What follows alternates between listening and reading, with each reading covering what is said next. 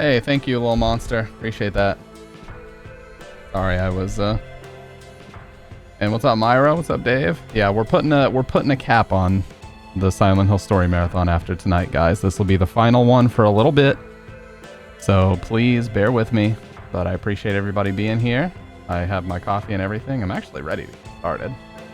I just gotta, I gotta make sure I look presentable. I can't come on here looking all shabby.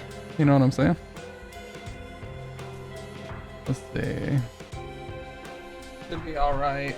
I will use the green screen for tonight as well. Yeah. I will use the green screen for tonight as well. No, my face is not greasy. I actually just got out of the shower. I did an ice dunk at a fucking absolute ice cold bowl of water, dunked my face in it, used a little bit of face lotion. So, I don't really have much of a skincare routine, so to speak, but I've been trying to do a little bit better with it here lately. Yeah. So I'm not in the business of wasting people's time. We can get right into it, but one thing I do want to do is just go ahead and pull up the green screen. I think the filter is already set up on it. It is, okay. But I just want to do this. Okay, so the filter's already set up. So all I gotta do is pull it up.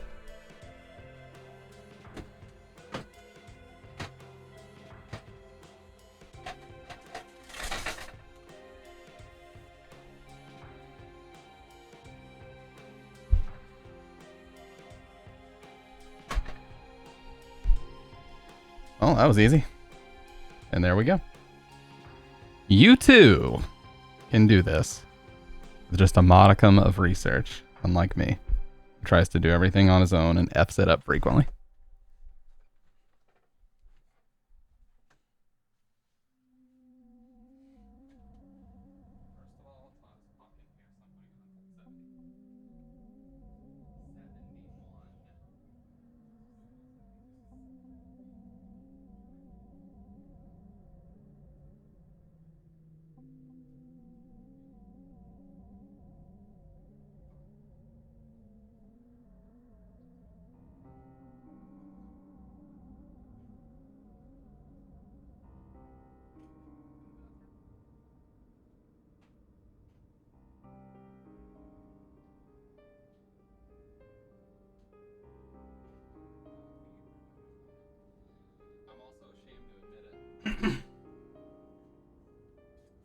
I'm also ashamed to admit it, but I have fucking the Sabrina Carpenter song Espresso stuck in my head right now. I'm ashamed to admit it. But I just did, motherfuckers. I just did. Alright, well, without any further ado, let's launch the game. Let's jump into the category.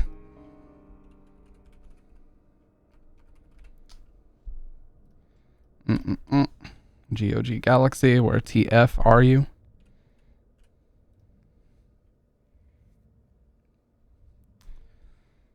And let's do it. Going and doing that.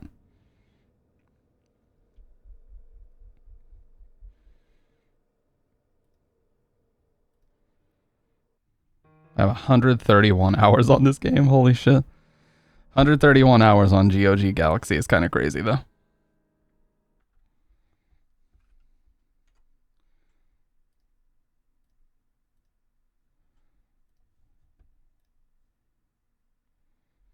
All right, should be loading in any second.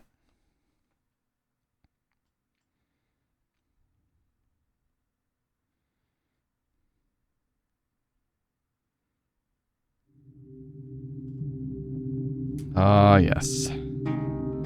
Ah, yes. It really never gets old, does it? Now, like any good man should, I'm gonna let this intro play because I fucking love it. Always have and always will. So you already know we gotta let that intro play once more. It feels so good to be here. It's like, we're just part 2ing this shit. We're just part 2ing this shit. What's up, Dave? What's up, Doc? How was your stream today, Doc? I'm sorry, I was passed the fuck out during it. But rest assured that after this stream, I'll have plenty of time to watch. Okay. Don't call me out, please. I'm sorry. I have coffee. Bridget brewed this shit fresh.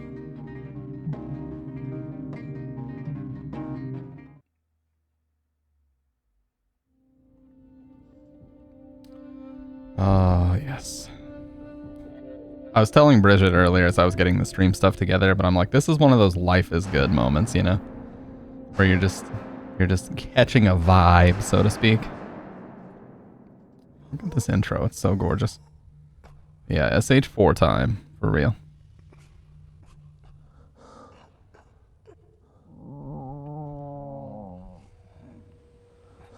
Did you get some sleep in yet, Doc, or no?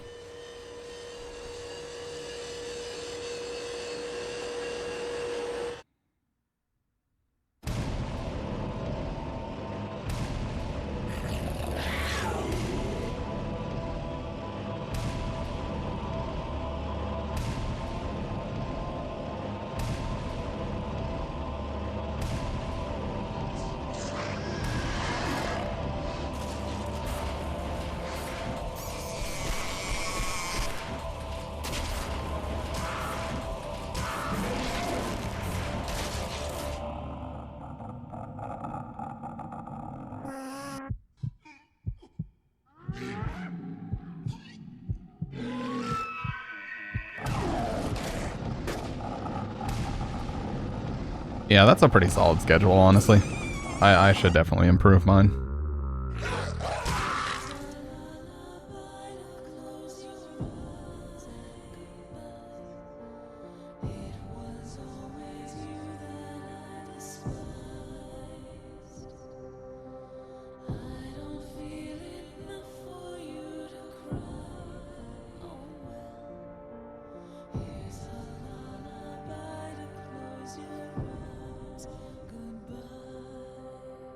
Yeah, well, it's top 4.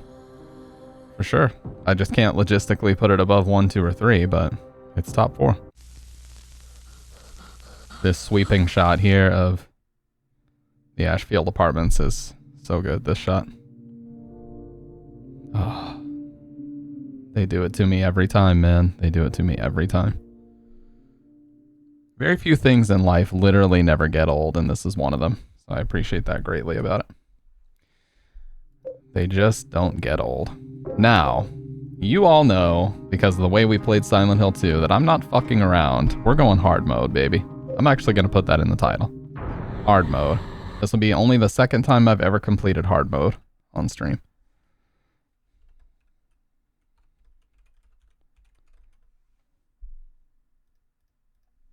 I might have fucked up. Okay. It was 2 years ago that Henry Townsend moved into room 302 of South Ashfield Heights, an apartment building in the medium-sized city of Ashfield. Henry was happy and enjoying his new life.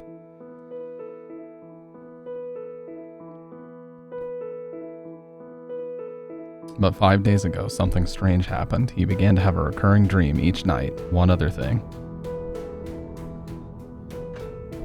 He couldn't leave room 302. Yeah, my voice is still a little bit iffy from last night. I tried to rest it a little bit today. But as you can probably hear, it sounded a little bit raspier, a little bit rougher than usual. So I'll have to, I'll settle into it. Okay, I'll settle into it. I'm happy to be back using the green screen as well. You know, there's a certain level of immersion that you just cannot achieve with seeing your room background and everything. As much as I like the drop shadow and all that, there's something very, very immersive about using a green screen this way. That's tough to replicate. Oh, shut the... What's with this room? It's covered in blood and rust. This is my room, but what the hell's happened to it? This room, is it really my room? It's in terrible shape. The air is so heavy my head hurts. That's weird. The red typewriter is gone. So a lot of people, this will be the first thing I want to talk about story-wise on this game. A lot of people, and me until just a few years back, well, when I say a few years back, I mean like 10 years ago, I thought that you were playing as Henry during this part, but you're not. You're actually playing as Joseph Schreiber, who was the previous tenant of room 302. This is basically his last night alive. My head's so heavy. This photo, it's filthy. Was it here before? This scenery, I know I've seen it before. And the reason why he's so confused about this apartment is because he's waking up and the furniture is Henry's furniture now, the new tenant. And so he says, like, when you go in the living room, he's like, I didn't put this TV here. What happened to the record player? Where did this big TV come from? I thought I had a record player here. What's this? These books, they're not mine. I don't even know what this is. Oh, you know what? That's interesting. What if Joseph was in the apartment before, like, digital or boom boxes or radios were readily available? You know, maybe he's from, like, the 70s or something. I mean, they were available then, but for him to say that he doesn't even know what it is. Yeah, that's what I was going to say. And then here he says, who is this guy? And that's Henry. So, yeah, that's interesting. I don't know.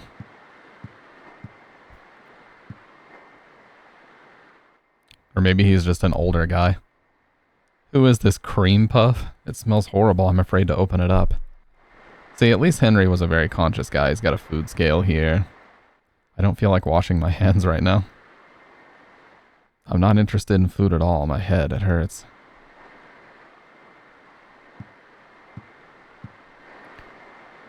The door's shut for good.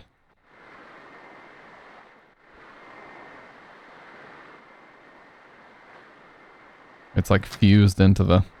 Yeah, I don't think I've ever tried to open the... Yeah.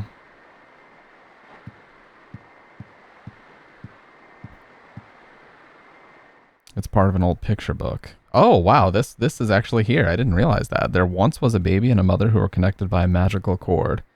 But one day the cord was cut and the mother went to sleep. The baby was left all alone, but the baby made lots of friends at Wish House and everyone was very nice to him. The baby was happy. It's ripped here and I can't read anymore. Wow, I didn't even realize that that was actually right here.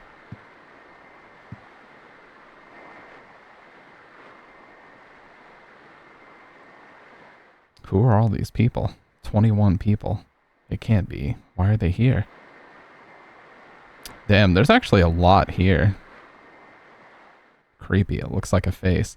Now, this is basically a trigger. I thought I moved this, but now it's back where it was. What's up, Quesadilla?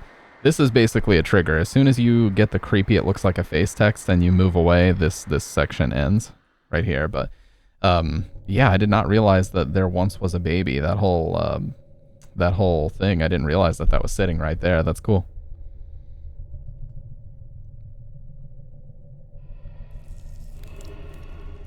Oh, let's go. Plus 13 damage, baby.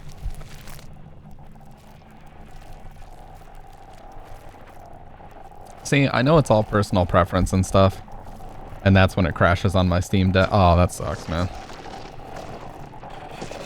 How is the Steam Deck? Is it genuinely what Valve claims it to be, like a mobile Switch-style PC, or is it not really that good?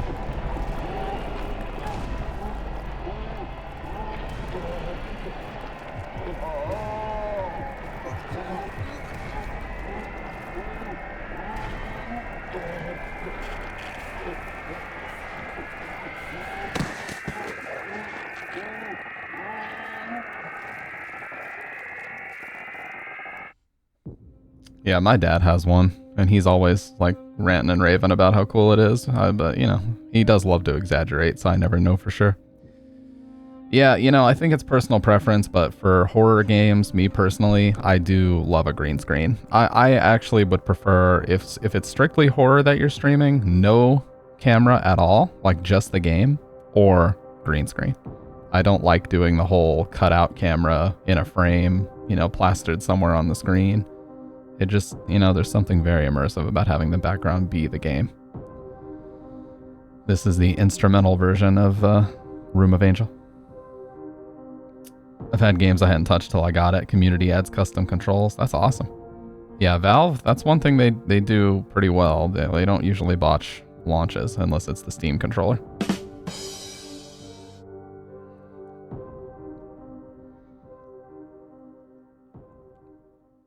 But the thing is, people say the Steam controller is like really, really good.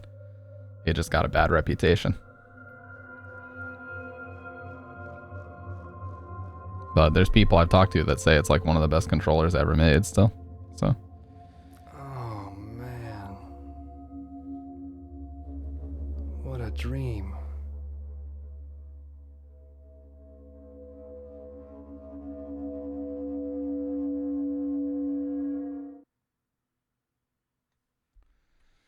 All right. Well, now we can see we're in the very same room, but it's squeaky clean. And, oh yeah, I forgot about this too. The quartz cut. Something just very odd about the way he says that. The quartz cut.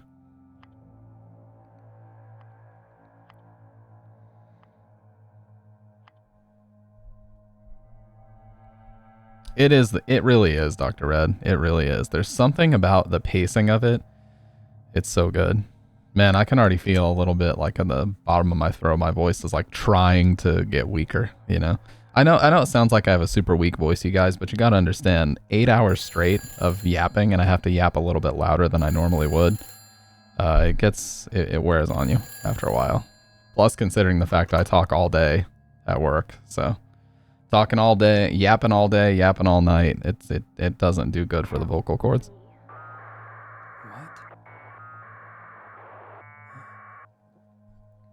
The cord's cut. The cord's cut.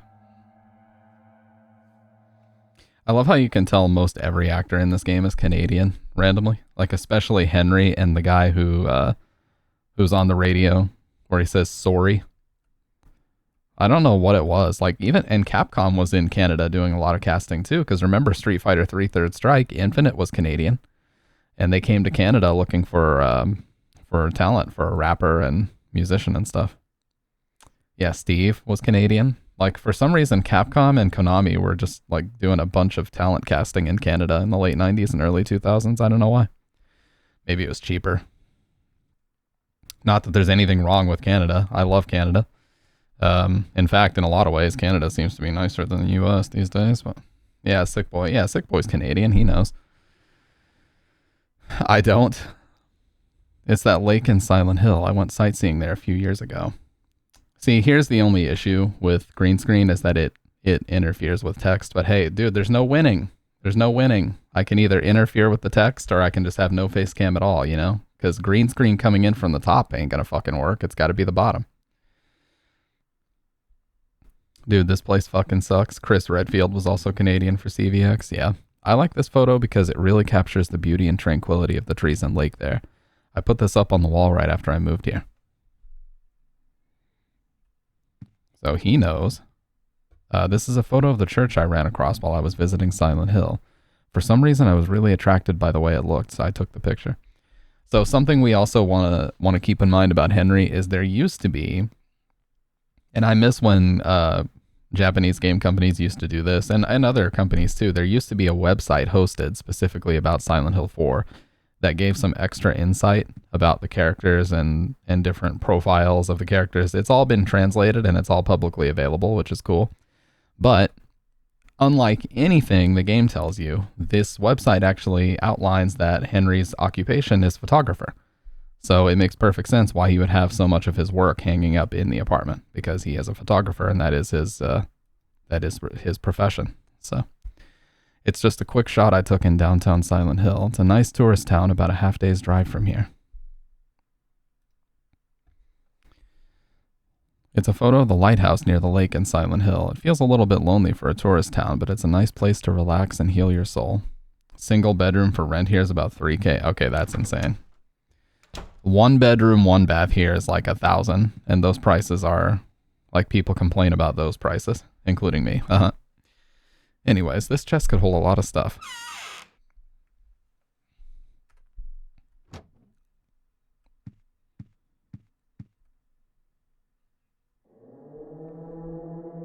"5 days ago, that's when I first had the nightmare. I haven't been able to get out of my room since then. The phone doesn't work, the TV doesn't work, I can't even get anybody to hear me when I yell.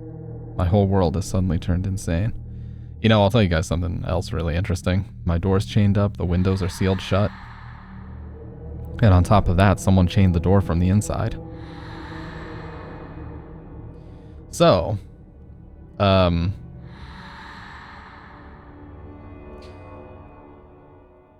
would love... What the hell?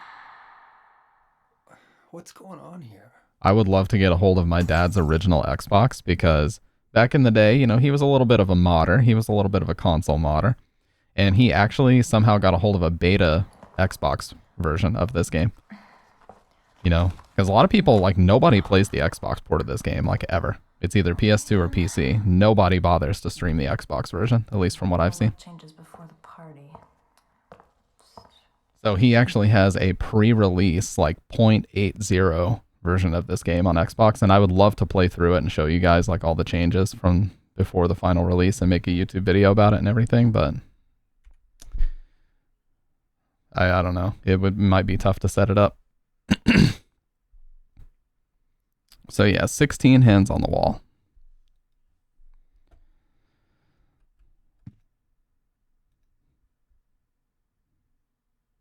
Mum, why don't you wake up? Now, here's the interesting thing. This Silent Hill 4 on GOG actually uses a European executable, so instead of mom, it always says mum, and color and neighbor have the U in them, when normally they wouldn't.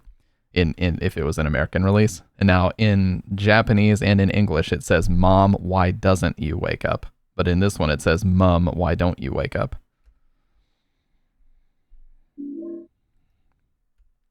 So you'll notice just a few text differences in this version. I don't know why it uses a European executable. I'm assuming because that's the version that they modified and optimized for GOG, but yeah, it is what it is. I can sit here and complain until the cows come home, but it won't change reality. Look at these Roblox characters in the background, by the way. This new Roblox update is sick, dude.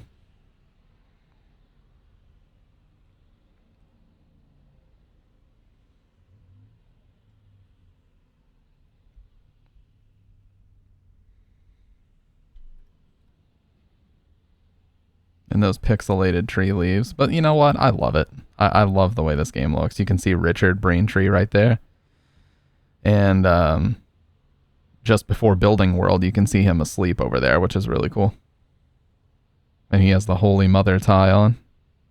And then I think you can't... Well, you wouldn't be able to see Eileen because she's your next door neighbor. But yeah. That's the road that he's walking out on at the ending. And you can click to bang on the glass, but it doesn't do anything. It doesn't do anything.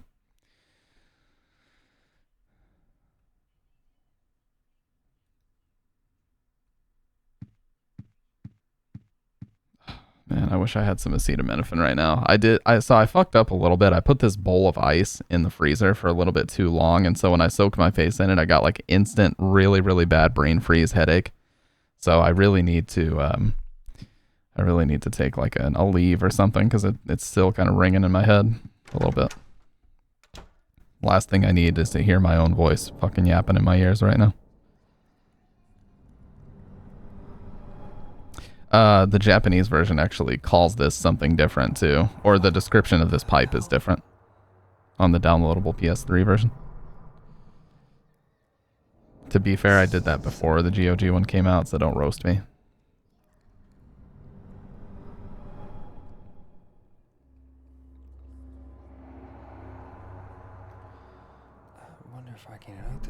Dave was actually here when we did that stream. So here's the cool thing, and I want people to know this every time I play it, just in case they want this version, because it's kind of a novelty now. If you make a Japanese PSN account, you can actually go to their store and purchase things. The only thing is you have to buy yen. So you have to go on Amazon.jp and buy the Japanese PSN cards.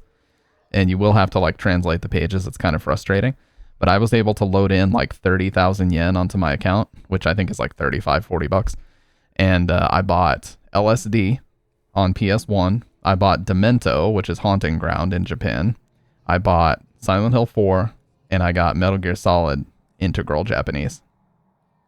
So, and I also bought Forbidden Sirens Japanese version. So one of my two fat PS2s actually, or PS3s actually has a lot of Japanese games on it. But you can actually buy Silent Hill 4. The reason why they probably never released it in the US is because it has some audio desyncing issues that are pretty bad. Like during the Richard cutscene in Building World, as they're talking, like the cutscene is basically over and the audio is still playing of them talking because it gets so desynced. And it kind of happens all throughout the game. But hey, it's a cool novelty version to have. It's the Japanese version. You can switch the language to English and it's perfectly fine, you know. So I do like to sometimes play that downloadable version on PS3 just for the novelty of it. But yeah, it has some audio desyncing issues and there's like some shadow graphical issues and stuff.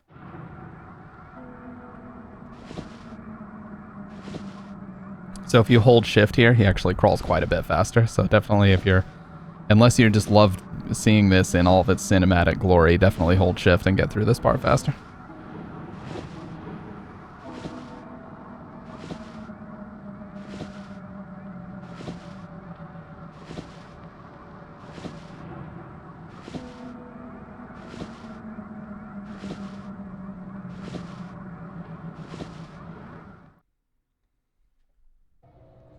Koleo.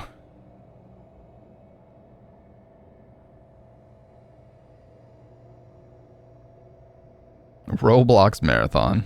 I mean, you could literally do that forever. Roblox it has so many games within a game. I didn't realize that until I watched Doc's stream.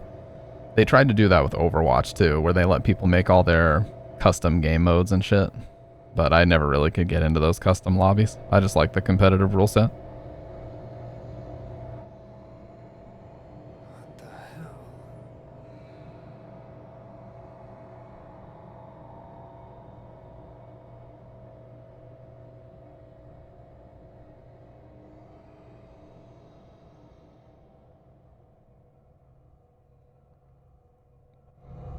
Oh yeah, and also very fun is the PS3 version likes to crash sometimes.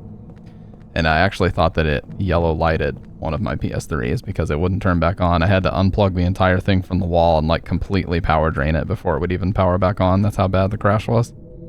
So that's another thing to be aware of. Silent Circus is the song here. Love it.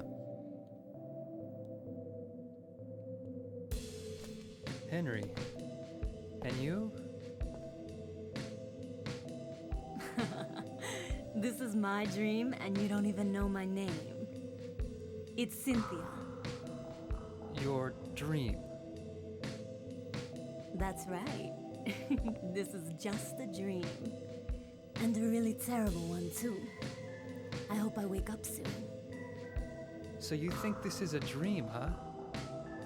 Well, if it's not a dream, what is it? Anyway, I want to get out of here, but I can't find the exit. Say, will you help me find it? I'm kind of scared all alone. I'll do a special favor for you later. It's just a dream, so I might as well have some fun. by the way, Dr. Red, you said you recently cleaned your PS4. Did you repaste it as well or just clean it? Because I gotta tell you, dude, that thing is a beast. That thing is a tank. For all that you've put it through and how it's still running, I have no idea. It is an absolute beast. I might actually be better off to move my camera over to that side today. Move it over to the right side. That way it's out of the way of the weapon selection and stuff. I don't know. I don't really guess it matters. Ultimately. Oh, actually, I can't anyway because the green screen is over there. You would see where it cuts off. I'll just move the camera out the way when I need to. I think I'm gonna puke.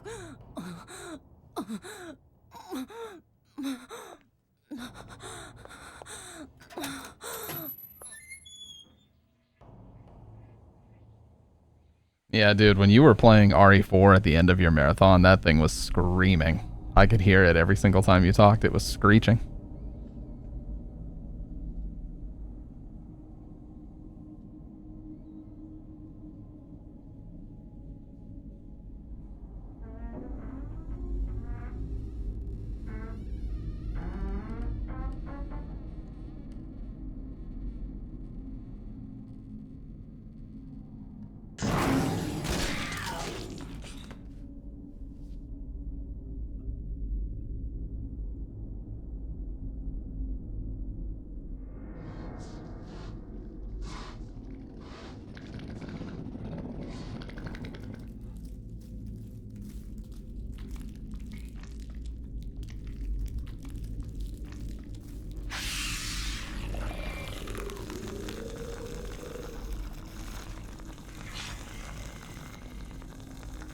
Oh yeah, you definitely said something along those lines. Now, I don't fight these guys, I just run through here and then I come back. And generally they stay out of your way enough. You don't even need to do this. But yeah, they generally stay out of your way enough that you can just go in.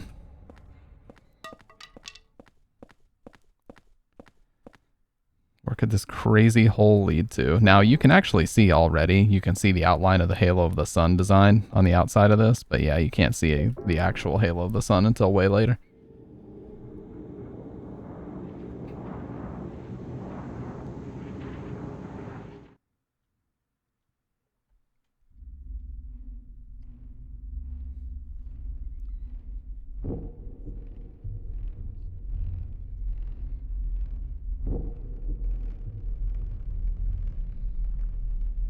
Damn, that's sub base.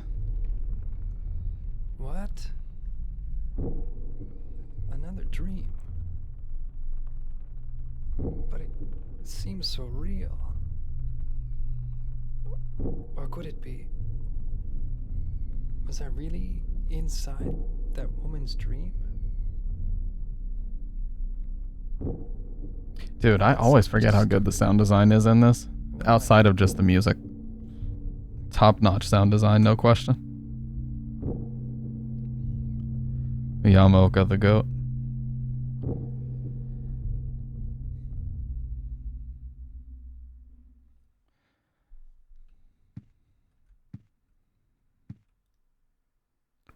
See, what I missed, Dr. Red, were those RPG Maker streams. Those were awesome. We're gonna call the bar.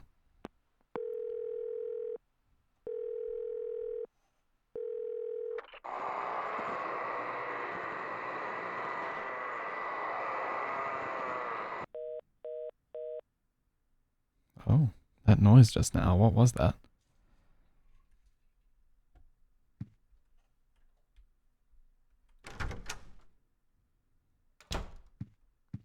Yeah, I remember when you found like a really weird like RE4 type game that it was like a demake of RE4 that somebody made in RPG Maker.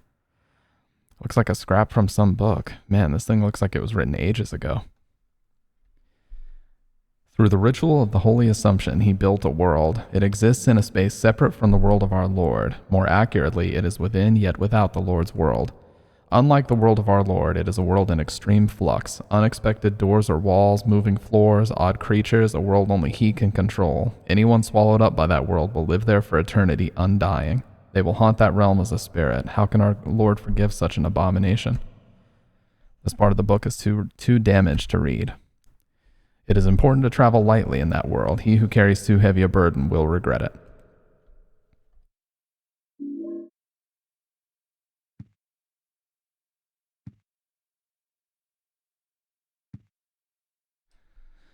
I know that sounds like a really whiny thing to say, but it's true.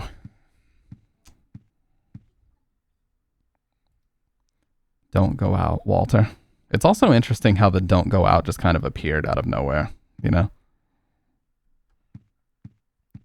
So now we can see that this has been moved. This furniture has been here since I moved in. So I've also seen some people saying that 4 should get the next remake. I disagree with that highly because 4 still has a lot of references to the cult and different things. Why would we need a remake of 2 and a remake of 4, which is a complete departure in 2, which is why it was okay to do that one first. But even then, it doesn't make much sense. But then 4, really? When it has all these cult references that you would have no clue from all the stuff that you've read about in 1 and 3, that would boggle the mind if they went that route. That's weird. Somebody moved it. Who could have done it? There's a pistol on the floor. Now, unfortunately, this and Richard's revolver are the only 2 guns in the game. I believe there's like a machine gun, but you only get it on New Game Plus. I might be wrong though, but to my knowledge, the only ones that you can get on a regular playthrough is the pistol and the revolver. I wish this game had like a rifle or a shotgun, but they decided they didn't want to do it, so. There's a message carved in here. It looks like they used an ice pick or something. The faint hope I had is slowly changing to despair. I've somehow managed to tunnel this far, but no matter what I do, I can't get any further. The hallway, the windows, the walls. It feels like this room is stuck in another dimension. Eileen never noticed.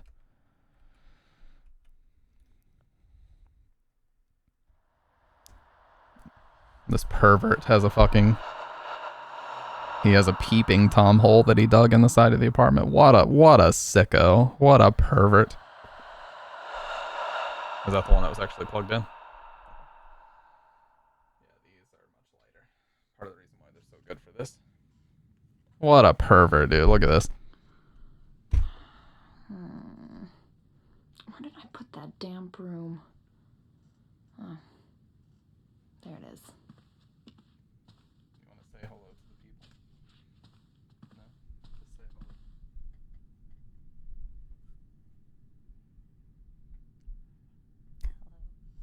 Bridget's gonna say hello to the people. I just had her hand me another pair of headphones. Hello. My ears! Blew my ears out, dude. Okay.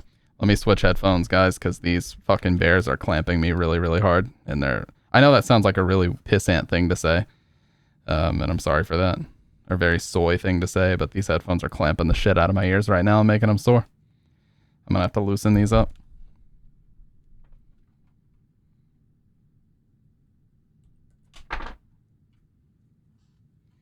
No. Good games definitely don't get outdated the way people like to claim that they do. Just because the graphics are muddy or, you know, textures are muddy or whatever. Like, I was just watching a video a couple days ago about the same guy that did those amazing Game Awards videos and E3 mashups. He made a video called Dead Rising Deluxe Remastered, Demake Till You Drop. And it shows that really 2006 Dead Rising has an amazing level of detail that is mostly lost in the deluxe remaster, which is just a massive shame. But, you know, it just reminds me that, damn, they did an amazing job on that game and all the detail in it for a game that was primarily developed around the same time this was getting released. That is truly amazing. Okay. Now, let me...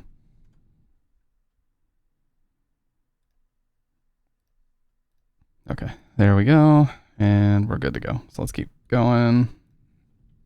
Now, usually if you try to Alt-Tab, it can cause a lot of issues with this game. So you want... Oh, and there we go. Yeah. This is why you don't want to Alt-Tab in Silent Hill 4. So now we have to quit the title and continue to fix it.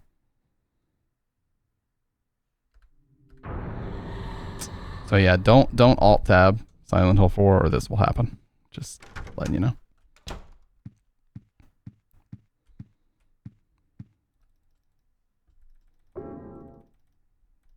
Nah, I'm not going to straighten it. In fact, I give up. I refuse to move it. Alright, give me the pistol. Read this.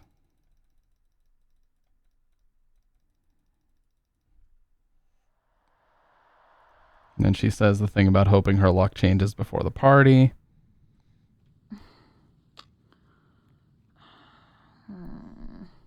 Which is some good continuity for later, as we will see.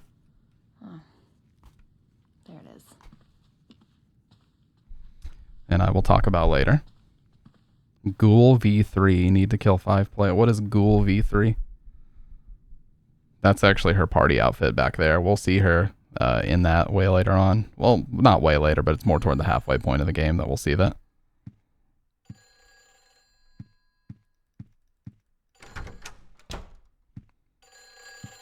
Let's party. What are you up to, Dave? Where did you go? Hurry! Save me! If you need a token, there's one here.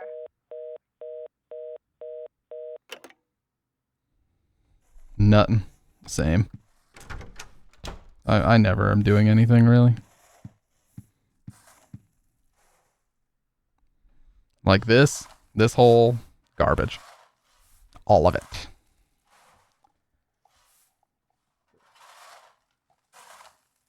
Oh yeah, check this out. We're back, baby. We got a whole other gallon. You know how it is. A whole other fucking gallon of that 9.5 plus pH alkaline water. And holy shit, that made me orange.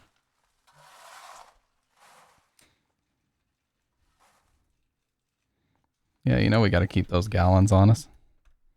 6 races in Blocks Fruits Human, Shark, Angel, Cyborg, Rabbit, and Ghoul each have different abilities and you can upgrade by doing specific quests. Looks like a scrap from some book. Man, this thing looks like it was written ages ago. Through the ritual of the Holy Assumption, he built... Oh, wait. I already read this.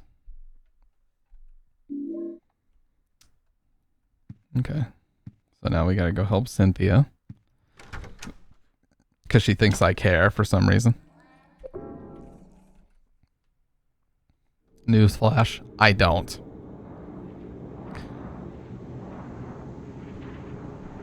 Why should I? It's some kind of mannequin. It's got a coin in its hand. How does he not notice that that's Cynthia, man? What an oblivious guy. Fuck you. Okay, taking 3 hits there is actually really bad, especially on hard, but whatever. The good thing is, the first half of the game, you're actually good. Because the apartment heals you. So anytime you're low HP, you can actually just head back to the apartment and re-heal. Now, that will not work in the second half of the game, though, so you definitely need to be aware of that. But in the first half, you're good.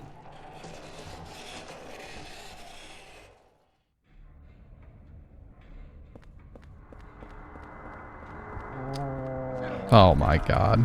Disaster. There should be maybe a health drink here? I don't know for sure. Nah, just ammo on the other side. I'm just gonna leave then.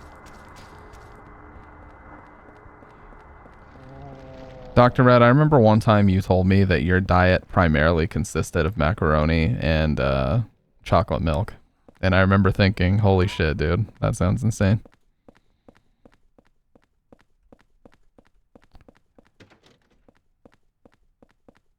That's actually wild.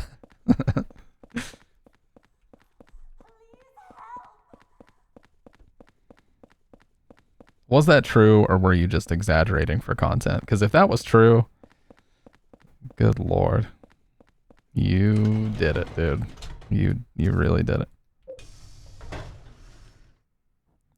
Don't forget potatoes and the occasional pasta nightmare. Oh, I remember that.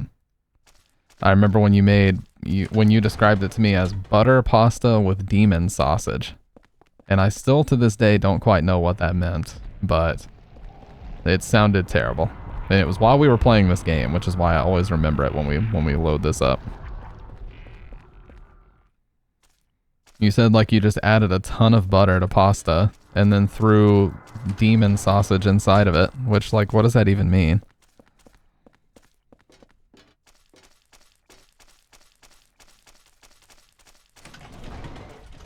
And you were like, it's so terrible, but I have to keep eating it and I'm not going to waste it. And I was like, bro, don't. Like, you seem like you're actually going to vomit if you keep eating it. You probably shouldn't. That was a rough night. It sounds like it.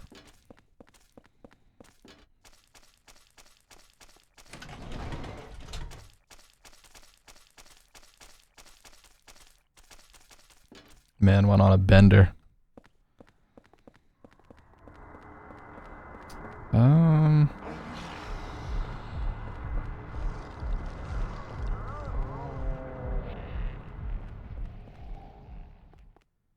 Wow, pistol bullets already. Yeah, so on hard you only get 8 bullets in a pack instead of 10. On normal you get 10, and on hard you get 8. On easy you get 12, I believe.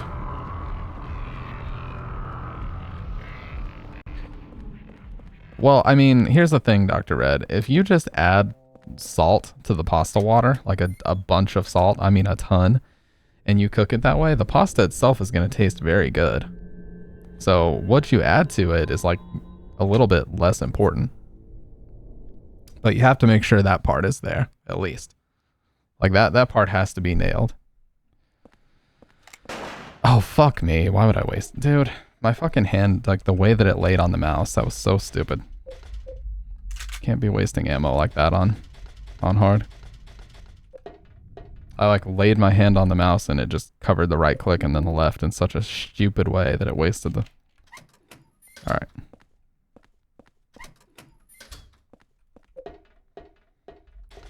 I do that now. At the time I didn't. Yeah. We're gonna have to be very careful on this staircase here. Because I can definitely die in like the drop of a hat if I'm not careful. Yep. And these fucking dogs are beating my ass too. I think there is a health drink here that I can grab. And I am going to. Yeah, I need this big time.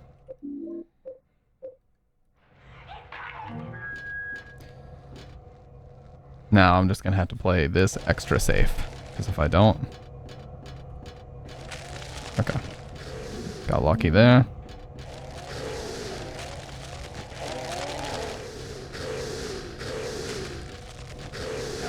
Oh, I got fucking trolled right there so bad.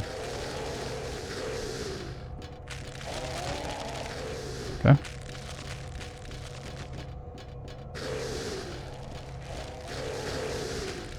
Okay, that's fine because I got forward boosted. Oh my god, I tried to slow down. Okay.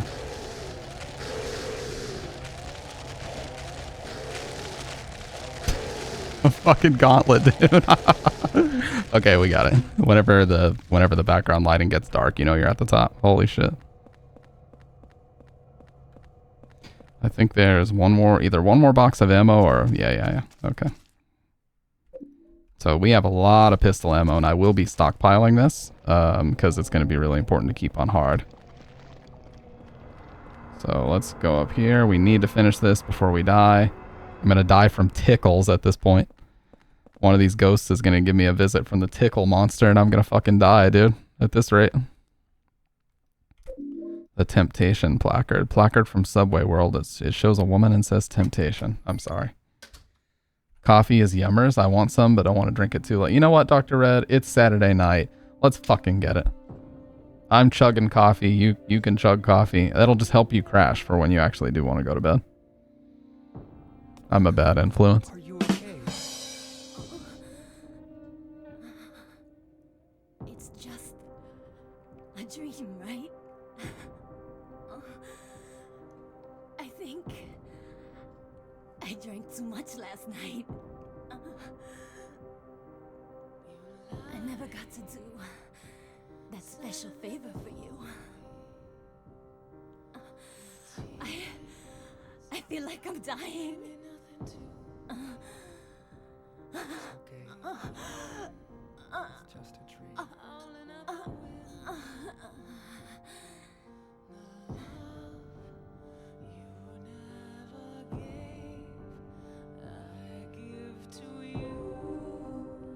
Yeah, so this is the full version of Room of Angel that played the instrumental in the intro with the intro credits. So now we get the vocals.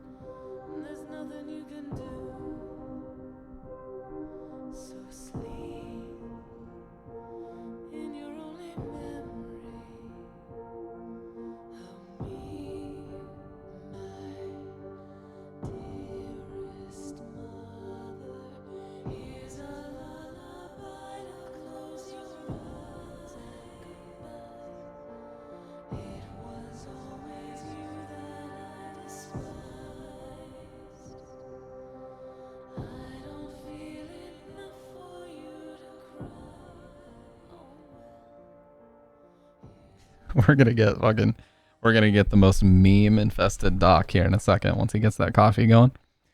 Doc is hilarious because he's like me when I first discovered coffee, where I would just be fucking bouncing off the wall for hours on end, and it was the greatest thing I'd ever discovered in my life. Nowadays, I do still feel that a tiny bit, but it only lasts like 20 minutes. Mainly, it's just so that I don't crash out or feel too exhausted in the morning. Cynthia. Like, I still love it, obviously, but it's nowhere near what it used to be. Such is life. But if you quit drinking it for like 30 days and then go back to it, you can have that feeling again.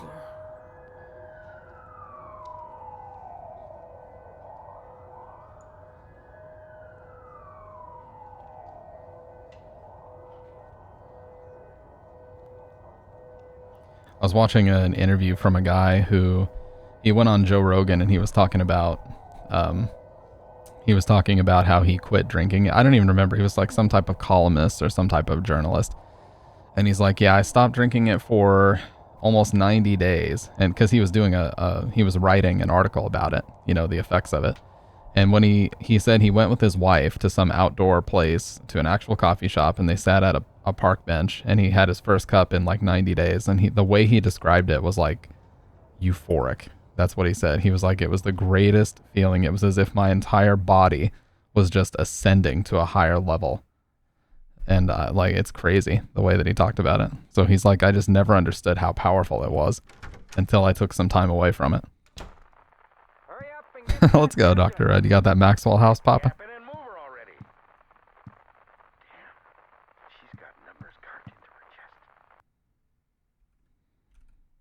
There's a scrap of red paper stuck in here. Although the cult itself is gone, I'm sure the spirit of it is still alive. There are too many strange things happening in that town. I'm investigating 2 people, or maybe I should say just 1. I've just about discovered what's going on. April 8th.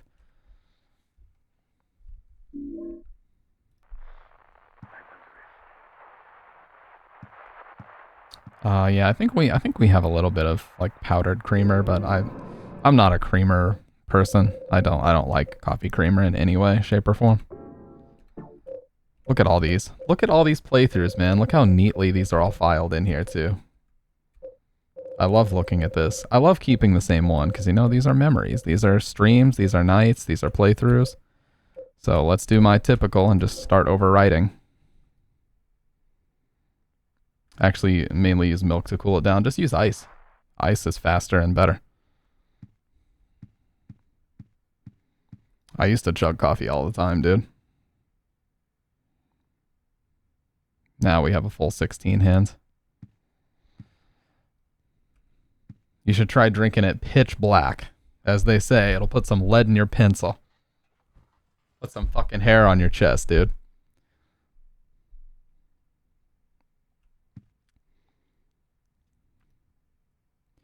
I heard that Sunderland, the superintendent who gave me this photo, has been the super here since the building was built.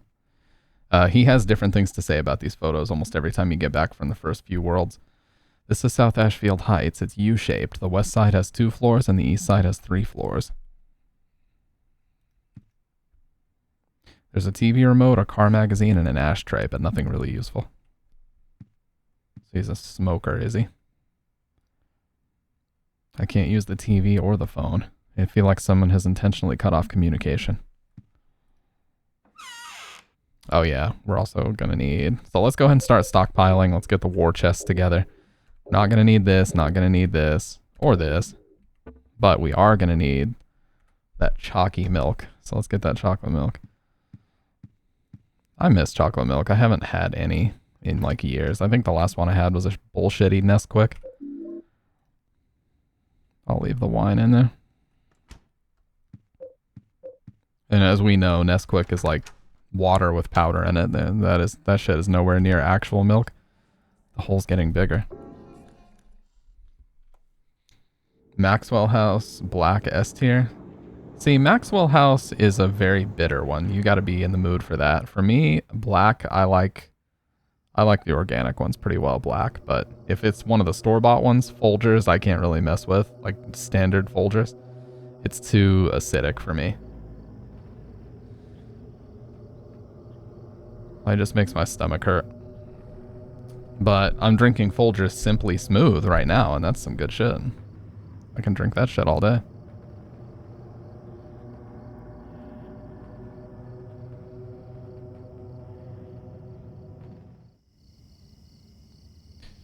Alright, so I'd say this every time, but it's a fun little bit of trivia. So this and Metal Gear Solid 3 were getting developed at the exact same time.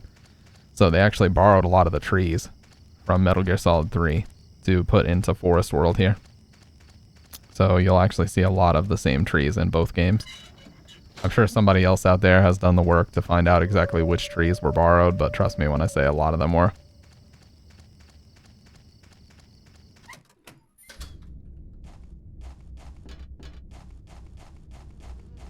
But KCET, Konami Computer Entertainment Tokyo, is where both of them were made, so... Oh god, I almost made it. Almost made it unscathed. Piece of shit. Oh, okay, if I can avoid one more. Okay, good. We're in good shape now.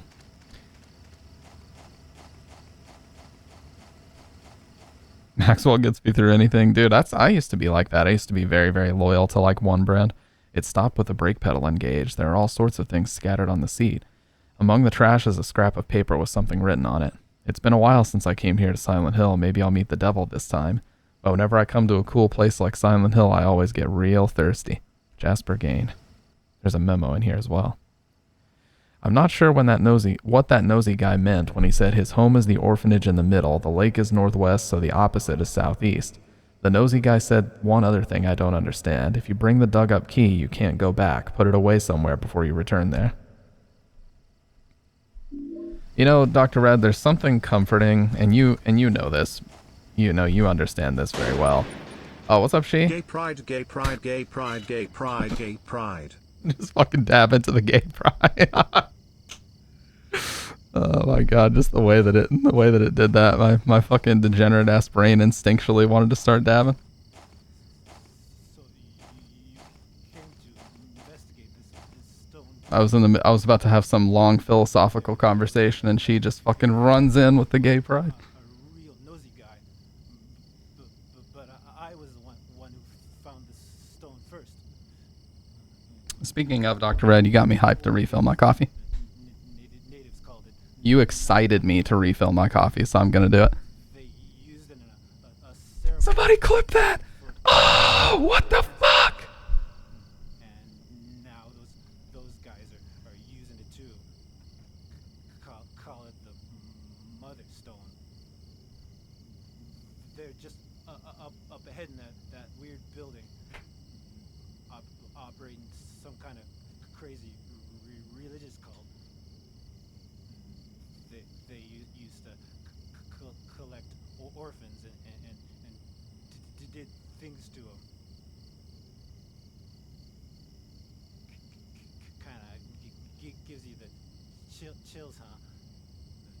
This stone.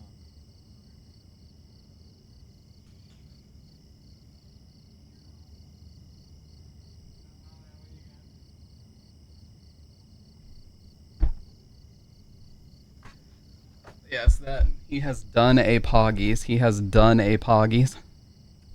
I refilled it. Check this out, gamers. Check this shit out. I'm sorry. I will never smile at the camera like that again. We don't need to give anybody nightmares tonight. We're here. I appreciate that. You know, sometimes I have my moments, you know what I'm saying? Sometimes I have my moments. Anyways. Back to what really matters, which is fiscal responsibility in the United States of America.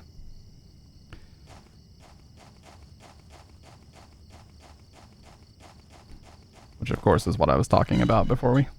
Now, there's a thing that you can do right here. If you run, like right here, sometimes you can get boosted by one of these dogs. Let's see. Bitch. Literally, female dog.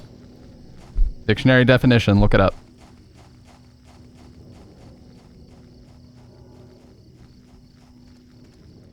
Silent Hill Smile Support Society. Now remember, because the memo in Silent Hill 3, they're also frequently called 4S.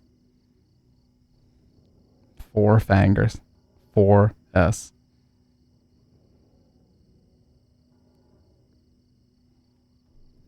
That's the orphanage run by the cult, huh? You know, one of my favorite emotes is one of the weirdest ones. It's just looking. It's just the frog just going. Just looking. There's something so fucking funny about that.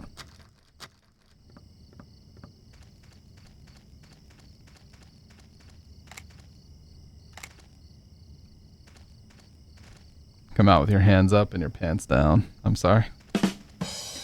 All right. Okay. It's way too early to be. I've had nothing to drink and I'm behaving this way. I've had nothing to drink and I'm behaving this way. I'm sorry.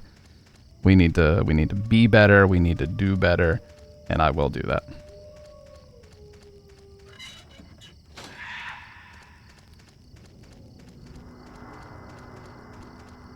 I think this is actually the cemetery area, which I don't need to be at. I think I actually need to go the other way. Oh no, this was right. Never mind. Never mind. Yes, first time we see child Walter. Little boy, what are you doing here? You're always here when this guy gets burned to death. Why? You just wait for the particular time that I stream him getting burned to a crisp. Something's gonna happen. That nosy guy that was here, he said it too.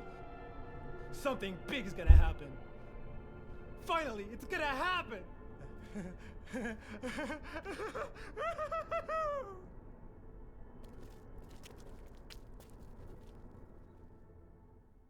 You just come here to watch him suffer. That's all you do.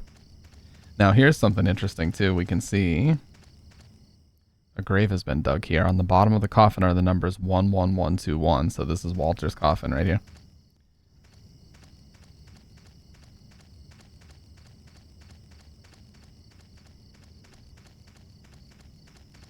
So it makes sense that he would be there.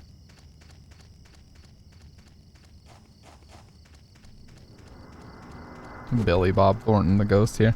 Yeah, one thing that I really wish they would have put in this game that would have been super cool is when you light the torches in the second visit of the Forest World, if you could hit Jasper with it and light him on fire, that'd be really cool. Or if you could hit him with the torch when it was unlit, and since he's on fire, it lights the torch for you.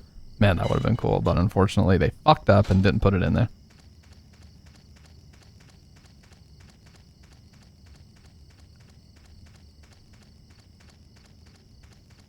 This guy is so fucking weird.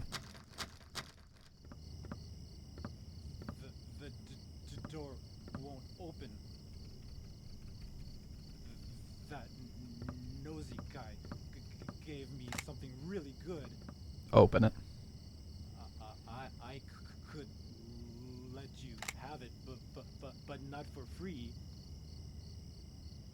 I'm really thirsty.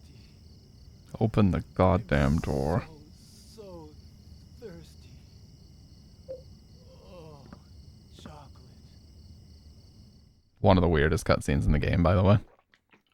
Chocolate milk isn't even good for thirst. Oh man, that was awesome. Here, take this. There's something written on it. And he just continues chugging it until the end of time.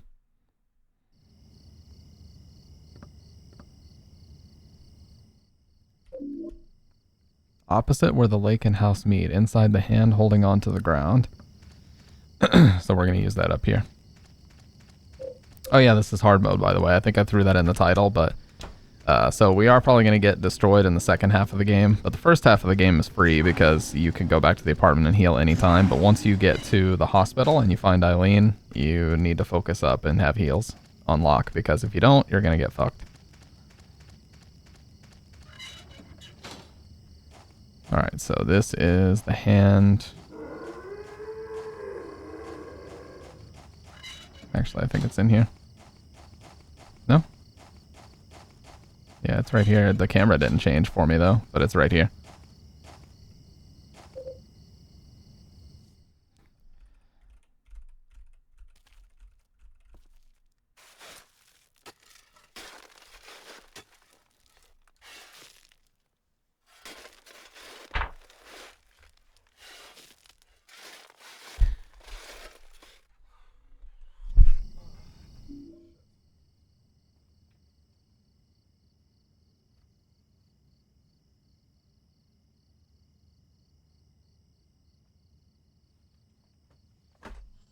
The Rusted Bloody Key. Now this one is a little bit of a beginner's trap, even though it says right on it that if you hold it, you'll wander for all eternity. But I've seen people do this and they just keep running in a loop for like 20, 30 minutes.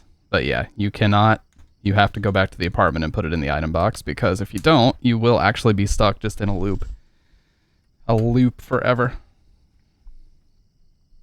The holder of this key will wander for eternity is what it says. So we're going to go this way, throw it immediately in the item box. And save. You know what? Let's start a golf club collection too. A 6-iron. These are all breakable. So kind of don't. I really don't like breakable weapons in any game, okay? I don't care what type of game it is. I don't care what your excuse for there being breakable weapons is. It's not good enough. Breakable weapons are shitty, and I don't want them in any of my games. Please get them out. So I don't mess with any of the breakable weapons in here.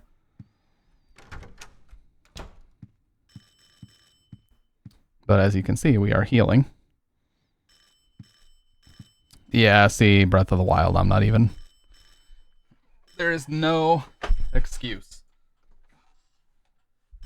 In my mind, there simply is no excuse. I do not fuck with breakable weapons at all.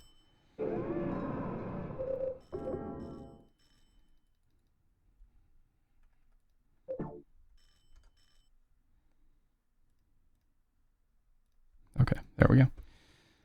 Now, it's probably going to be stuck red or that, but that's okay.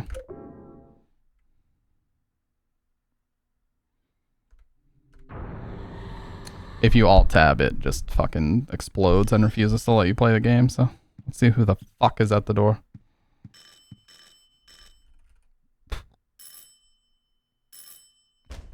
Help me! Help! Let me out of here! There's something going on in this room. What do you mean?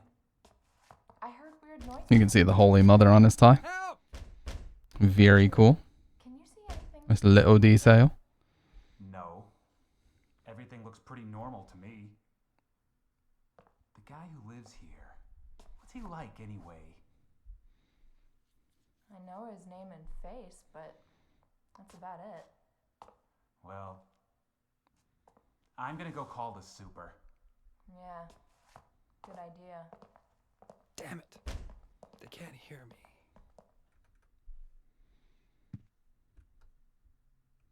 Alright, well, we're full HP now. Let's put the key up and also this fucking breakable club. And we're just going to go back, run right to where Jasper is, go back out the hole, grab the key, and then we can go in and watch him burn to death. How about it? How about it?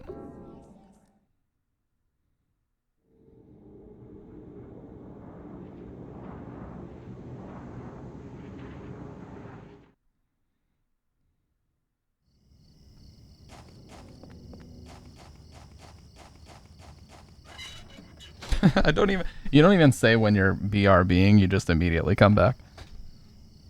Say BRB back. Oh.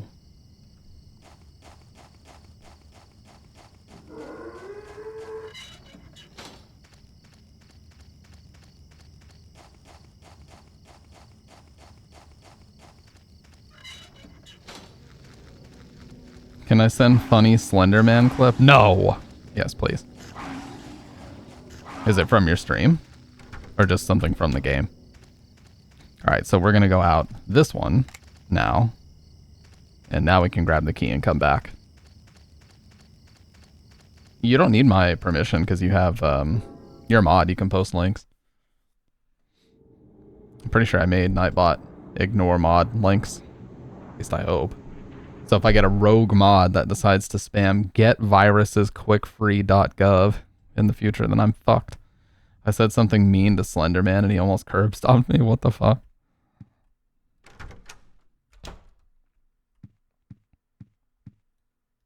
No red paper. God, the mouse movement is so fucking jank in this, dude. So jank. Here's my favorite sound. Love it. That sound just gets me so fucking randy.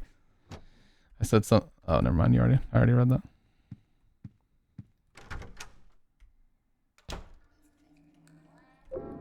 Slenderman will remember that. More like. Here, let's watch Jasper burn to death. And then I'll watch that, okay?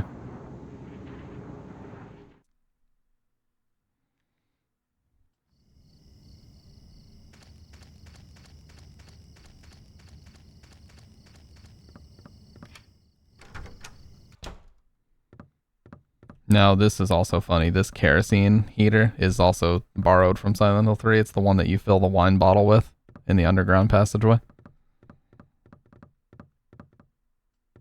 Now, this could have potentially been written by Claudia. That's what people assume. There's a scribbled note. Have you found Alessa yet? How's Walter's progress coming along? Send me a report.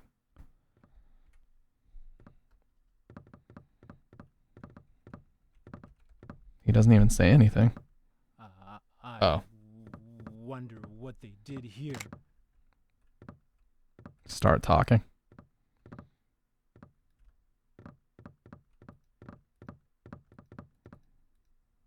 I wonder what was going on here.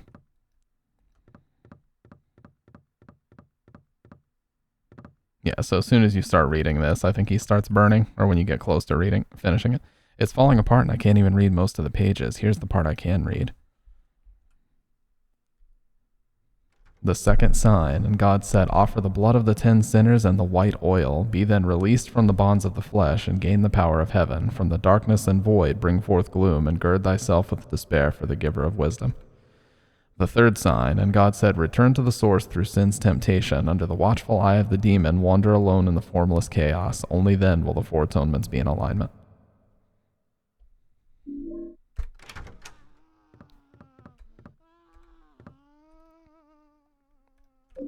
Source placard. It shows a baby and says source.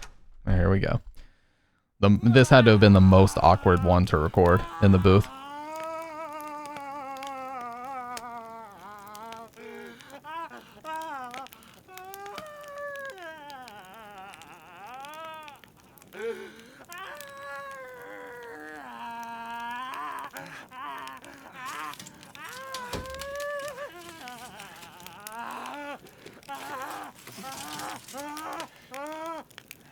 I finally met him! The one the nosy guy talked about! The devil!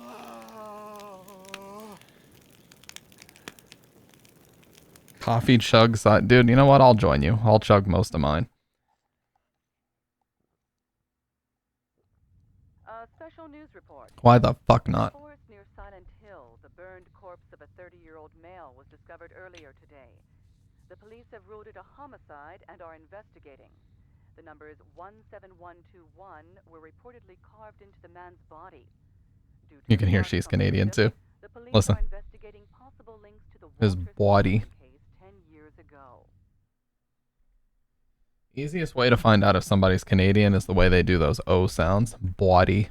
Or when they say sorry. Sorry is the #1 indicator. I was listening to this Canadian league caster a few years ago, and she was saying every time she would say time like that. And that was one of the first times I learned about, you know, how intense that O sound gets for, or that I sound gets for Canadian people sometimes. This is the superintendent. Are you in there, Henry? Help me! There's something wrong with this room! Help! Let me out of here! Is anybody home?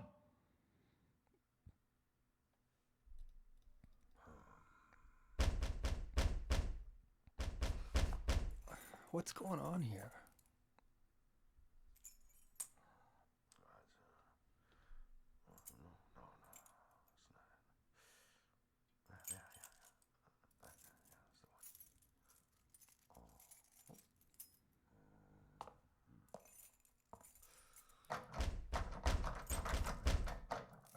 "17 hands now, the third row started.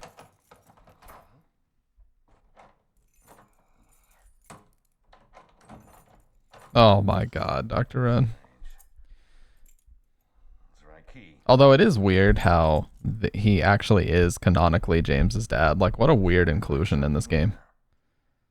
I don't understand why they felt the need to do that, really. Yeah. That sound. It's the same one. He's got the sharp fingers. The Gen 6 console fingers, where everybody had like claws for a while. Before this, everybody had the oven mitts where all their fingers were like stuck together in like GTA Vice City and stuff.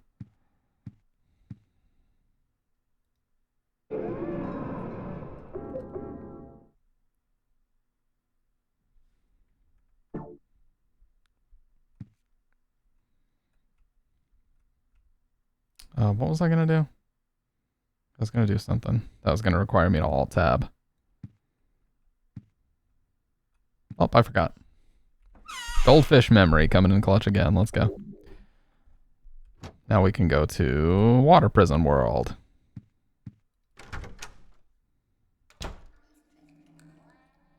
The hole's changed again. I think I can hear children's voices. Oh shit, your clip, that's what it was. Yes. Your clip is what I was gonna. Okay. Here, let me not be an asshole. I need to watch the clip because I said I would.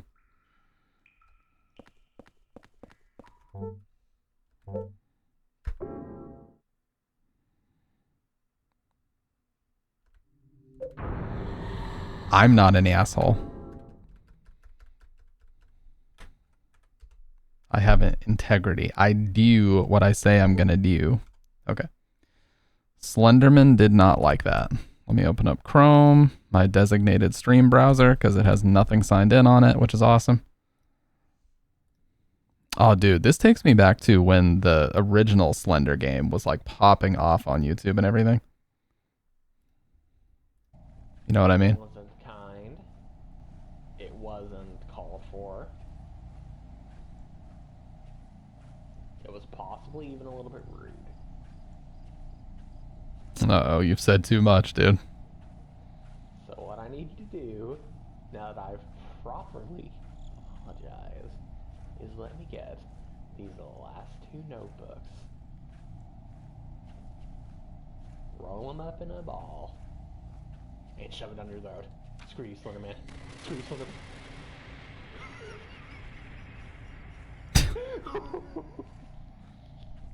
Dude, he was about to fucking take matters into his own hands. Holy shit.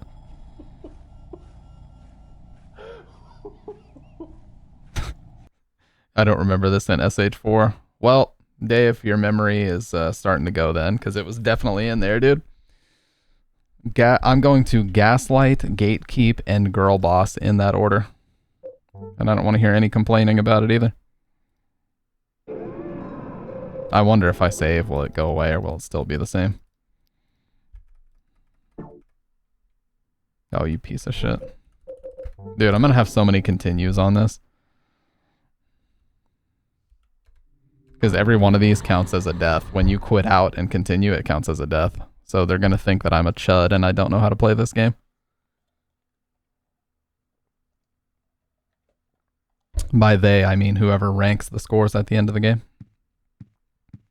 Freddy Fazbear in SH4. Well, no, that would just be game of the... That would be game of the millennia, if that happened. Game of the centennia or game of the millennia, if they actually did that. And there would be no close second.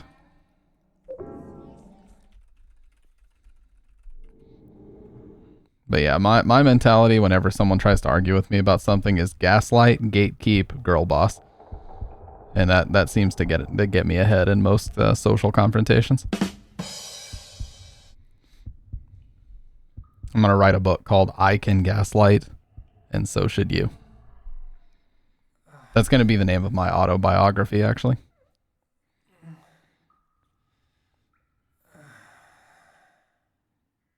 I am Gaslight, and so can you. Game of the Eon, yeah.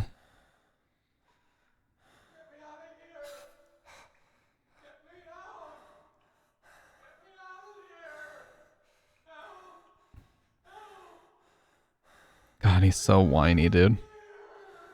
So fucking whiny.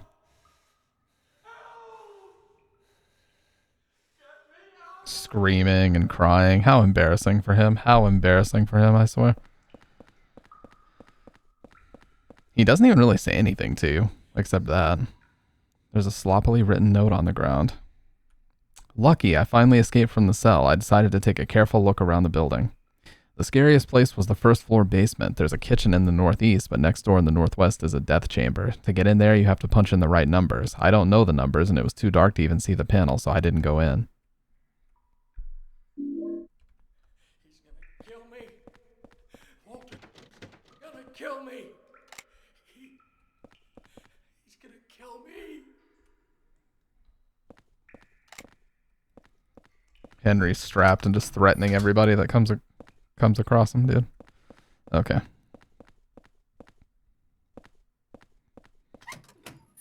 So, first things first, we're going to go down to the basement and get a key to unlock basically the outside. It always does remind me a little bit of the Big Shell in MGS2, this part. When you go outside, just because there's such a steep drop. Now, this is our first Saint Medallion. I always want to say Spirit Medallion for some reason, but pretty much when you wear these, it repels the ghosts, and they move way slower, and they do a lot less of that sort of AoE damage. So, it's always a good idea to use it.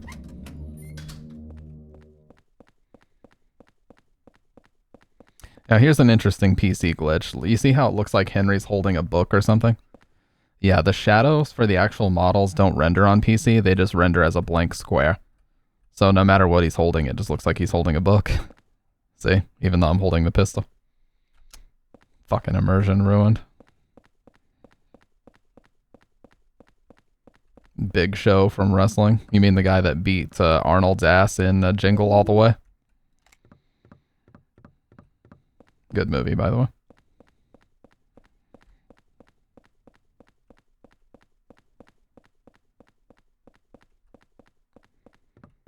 Fucking Turbo Man. I think for a while they actually made real Turbo Man figures. I always wanted one.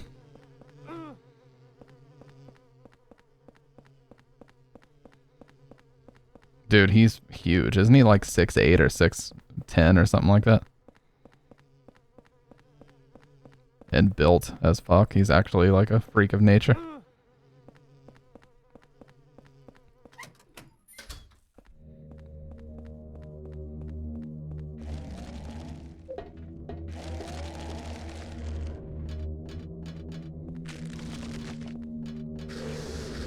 Yeah, you can avoid most hits if you run at this angle.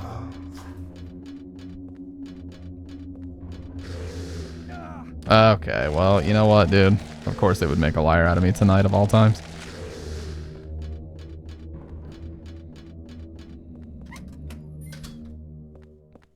Yeah, it's the key for this. So now we can get outside, and we need to climb up to the 3rd floor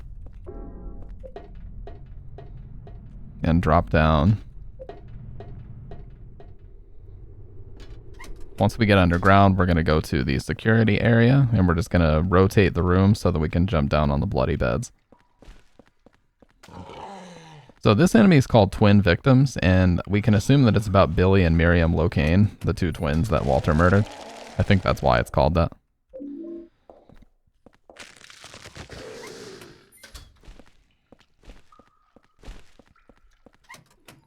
And why it looks like that too, by the way.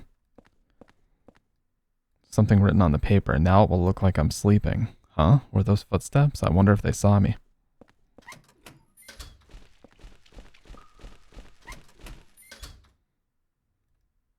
I don't think this is right. Oh yeah, don't I also need to turn on the lights? Pretty sure I do. Yeah, the fucking Mario edit that you did. I think I need to go to the top and open the gate. Let's do that too.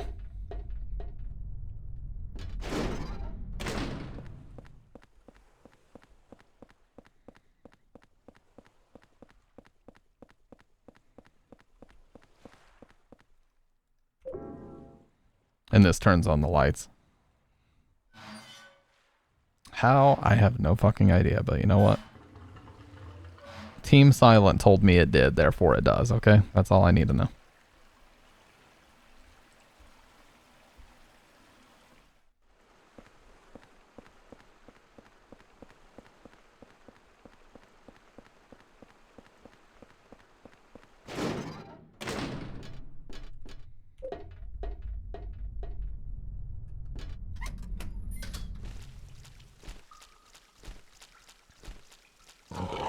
Oh, wow, that was crazy. I should have taken that hit for sure.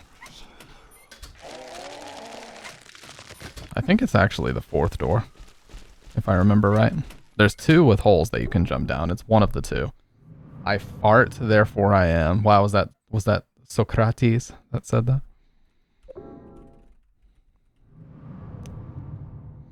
Like the little accent I put on there. Yeah, it wasn't this one. But hey, we got some more pistol bullets out of the deal, so I'll take it. We're stockpiling right now, and I'm okay with that. Don't you guys love how there's always these fucking articles coming out about some horrible thing happening, and then it just says, and why that's a good thing? Like, millions of writing jobs are being replaced by AI at an alarming speed, and then in parentheses, and why that's a good thing. Oh. Well, as long as you tell me that it's a good thing, then I guess I should just believe it, hey? You'll love to hear it.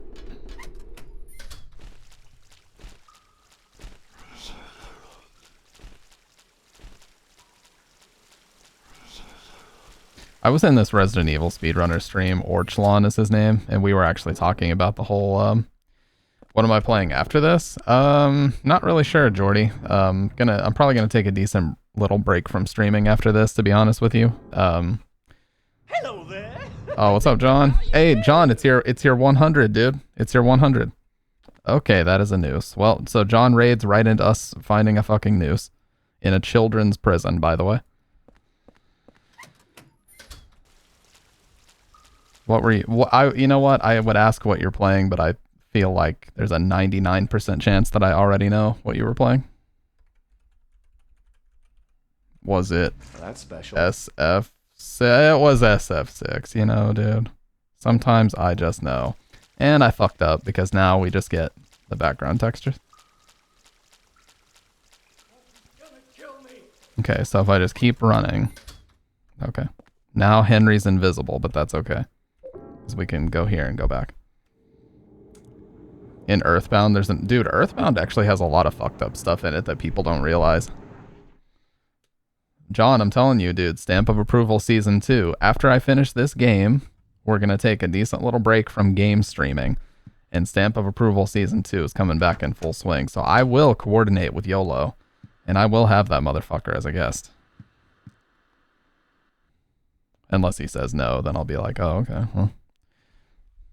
Lately, I've been feeling like my life is in serious danger. I've been through a lot in my life, but I've never felt this kind of pure animal fear.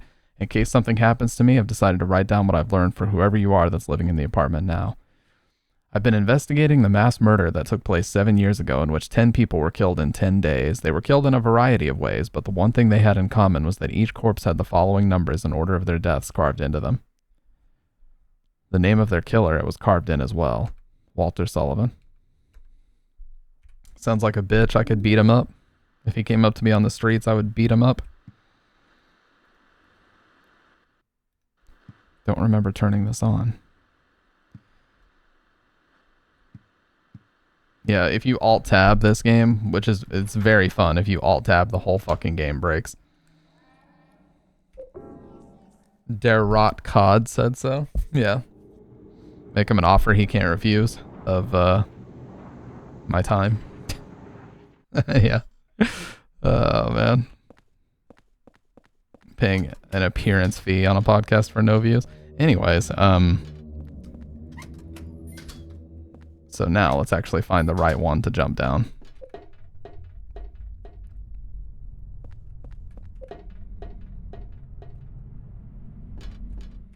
Does it show your 100 watch streak yet, John? Because I haven't seen it come through just yet. This has got to be the right one. Not yet.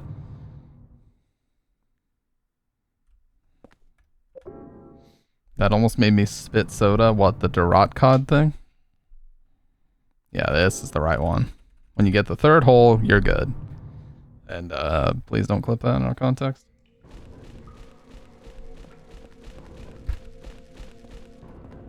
For fuck's sake, man.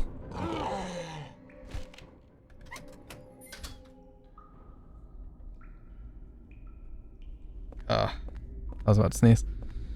You have an offer you can't refuse. My time. Yeah. It's like, you know. Okay, I'm not going to read this because it literally just tells you how to line up. Oh, never mind. It says, I'm sleepy. Okay, so what we got to do is we got to line up the bloody beds. So I believe they are all right here. This spot. Yeah, so we got a bloody bed here. So we need to line up all the bloody beds. The first one, I think, is right here. Maybe here. Yeah. So we got to move this.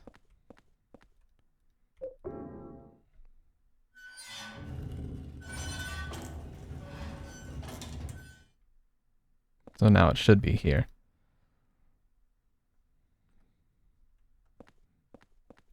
I think I did it the opposite way. It doesn't really matter. You can easily get it where you need. So 1, 2, 3 more times turning left and it'll be in the right spot.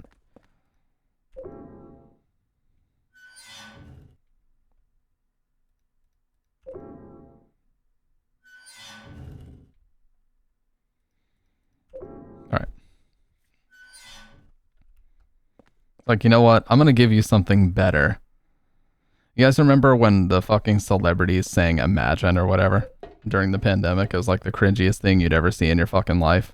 And one of the comments I read on that still makes me laugh to this day is like, yes, we wealthy celebrities will do something better for the, you know, the brokies than donating money to worthy causes. We will give you the gift of song. It's so true. They're like, we're just going to get our phones out and sing a song and everybody will just love us all of a sudden because we did that. In fact, most of the coverage of that happening has been deleted now because it went over so badly. Literally most of like CNN's coverage of it has been straight up wiped from the internet because it went over so poorly.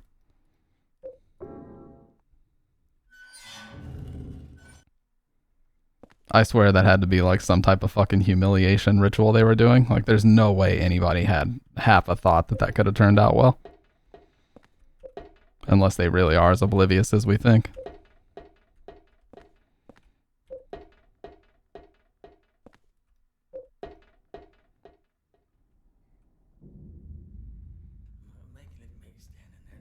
Now this guy is one of Walter's victims that actually deserved it. To be honest with you. This guy abused kids when they were in this water prison. Yeah, that's what I think, Dr. Red. They were on the golf course one day, and they made some huge bet, and he's like, if you lose, you and all your friends have to pull out your phones and sing this fucking song on Twitter.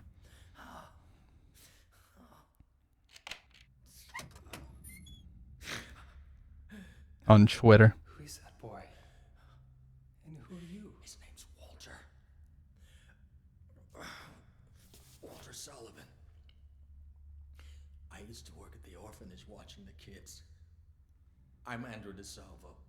Yeah, watching them, but he doesn't say. It seemed like an orphanage, but according to that town's holy scriptures, it was actually the center of their religion. And that kid Walter, he was really into that mumbo jumbo.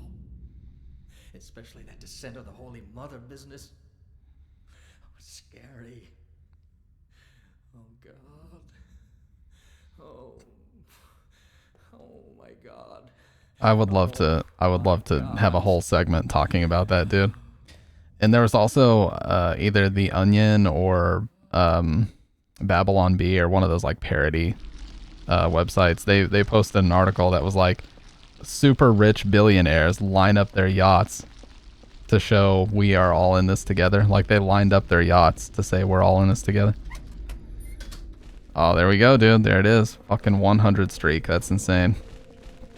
You gotta screenshot that one, dude. Like I said, I'd love to go back and see what the first one you actually watched was, but holy shit, that's a lot. That's definitely the highest watch streak I've ever seen on anybody's stream, much less mine. I've never seen a 100 streak. That's why you got VIP, dude. You probably should have mod too, to be honest with you.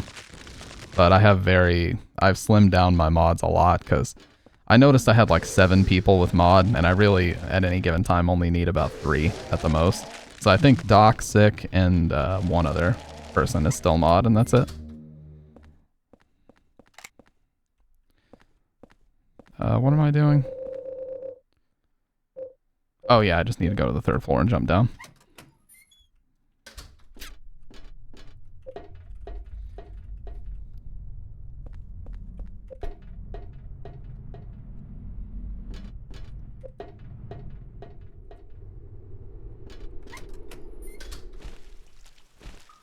It's the one right after the busted pipe. Dear God. I have the greatest PG Twitch viewer. I have the longest streak, the greatest streak. No one will have a better streak than me. Vote for me on the 5th and the lot will give $1 million. $1 million. I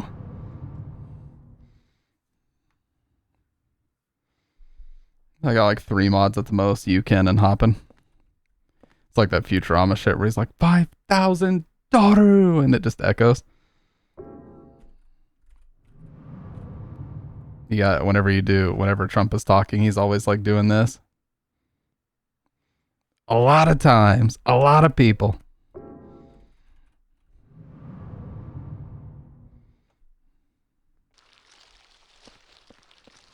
I actually didn't read the memo that tells me the code for this, but I know because of memories that it's 0302. Watchfulness. It shows an I and says watchfulness. 0302, like the apartment number. Oh, shit.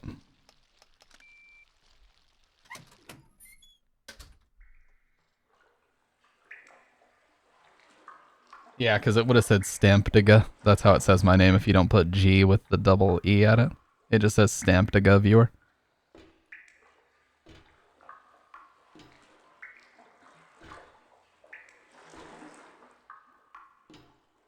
Dude, I cannot fucking wait for this election to be over for real. I'm just so tired of everything about it. Like, I get that that sounds very privileged of me to say, but I'm just, you know, I'm ready to just like get this week behind us, move the fuck on, and get back to regular life, you know?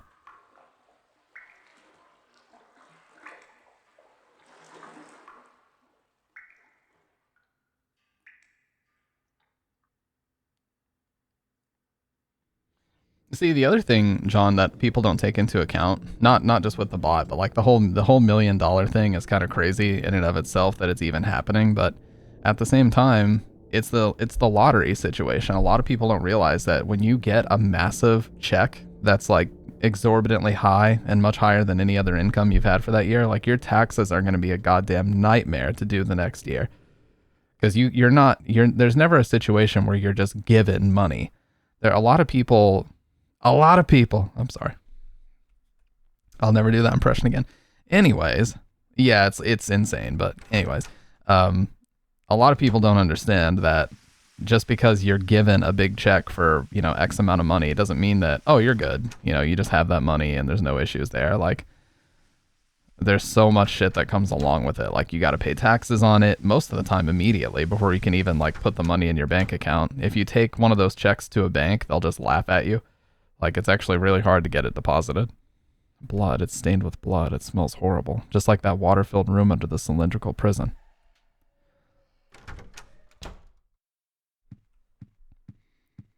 It's the whole lottery conversation that we seem to have in here like once a week. I found something that's extremely effective against the ghosts. It saved my life. It was a Memphis Mayfire album that saved his life. It was stuck into the huge rock in the woods near the orphanage. It's a sword blade with a handmade triangle-shaped wooden handle that has some kind of spell written on it. As a weapon, it's heavy and hard to carry, but somehow it seems to change in response to the ghost victim's power. Strike when the sword is energized. If you don't reduce their power, your attacks will be repelled. As far as I know, there are only 5 swords in existence with that kind of power. It's extremely valuable. Giving 1 mil to people who said they would vote on the side of the Constitution. He's also not a U.S. citizen, to my knowledge. Yeah, it's wild. I'm sure there's probably some crazy loophole that... But we know how that goes. It's so weird how you can hear them talking outside the door. It sounds like it's coming from outside your headphones. Well, the way they mixed it. I just tried to open it up, but it looks like something's blocking it from the inside.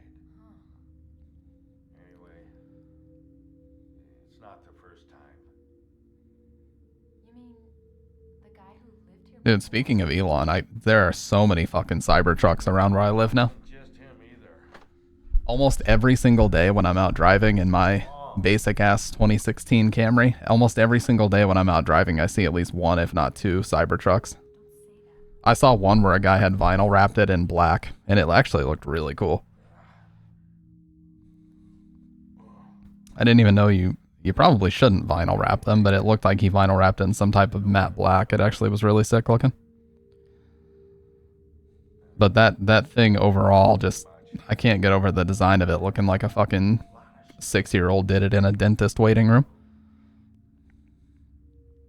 The umbilical cord I keep in a box in my room. Lately it's started to... Well, yeah, not to get political, but as we know, yes, billionaires, like one of their biggest strengths is hiring people who can find every goddamn loophole in the tax code to prevent them having to pay as much as possible. And it's totally legal to do it, so why wouldn't they? All right, we have another hand on the wall. But yeah, I know Dr. Red. I'm just saying, like, I'm not even trying to get into that deep of a conversation, but that's just what billionaires do. They all admit it. No, they all admit that, like, every single thing they do when it comes to finances is to avoid paying taxes. There's even this guy, I forget his name, but it's an Asian guy who's like really big in the world of investment and crypto and debt managing and stuff like that. And he's appeared on a bunch of podcasts, and he's like, they can't tax billionaires. Like, they'll try, but they can't, because billionaires' income is not taxable. You know, billionaires aren't paid by an employer that abides by a tax code. They're paid in debt. You know, the income that they make is not usually reported. You know, it's like stock market investments and different, there's a million and one different factors that go into it, but basically their type of income is not really even taxable.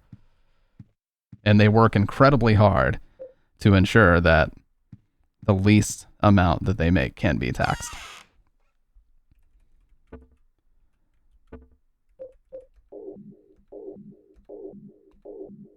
Okay, how much pistol ammo have we got going on here? Should be a lot. Yeah, 39, that's good.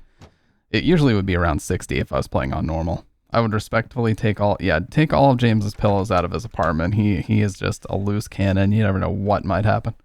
The hole's even bigger now. There's a lot of noise coming from inside. Yeah, I forget what that guy's name is, but he goes on podcasts all the time talking about, you know, wealth and debt and investments and all these different things. And he's said that a million times, that, you know, it's impossible to tax them at like 50% because they work it very, very hard to ensure that their income is untaxable, or that it doesn't need to be reported, you know?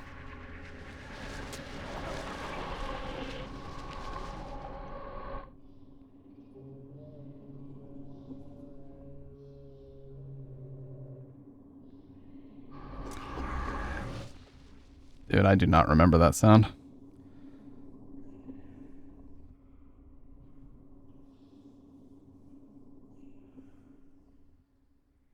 Listen, bro, all I'm saying is, why does Uncle Sam always got to get his cut? Where's my cut? Where is my cut, dude? Give me more money for nothing and checks for free, as the Dire Straits once so eloquently said. Because that's how that song goes, right? They just keep exclaiming that they want money. That's what I get out of it.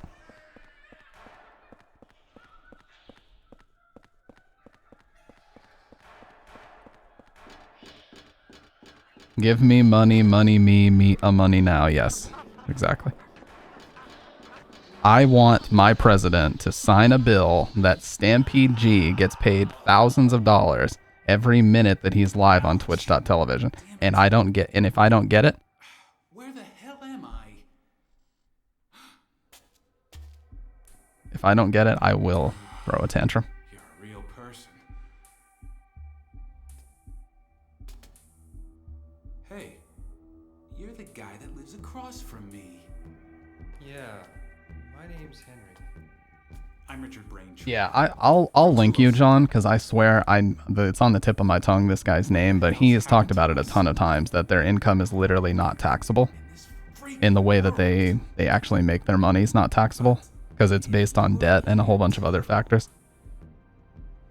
Then there must be something wrong with the whole apartment building. That must explain what happened to that other guy, too. What other guy? The guy who lived in 302 before you. Yeah, Joseph Schreiber. A journalist. He disappeared one day. He got pretty crazy towards the end. Shut himself up in his room and wouldn't come out. Anyway, I'm getting the hell out of here. You should too, if you know what's good for you. Wait. Watch out for that kid. Oh, he's gonna learn today, dude. Oh my god, I put my fingers on the wrong keys. I am not God gaming tonight, fellas. And ladies. There's a weird sword stuck in his stomach and he's holding something in his hand. This is a bad time to be playing on hard mode because I'm not playing well tonight. Being all sloppy and shit. I am going to take this as well. Yes, he's going to chase me, but we're going to need this for later, so I'm taking it.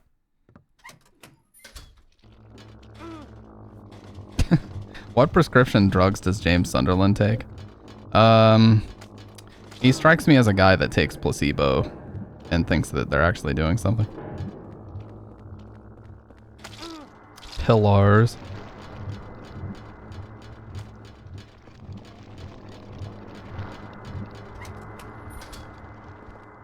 He strikes me as a guy where the doctor would give him like a sugar pill or something. And he would go, "Oh wow, I'm fixed." And the doctor would say that was a placebo and he'd go.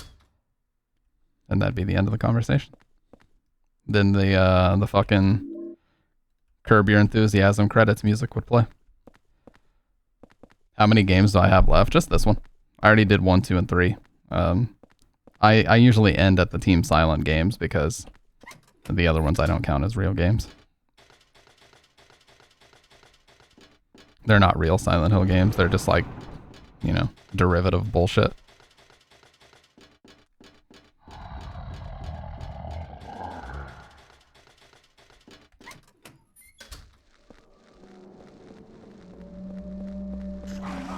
Yeah, they're not fun. They're not really worth talking about a whole lot. It's a whole thing, dude.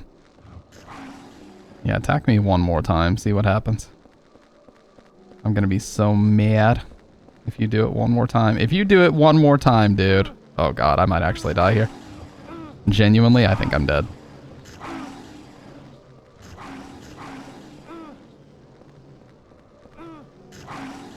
Oh, okay. Holy shit. Okay.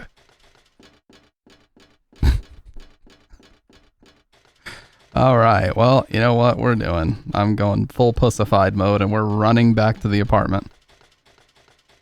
Full speed.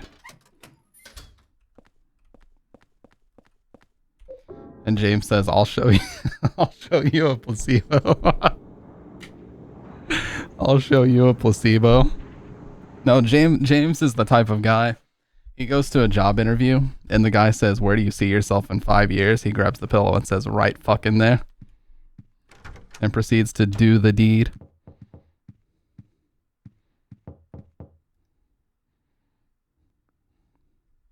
Better check. See, here's what I'm talking about with the European executable with the U on neighbor. Better check on your neighbor soon. I'm sorry.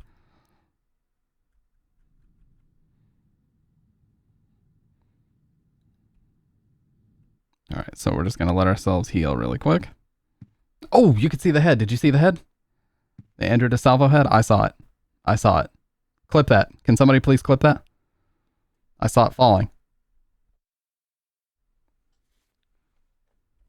Clip it, please, Doc, if you got me. That's the first time I've ever gotten that on this version of the game. It's very, very rare.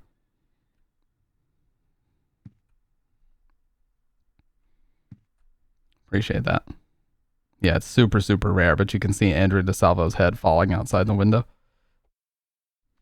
Oh, there it is. It's coming back up. I didn't even know it could do that. That's crazy. I thought it just fell down. I didn't realize it came back up.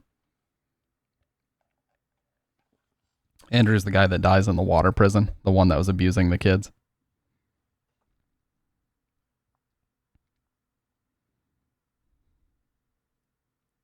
There it is. Clip that version, Dr. Red. Clip that version that just now happened, too. Yeah, that is super, super rare. Especially considering we just finished the Water Prison world, too. If you don't mind, Dr. Red. Sorry, I didn't mean to sound all demanding, but like, yeah, that's the clearest shot I've ever gotten of it. Never seen this in my life. Yeah, it's super rare. I think it's like a less than 5% chance to get it in a regular playthrough or something like that. Somebody actually modded the game to make all these happen on one run. But yeah, there's a few like random chance things, and this is definitely one of them. Here, I'll get my camera out of the way and we'll watch it happen one more time and then we'll move on. I like that it's happening as it's getting dark outside too. It makes it even scary.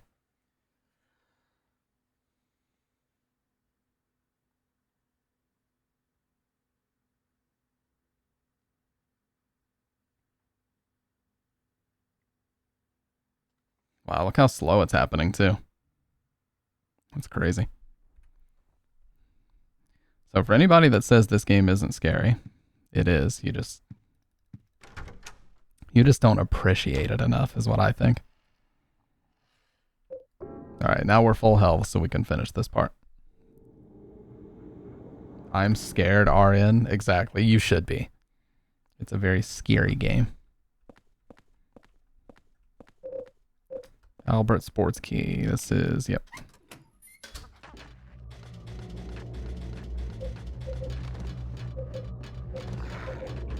Look at these lame-os. Getting my Louisville Slugger out here.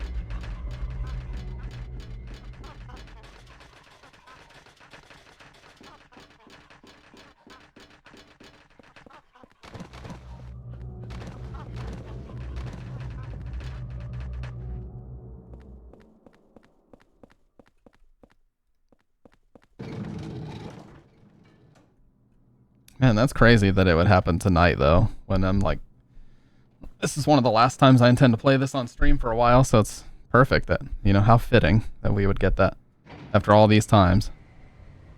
Yeah, man, very cool.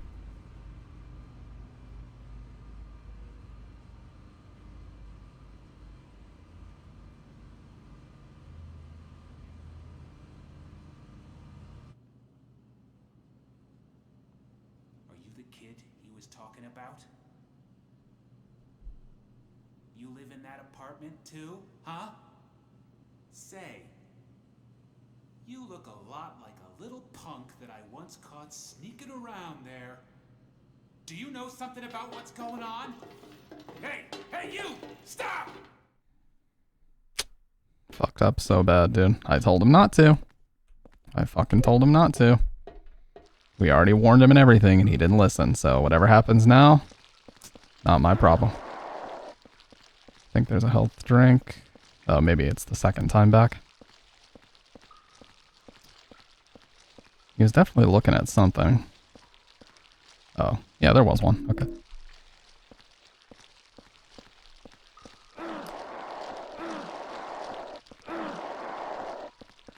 That's how a real man gets through him. You just fucking run right into him.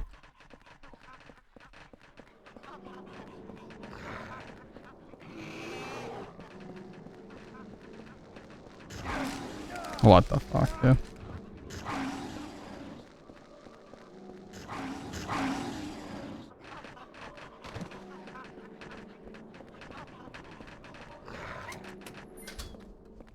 Now, this is actually busted. This melee weapon is absolutely busted. It's the axe that you get out of the bar.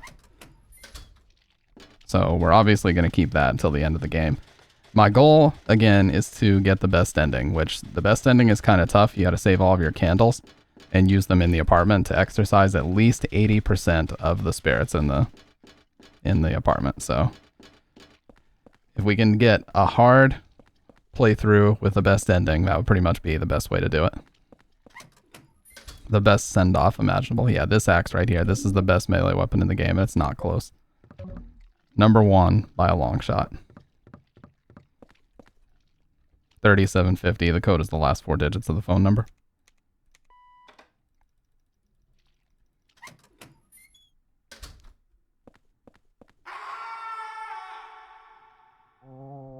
What the fuck? That was so weird the way that he jumped in front of the camera. Oh, here we go. Murray hands James the divorce papers. He grabs them and gets sad. He goes on a walk and finds a soda machine. He gets a Dr. Pepper and drinks it. He throws the can away and finds a rat in the trash bin. He gets scared, then walks away. He then cries. Then he buys a pillow. What the? I verjavd oft stuafs. What the fuck? Oh my god, what is this, dude? Yeah, the way he jumped in front of the camera was it's like they were fucking filming a TikTok, dude.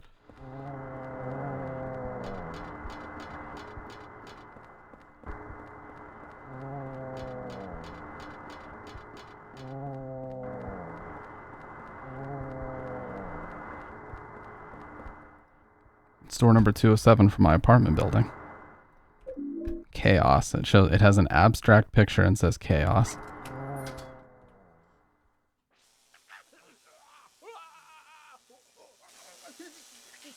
The divorce papers.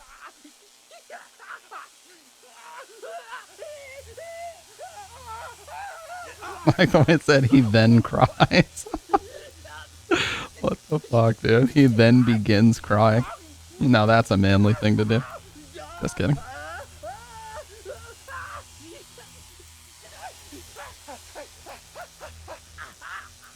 It's actually Raichu hiding behind the chair.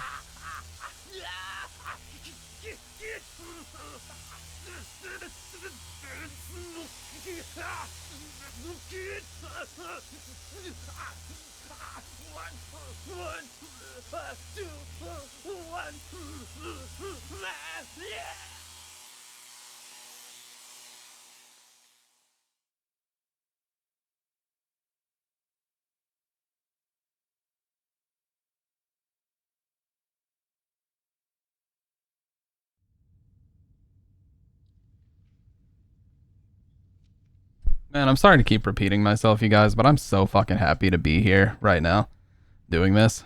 Like, I seriously, I said this last night, and it's so true still. Like, there's literally nowhere else I'd rather be right now than sharing these games, talking about these games. I just love it, man. It literally never gets old, and it's so great. I appreciate that, Jordy. And and again, you've been supporting for a long time, so I know you're not bullshitting me either. Not that I would say you would, but you can tell, when you've been on Twitch for a while. Oh, look at that shadow back there. You can tell when you've been on Twitch for a while when people are being straight up with you and they're not. And,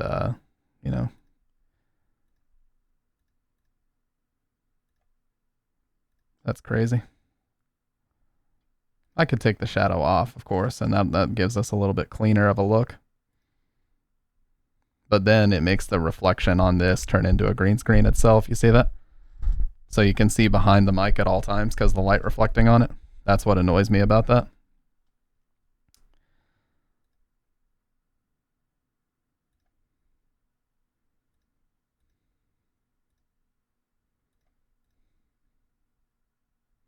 Here, let's try something else here.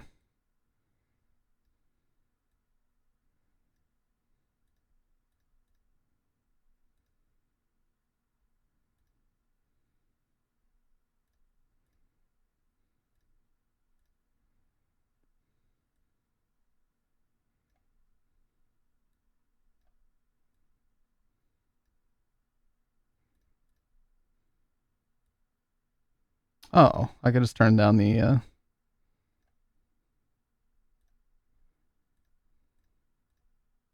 intensity, I guess. Yeah, let's just put the intensity at like 30%. And that still obscures a little bit of the green screen going on the mic. So that'll work.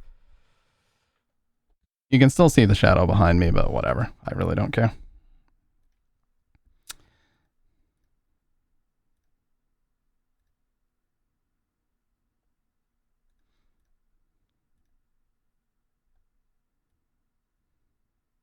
Oh God.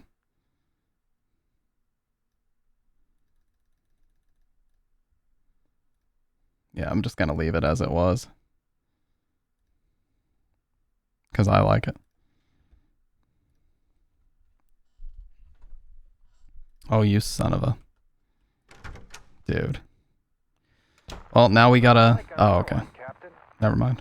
Got 121 on his head. It's just like that case from 10 years ago. Yeah, that Walter Sullivan case. But Sullivan's dead. They even got the body. The body. Must be some crazy SH has a very special place in my heart, so it's fun to watch like-minded people with a lot more info playing and explaining. Yeah, man. And I used to get that feeling a lot too. Not even trying to flex and be like, well, no, I'm the one teaching. It's not about that. Like, there's still people out there that know more about these games than me, and it's always a blast to watch them play, but I just enjoy sharing these games with people more than anything, you know? It's so fun still. Literally never gets old. Now we have another hand, so now there's 19 hands on the wall.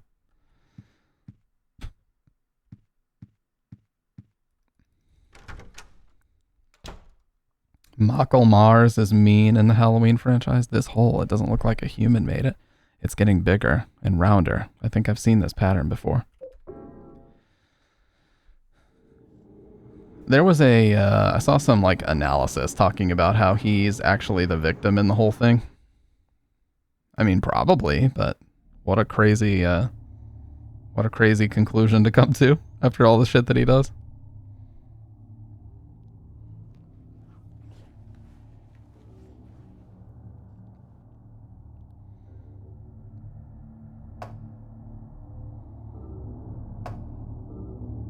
That's her dressed up for the party, so you can see that same outfit she had on earlier. A little bit of continuity there.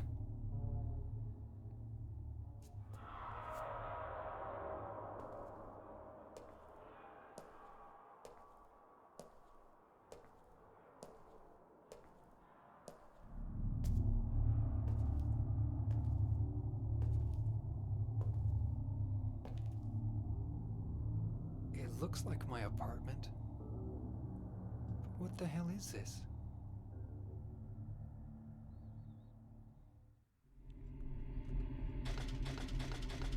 He was actually the victim the whole time. Scrap of red paper under the door. This is the same way they... Whoa, my brain. This is the same way they show up under my door. What was that guy doing here? Could he be the next victim? Or could it be... God, he's so oblivious, dude. At this part in the game, Henry is so fucking oblivious. It's unbelievable. Unbelievable, dude. I got this from Miss Galvin. A long, long time ago. She was younger than me back then.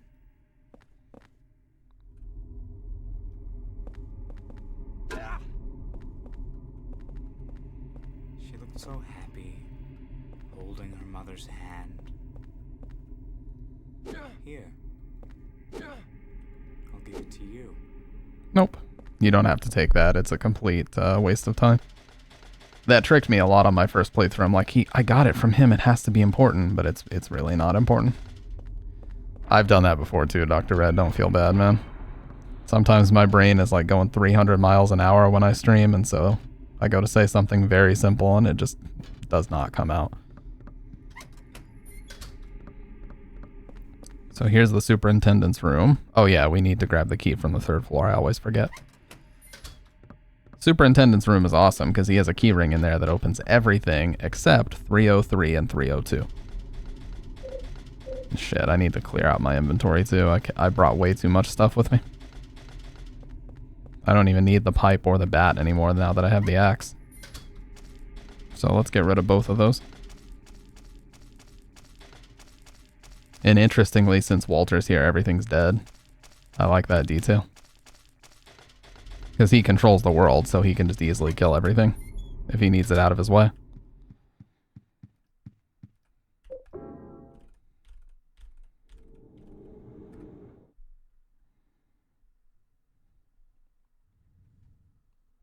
Yeah, I plan on, you know, during my short hiatus, it's probably going to be about 2 weeks or so, maybe a little bit longer. I basically plan on revamping the whole setup. I might actually put those different wall panels up, but I may not bother. I don't know. And I'm definitely going to film a bunch of YouTube stuff about stream gear settings, a bunch of different shit like that, so that'll be fun. I figured out the riddle behind the numbers. 01121 is actually 1 out of 21. So Walter was planning on killing 21 people, but he never finished the job. He was convicted for the murders of Billy and Miriam Locane, the 7th and 8th victims. Afterward, he committed suicide in his jail cell. The grisly mass murder of 10 people shocked the world and came to be known as the Walter Sullivan case. There are 2 big puzzles here. The first is, what was the motive for the murders? The second is, why did he kill himself before completing his task? Was he simply insane? May 2nd. Oh yeah, that's the dryer running. What the hell is this? The dryer sprayed blood all over the place.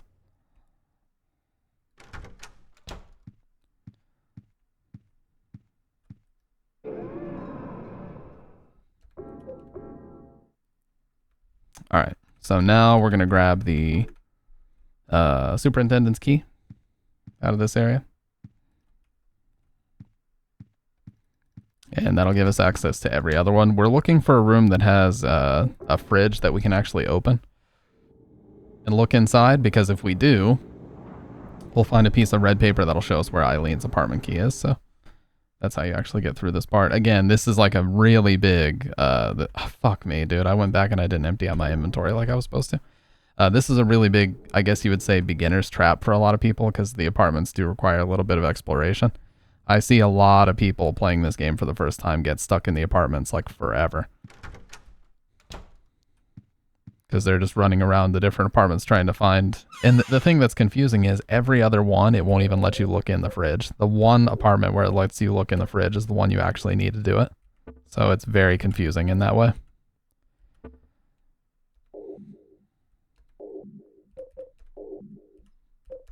There we go. Definitely got ourselves a war chest going. Heck, I don't even really need the pistol, but I'll keep it with me anyway. Why not?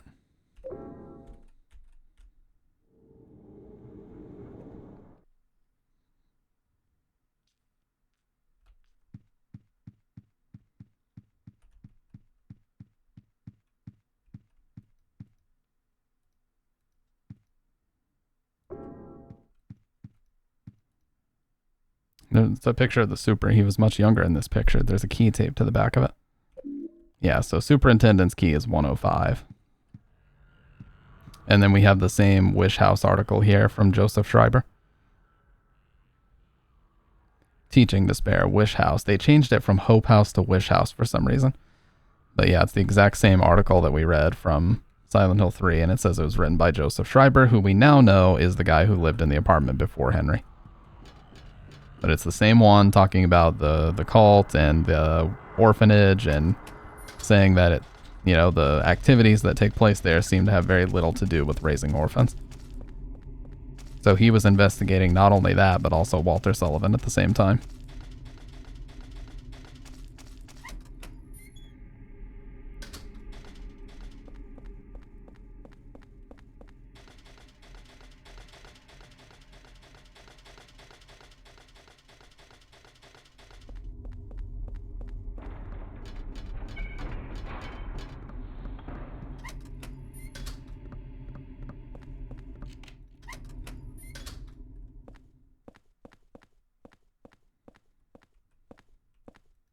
Yeah, so here is the apartment keys. We don't really need these red papers. We can grab them.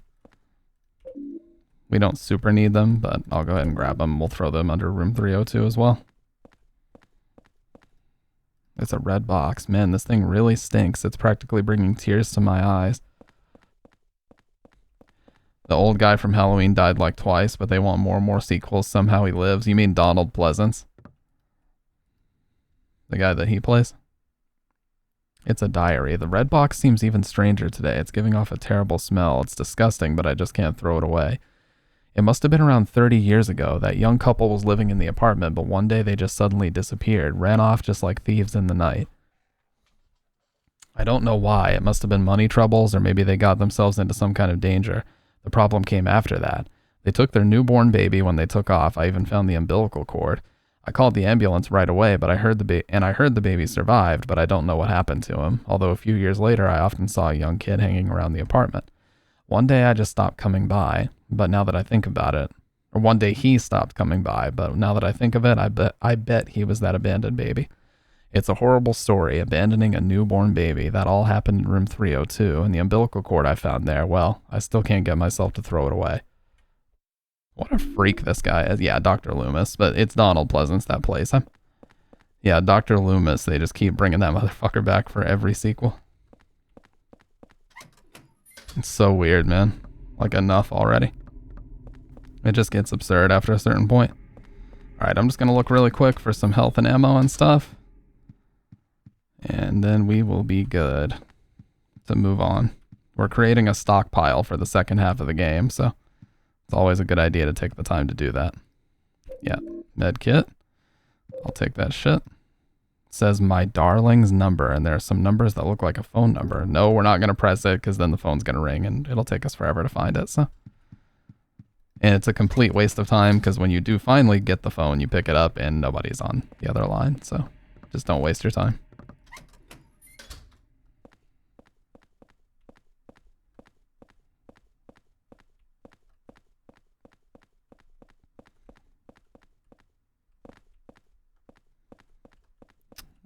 Anything useful? He's not looking at anything. Just a bunch of records. This entire apartment is just sound systems, music, records, speakers. My kind of apartment. Lots of records and music magazines on the shelf. But not a single thing to pick up. Wait, what about? Nope. Okay, well, completely useless apartment. Love to see it.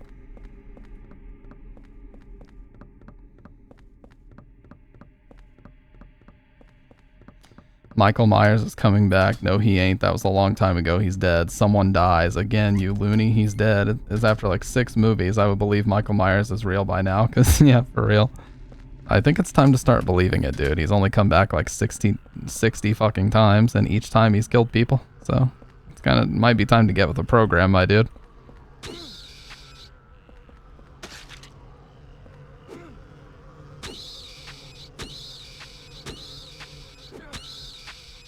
Oh my god, destroyed.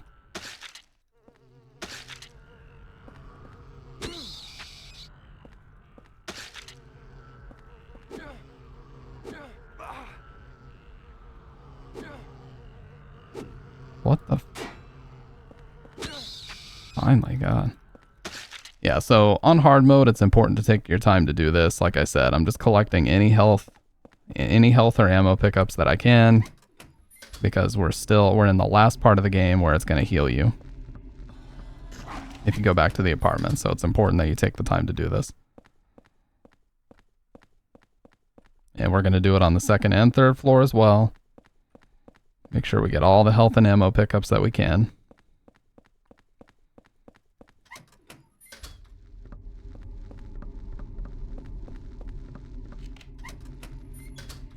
Yeah, so here's the one that we actually need to get inside the fridge. So we're gonna kill all these fucking things that look like the things from Resident Evil 0.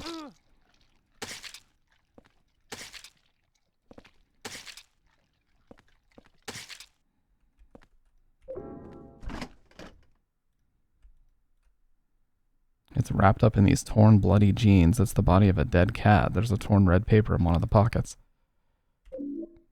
Alright. And then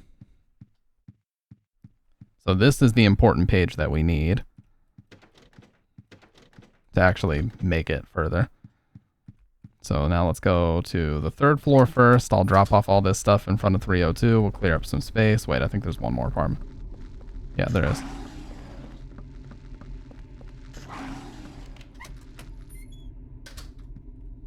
He's looking at something. Okay, we'll take the pistol bullets too. Yeah, so this is just a tease. Every gun in here is just a model. It's a model gun. It's totally useless as a weapon. But they have all the gun models from the other games. But yeah, I can't actually use any of them. Alright. So that is it for this floor.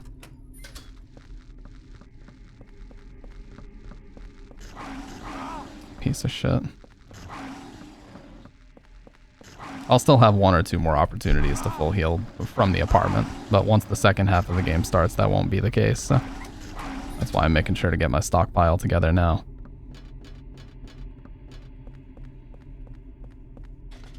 I'm gonna do the 3rd floor first, because we can drop off these red pieces of paper there and clear up some inventory space.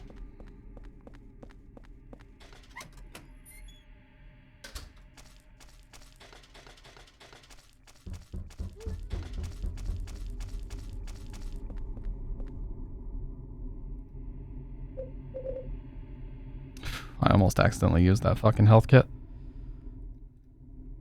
I'm not even gonna hover over it because I know I'm gonna fuck up and do that if I do.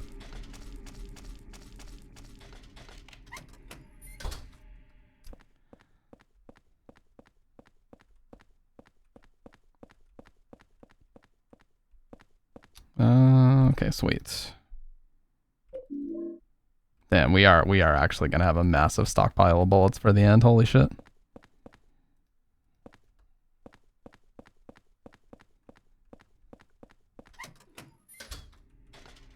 Alright, now the other 2 I can't get in, and the back one I can, so 2nd floor is going to be the last one we need. And take the opportunity. Wait, isn't there another hall on each floor? Not on this one, but on the 2nd floor there is.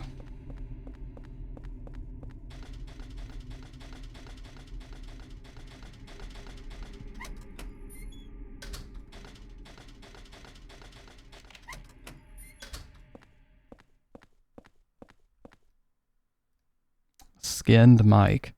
I could listen to it on the stereo in my room. I forgot about that.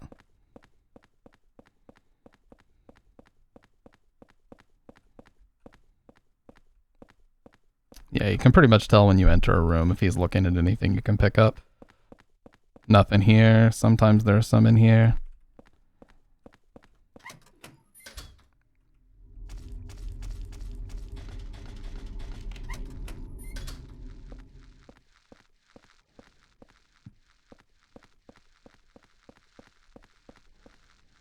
Why?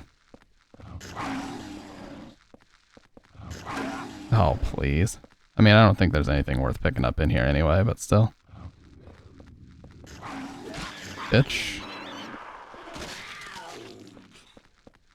Man, that was an awkward fucking angle though, for real.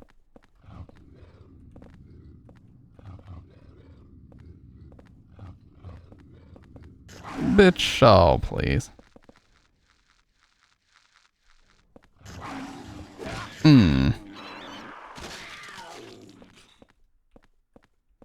Yeah, you can definitely tell that these apartments were not designed to be fighting enemies inside of them. These camera angles are awkward as shit. Looks like a kid's graffiti. The writing is so jammed together it makes me feel sick.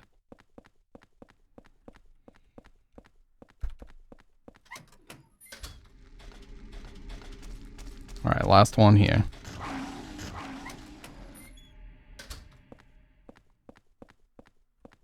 Oh, there's Richard's revolver.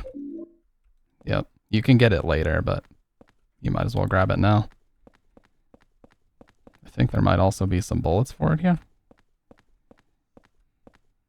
Nope, just a fucking putter. Another breakable golf club. Don't even fucking bother. There's a waste of time.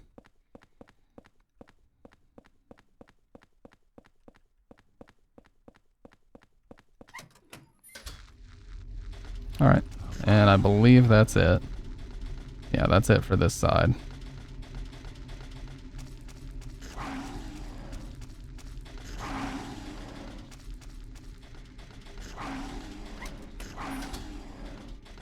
Still have 3 inventory slots left for pickups.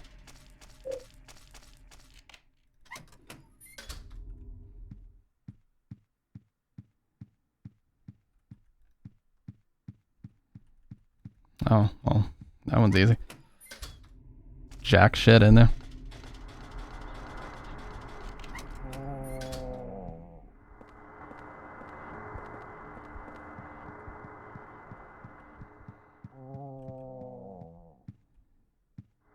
Nothing and nothing. You'll love to see it. Oh, but I will take that. Oh my god, what the fuck, dude? I just teleported into him. Bullshit. I should be wearing one of those medallions, to be honest. I'm getting pretty low HP to be messing around with these guys without one.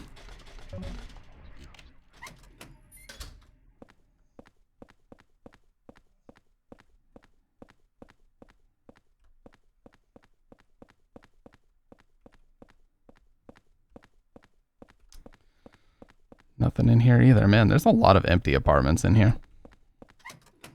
Never realized. But this is our last one. We've explored everything else, so.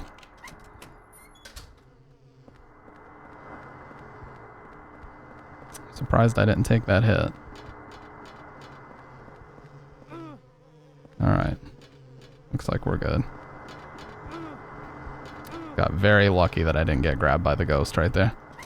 Okay, we're done. We gotta leave because if I keep messing around here, I'm actually gonna die. Alright, so revolver, health kit, 16 more bullets on top of the 39 that we already have. And the cassette tape. Man, we're fucking popping off right now. Alright, that's every apartment explored. Let's get out. What's GTFO?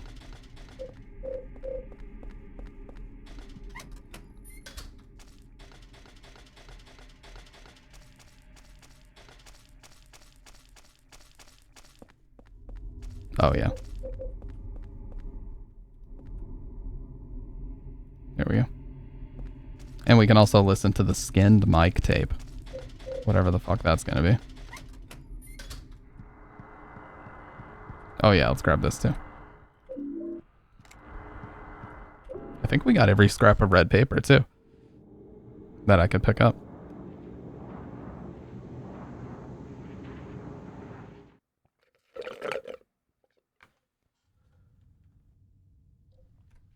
Okay. Apartment's still healing us for now. This will be the last time we need to use it, but look at all the red papers now. Let's put all this shit up.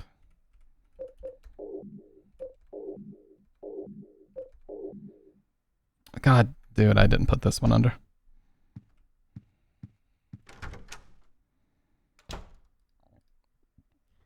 Let's go put this one under the door, then we will. And then we'll rescue Eileen and we'll pretty much be on the second half of the game.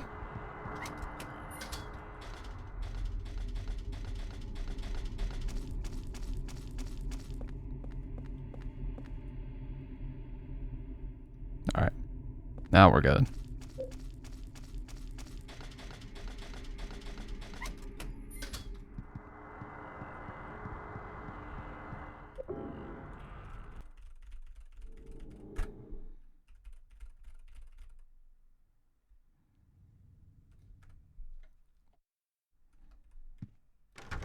Let it heal us the rest of the way while we read this shit.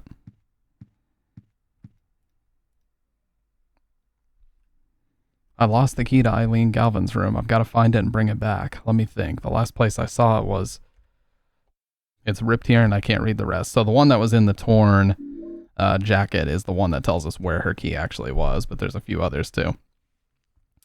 It was 4 years ago that they discovered the body with 12 out of 21 carved into it. Right away, I had this terrible feeling and couldn't stop shaking. The victim had been murdered 6 months earlier, but Walter had been dead for 7 years, having committed suicide 3 years before the murder. The police think it's a copycat crime and are calling it the Sullivan Case Round 2, but something about it bothered me. Hey, welcome back, Dr. Red. Oh yeah, I had a really wicked headache that day and I just collapsed on my bed. Maybe if I look near the bed in my room, 302's bedroom, I'll find it. I got headaches every day now. Or I get headaches every day now. It's terrible. Okay, so after you read that, the key actually does spawn in the bedroom. So we're going to look over here and it's right here. So now we have that. Let's go ahead and read the rest of this and then we'll listen to this tape that is called Skinned Mic. It's bloody. It's really hard to read. Rachel, I love you always. Watching. Window. Protect you with love, Mike.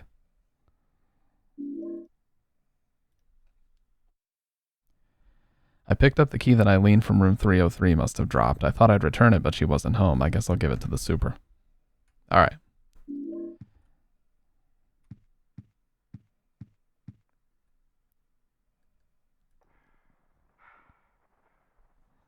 How do you like that, you sick little freak? You had it coming to you. These clothes are disgusting. Get them out of my sight. I know. It'll be perfect to wrap his body in. Hold it. You! Hold it, I think You snooping around again? What is going on here? Out of here before you really piss me Hold off. it. Hold it. I think I'll keep that one for myself. Hold it. I think I'll keep that one for myself. What the fuck is that?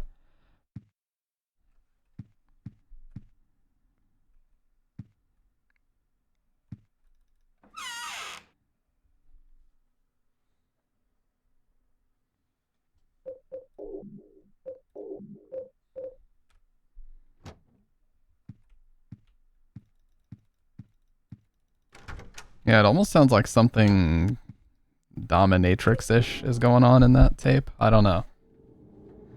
Maybe I'm overanalyzing, but my favorite area in this game is the other side apartment second time, where Resting Comfortably plays. So basically the very end of the game is my favorite, right before the boss.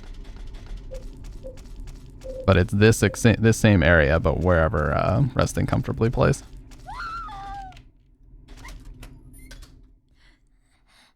This song that plays here is unfortunately not on the soundtrack. You have to get the CST for it.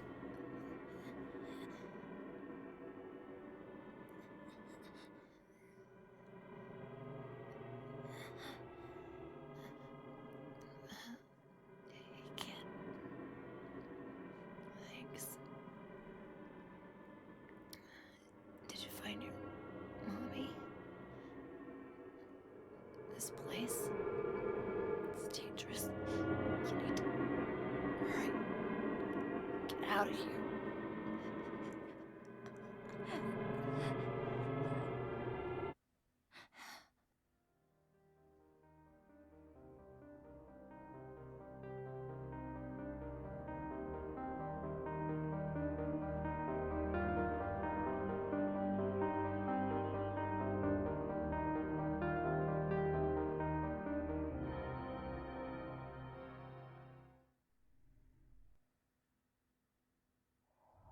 You idiot! Oh my god, that was loud as fuck. Holy shit. But yeah, he is an idiot for not getting there sooner. Literally, as soon as he showed up, she had already been beaten to a pulp.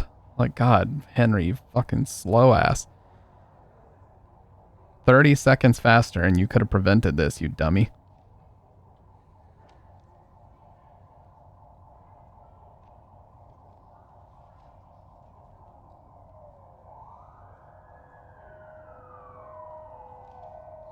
You buffoon.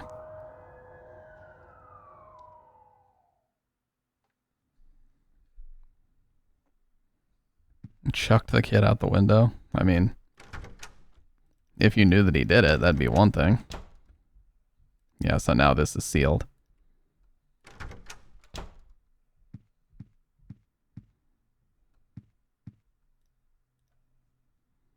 There's some kind of strange paper stuck in here.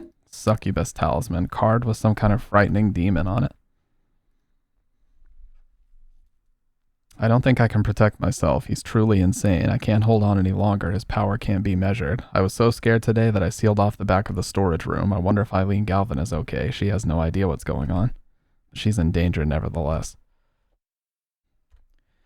I know I keep talking about Halloween, but in horror franchises in general, I hate how they start adding unneeded lore to the killers to get sympathy to the audience. It's like, yeah, okay, I watched 4 movies about this guy ruthlessly killing people. Him spilling his drink on his shirt when he was 10 won't make me sympathetic. Yeah, Rob Zombie tried to do that a little bit with Halloween by giving, you know, the story of Michael Myers as a kid or whatever, but like, it was completely unnecessary, dude. He's better as a faceless killer in my mind. I don't need to try to sympathize with Michael Myers. Thank you very much. You know? It's not real. I did like the Rob Zombie Halloween though, but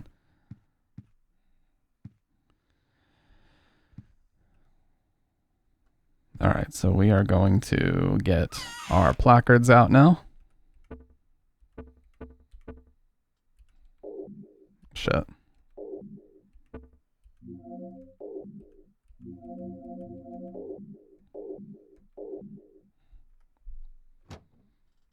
Curse of Michael Myers. Yeah, isn't that the one that has like 3 different cuts of it? There's like the producer cut, the director's cut, and the theatrical cut.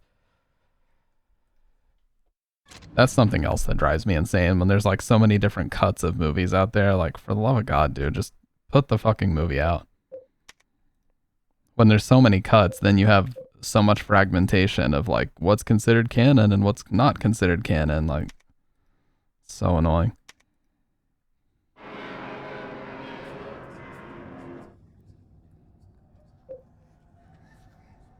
All right, so officially, the whole where will it lead to this time? Eileen, I wonder if she's okay. So officially, once we enter this, the apartment no longer heals us. So now we have to be very conscious about health drinks and everything else and not taking unnecessary damage and all these different things. So yeah. You can see Walter here is messing with the body of Claudia Wolf. Just look, it's only on screen for like half a second to a second, but you can see it's definitely Claudia's body that he's messing with. I don't know exactly what he's doing, but it's definitely her.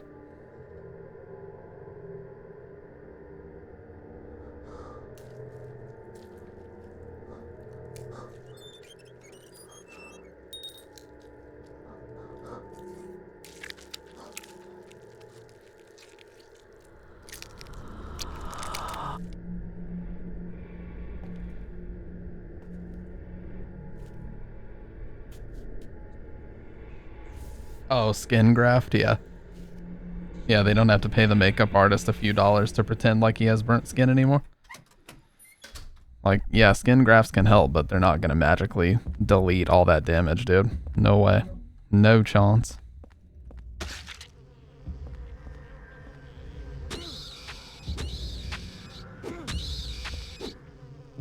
Yeah, I'm just gonna stomp him out.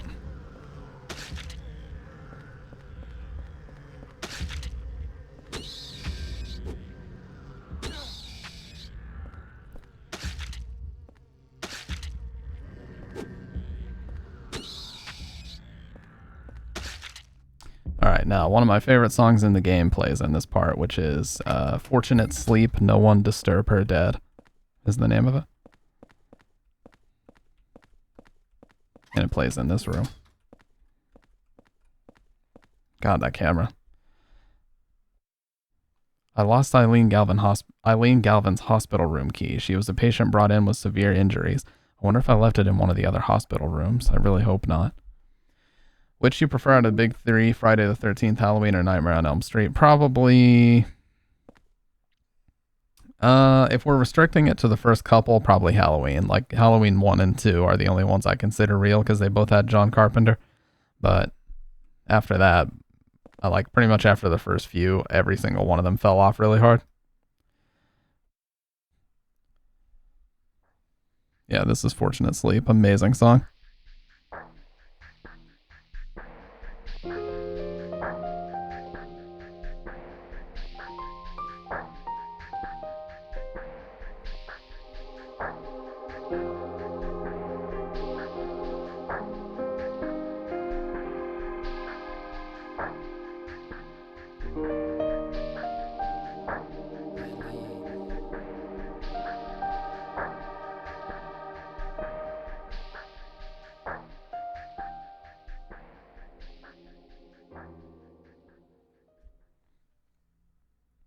I always turn it up a little bit for that one. There are a lot of photos pinned up on the board. Could these be Eileen's pictures? Alright, and then a couple more things we want to do before we move on. I don't think there's a health drink or anything in here.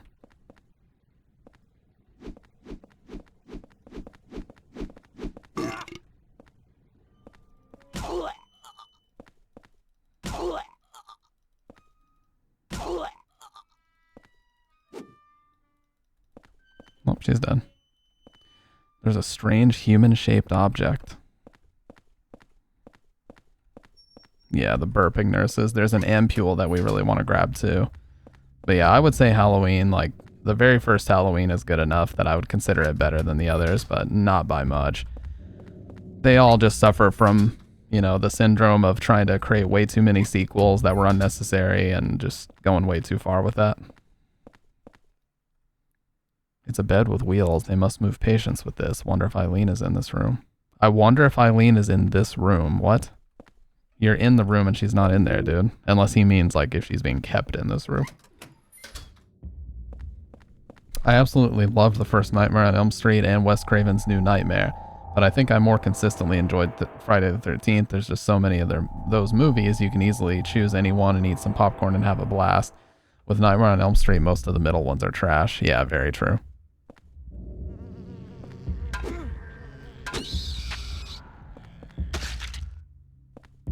Yeah, the first Halloween is more famous for what it started than what it actually is. I know it sounds like a really pretentious thing to say, but I think it's true.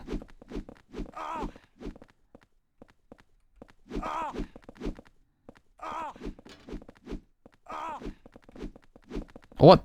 Oh, I was gonna say I lost my charge, dude.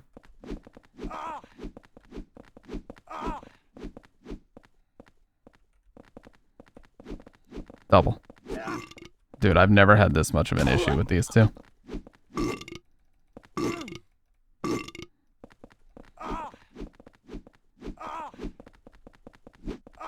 Oh, what the fuck? Hit me with the elbow. And that one's still not fully dead.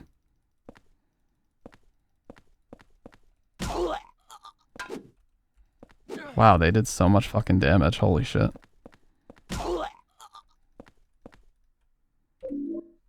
Well, I'm just gonna go ahead and use... Well... Fuck it, I'll just use this.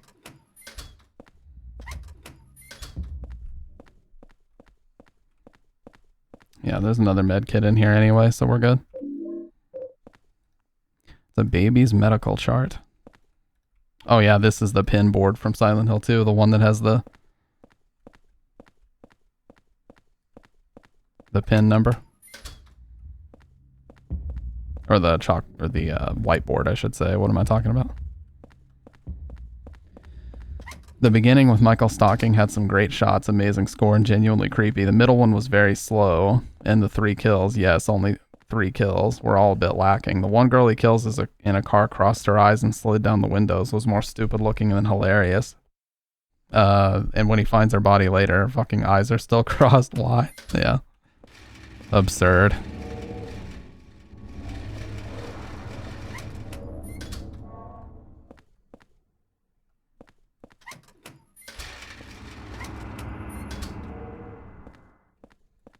Revolver bullets, nice.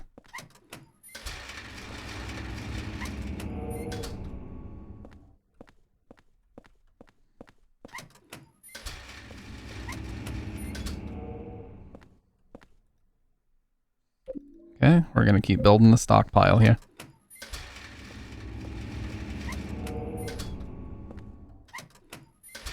One of these rooms is really, really nice. It has like a window you can see outside, and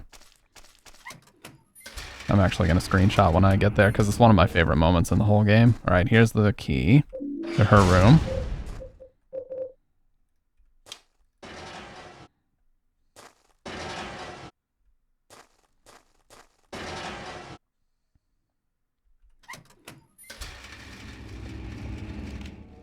Oh, and she's right there. Okay, well, that works. Damn, if this was a speed run, I would be on world record pace, dude. God, this one's so annoying. There is a revolver bullet pickup, though. Or just pistol bullets, but I'll take it.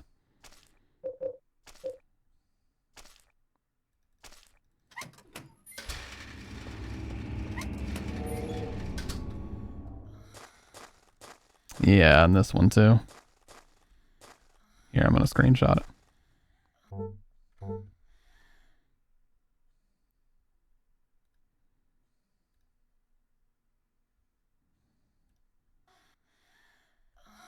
Okay, Henry disappeared, but that's okay. Oh my god, he still disappeared. Well, once we start this cutscene, it'll fix itself. I can see his shadow now. Yeah, alt-tabbing is like really rough in this game.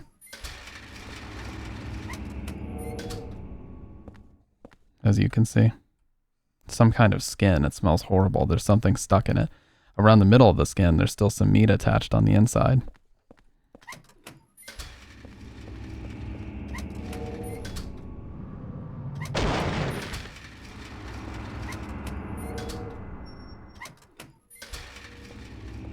Once we initiate this cutscene with her, we should be good. Look at this. That terrible smell. What's behind this cloth? I'll read that in just a second once I find this room that I'm looking for.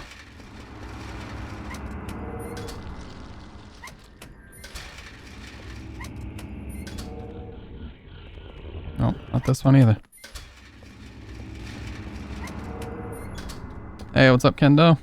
How you doing, man? Man, it must be this one then. Yeah, no? This isn't the one. It's a sterile room. Which one is the sterile room?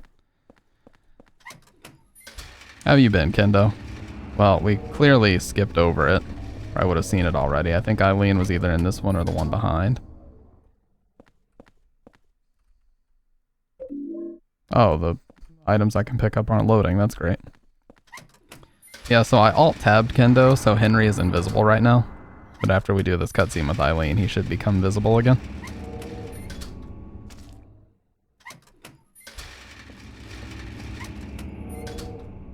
Yeah, you can see she's just a shadow. What the fuck, dude? It's so weird.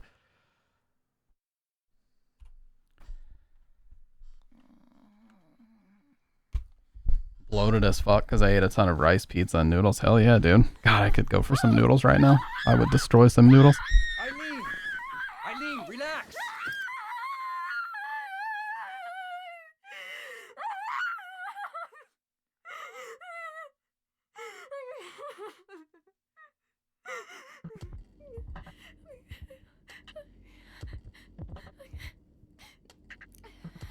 Henry? From next door. What are you doing here? I don't know where to start. There was this strange hole in my room. I saw people getting killed. All these weird other worlds. And I saw you get attacked too. What are you talking about? I'm supposed to believe that? But it's true. And there was a kid with you.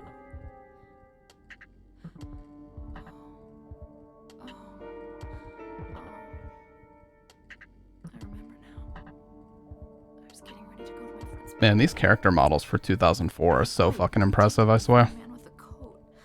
So impressive. And way above everything else that coming out at the time. I'm sorry I didn't believe you. I guess there's something wrong with me. I just feel so scared. This place. Where is it anyway? I don't know either. But I do know that if you get killed here, then you die in the real world too. Anyway, the only way out of here is through that hole. Okay. Okay, take me with you.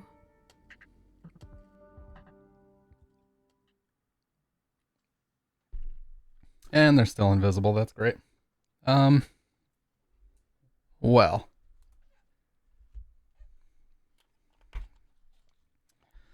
That's gonna make this kind of weird. But as long as I can get out. As long as I can get out, we're good.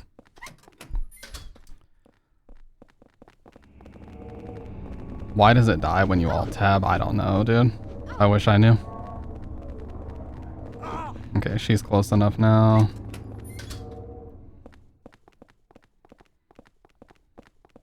This is so fucking weird looking.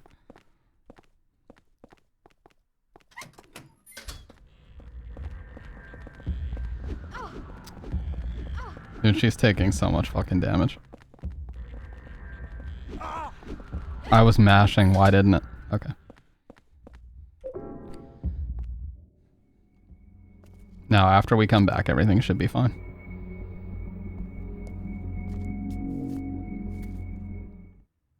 She only took 2 hits, it should be alright. That could have gone way, way, way worse.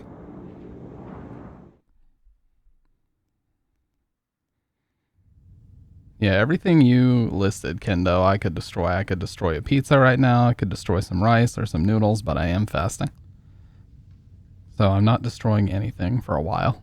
Probably at least 48 hours.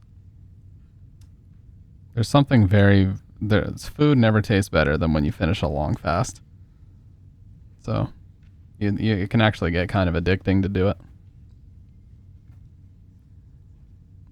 And it's good for you. Fasting is very, very good for you. There's a lot of benefits. Ton of benefits to fasting.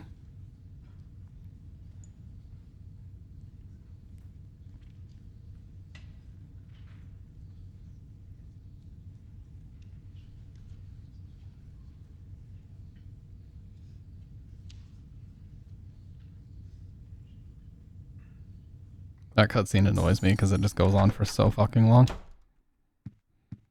Yeah, the air in this room feels heavy. So now, officially, we no longer get healed by the apartment. So, you have to keep an eye on that for the rest of the game. What's our bullet stockpile looking like? Oh my god, 79 bullets.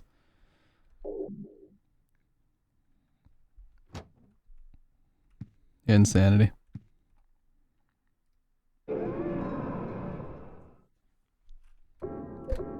No, I mean, Jason X is one of those, like you were talking about, you know? One of those movies, you just grab some popcorn and have a good time, even though you know it's absurd as fuck.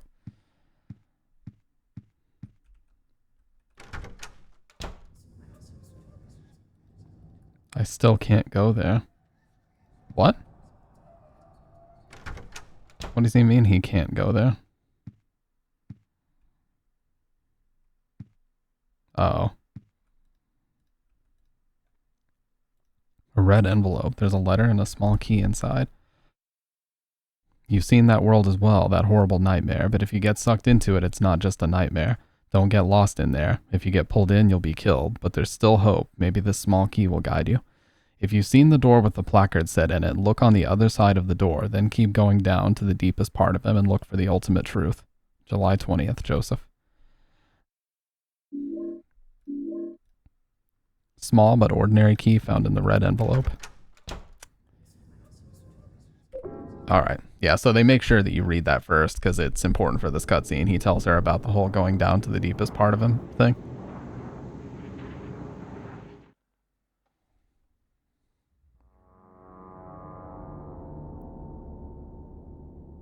Hopefully I'm not fucking invisible anymore. If I am, I'll have to just exit and rejoin. Or rejoin, yeah, rejoin the lobby, dude. Exit and continue.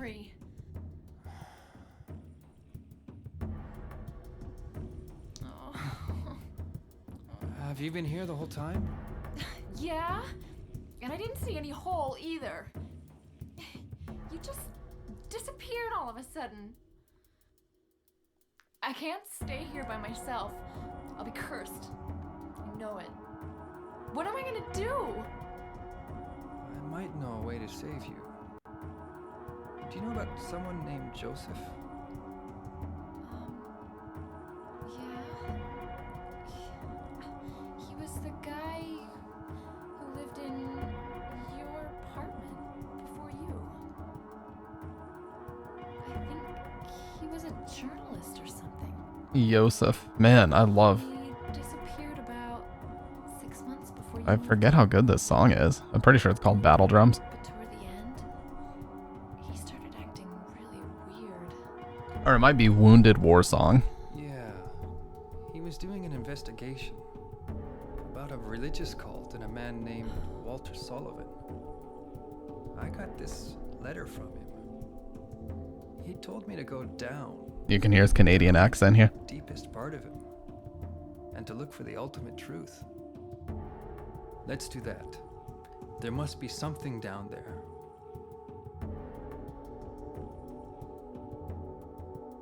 Okay. I'll do it.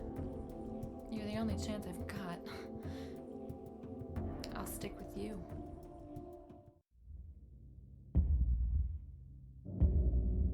Now, I was gonna, oh shit, no, not gonna do that. I was gonna alt tab again. We're not doing that.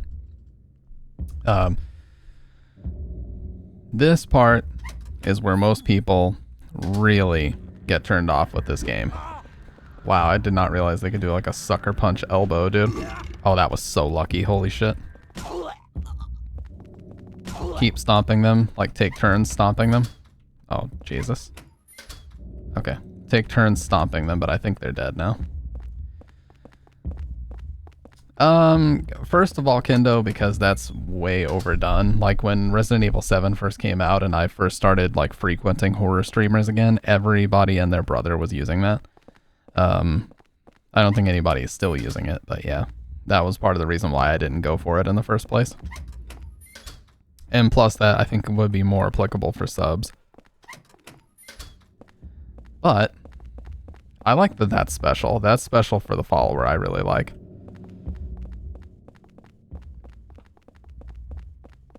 Wait, so weren't there candles that I missed out on? Because I feel like you can start getting candles. If I can still go back up here, I want to look for some candles. I'm going to have to kill these two that are still up here, but yeah.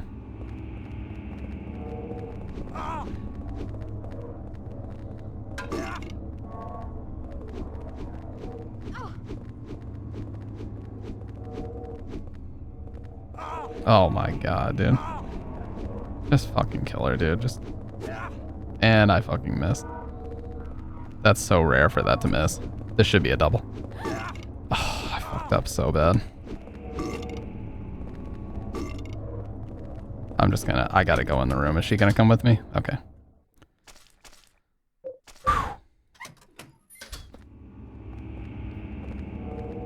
Yeah, so you can see why this part really causes people to lose interest in Silent Hill 4. Because now we have Eileen with us.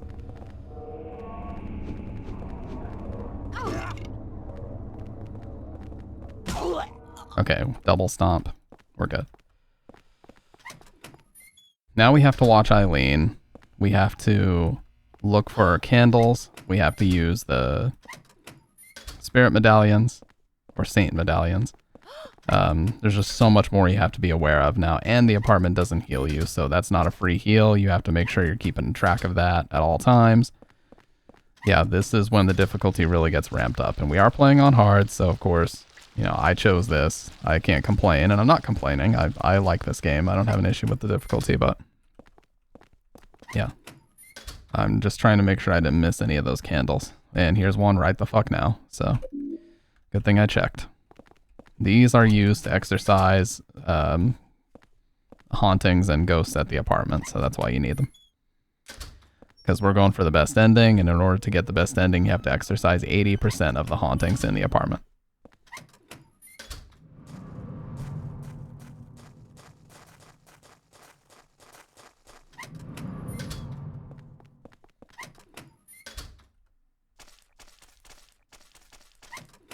There might still be another candle here, so that's what I'm going to look for.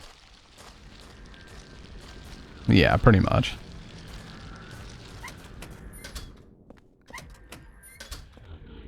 And Luigi's Mansion 1 is seriously such an amazing game.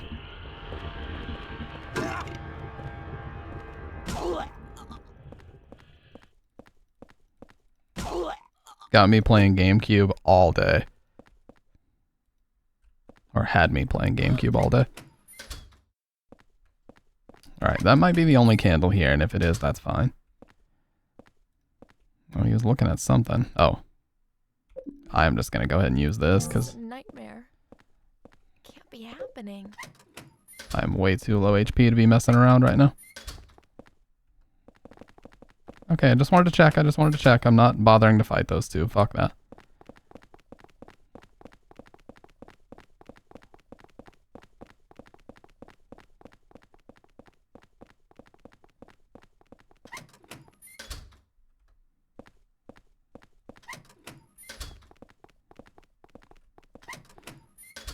You have to be extremely mindful of where you leave her too, because if you leave her in an unsafe area, you'll come back and she'll be like on the verge of death.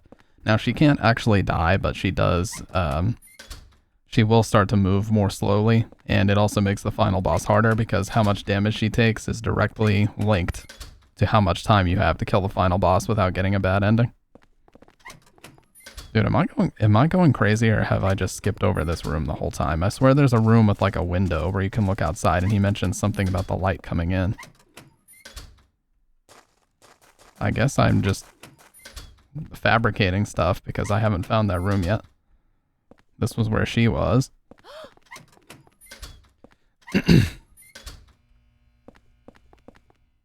This long thing, what the hell is it? Some kind of umbilical cord?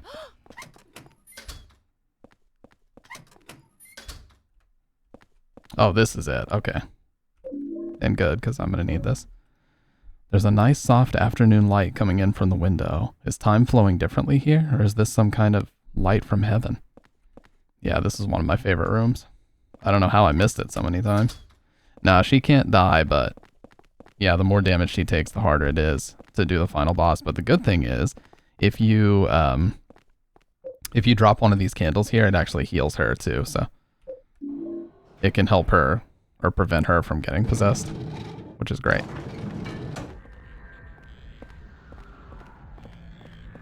Bitch.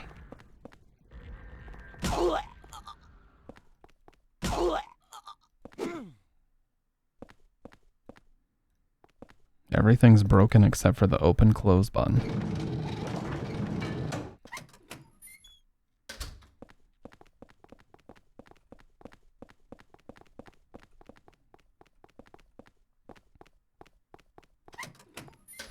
Okay, so now this is open, and we can use this key here. And it's not, you don't have to kill them, but if you don't, Eileen can take a bunch of damage, so I'm gonna try to.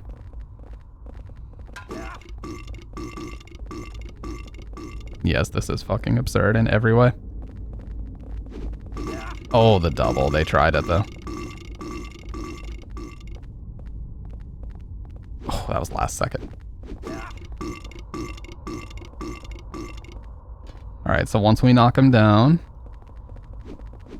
you just pretty much stomp on him. Okay, this one's gonna get some hits in because I gotta back up. Gonna try it at least.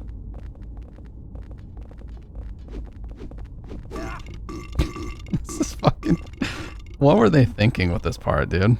You know they did this intentionally too, with them sliding down the staircase. They absolutely did this shit intentionally. They knew what they were doing was absurd, and they went along with this anyway. This will be a double.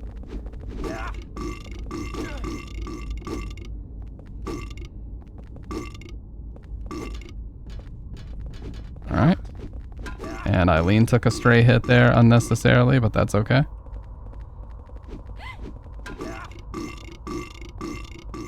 Alright, now I think they're close enough to dead that we can just... That back step was clutch. Let's go.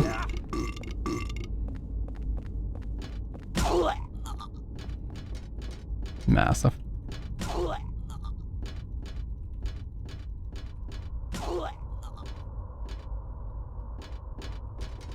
Ever downward. Me when Dr. Pepper, for real. I'll tell you guys another funny story about my brother if you want to hear it, even though I know I yap about him a lot. My brother, when he lived with me, would genuinely drink almost an entire case of Dr. Pepper every day, and his teeth were like super, super yellow because of it. It was really nasty. You can't make this shit up.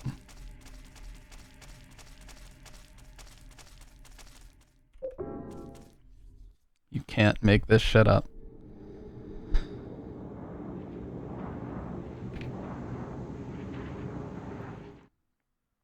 I think to myself all the time, I wonder if he like hate watches my stream. I bet he does. Because we're like on horrible terms and we don't talk to each other. I bet he hate watches my stream all the fucking time, just like hoping that I mention him.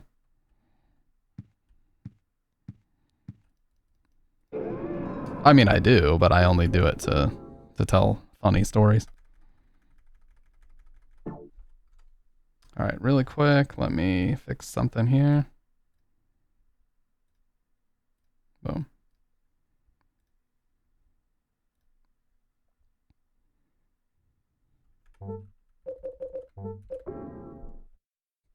Dr. Pepper has like 50 drinkers, but they're so loyal they keep the company alive. Actually, though, that's so true.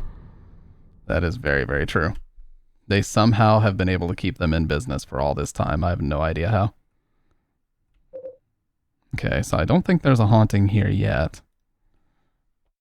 Dr. Pepper is very spicy. Now, this is a lot of backstory, so... How long has it been since I left this room? I can't tell if it's been days or hours, but during that time, they found the body of 14 out of 21. I've been having hallucinations lately. I think I'm losing my mind. No date written.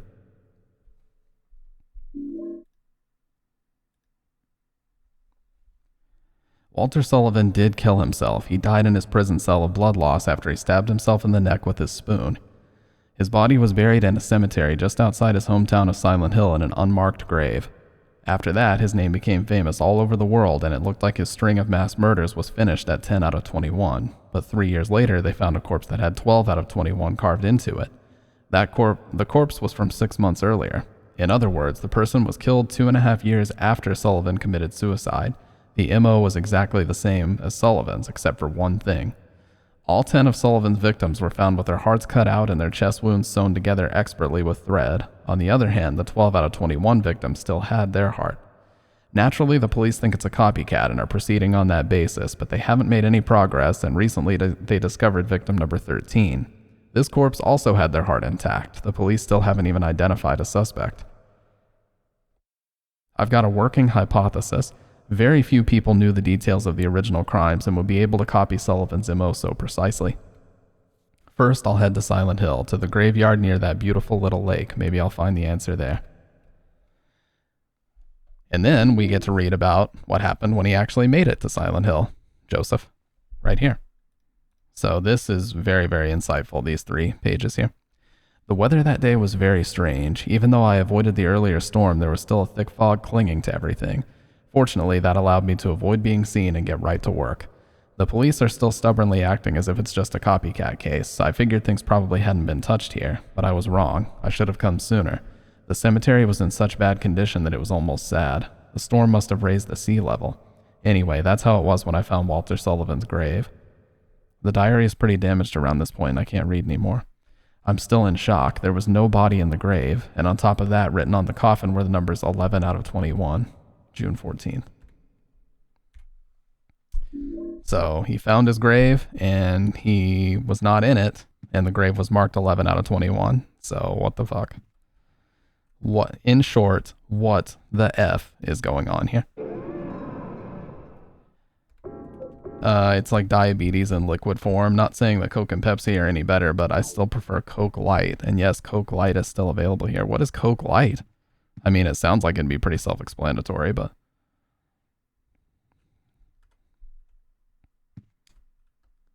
Coke Zero, yeah, the Zero, like Mountain Dew Zero and Coke Zero are disgusting in my opinion.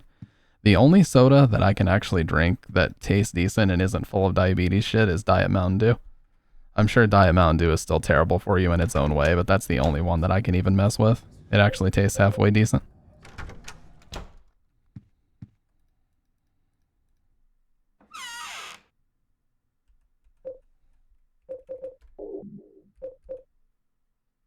I am gonna bring extra ammo here because I'm gonna need it to help Eileen survive the staircase. Fuck. Is it like Coke with half sugar but not zero sugar? Because that would make perfect sense for a product named Coke Light.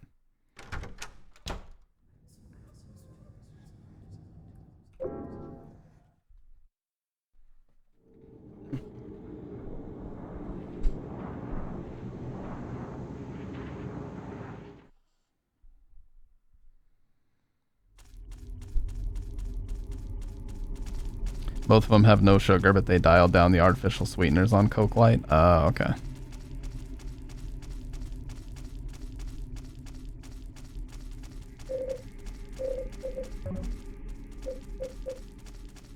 I forget what the button is. Or the key, but there's a key you can press that shows you like the stats of the well, that, sure, but okay, if you right click it'll show me the health. I just wanted to see what my health was like. The exotic flavors of Sunkist are super yummers. Currently have strawberry orange. Yeah, strawberry orange or strawberry banana are always pretty solid flavors. Dudes, I could fucking drink strawberry banana anything. This shit is too good.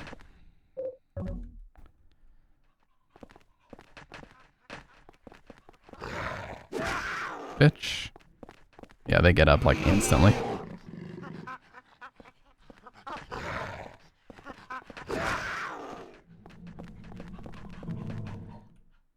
Is this really South Ashfield Station?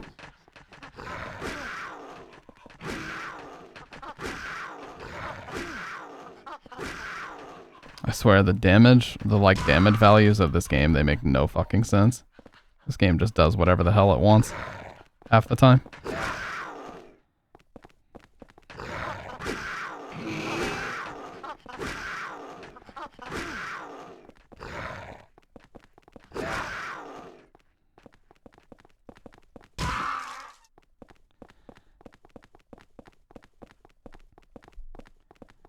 Yeah, like, what is the obsession with cherry? There's, like, cherry Pepsi, cherry Coke, like, everything they want infused with cherry. It's not that good, man. And cherry Coke is, like, the most sugar-infested of any of them. Like, it's absurd how much fucking sugar is in that. Insanity.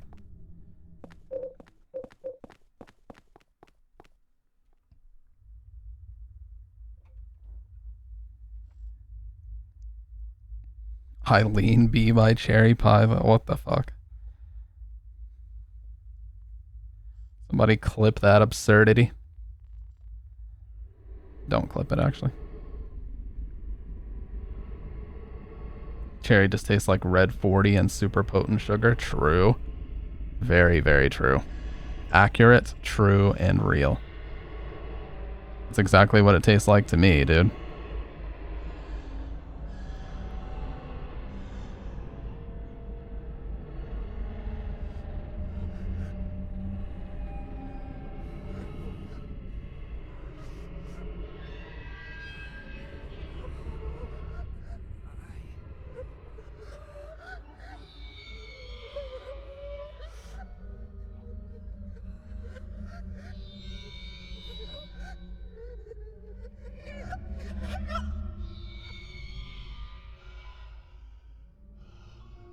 I fucked up, by the way, because you need Cynthia's coins when you first get here.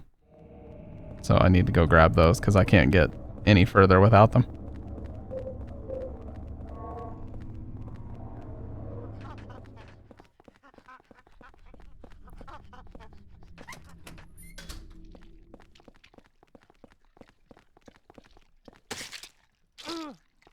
God, this is so fucking annoying, having to kill these.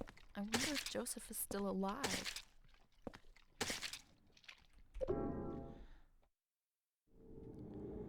Sinnoh champion.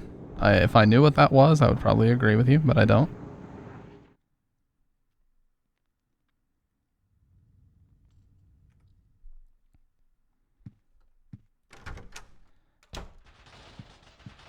Here we go. We got our first haunting. So we put this here and then we step back a little bit. You'll see it'll fix the windows. And there we go. Now this is cleared. So that's one exorcism done. Yeah, I noticed you guys are always in Dr. Red's Discord talking about Pokemon stuff, and it's like a foreign language because I don't know about Pokemon stuff like that. I really don't. Dude, I can't believe those complete save files are at like 3.5 hours. That's so fast, actually. It's a filthy envelope. There's a letter and toy key inside. Mummy, I'll give you this, so please wake up soon. It's inside of my toy train. That's a good point, Kendo. We should revamp some of those. I found 2 mysterious and powerful artifacts that seem to be very effective for evading the ghost victims, the Holy Candle and the Saint Medallion. Not only are they effective against the ghost victims in the other world, they also seem to prevent them from invading my room. Just light the candle near where they're coming in and its holy power is activated. The Saint Medallion seems to repel unholy energy when it's worn or equipped. I'm starting to gain some hope. Alright, so let's grab Cynthia's coins.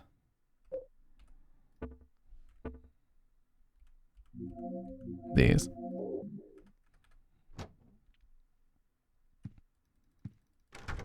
Yeah, that one I wouldn't. If I did that, that would have to be a very expensive channel point redeem, because, as you know, the spamming would be off the charts pretty quick on that one.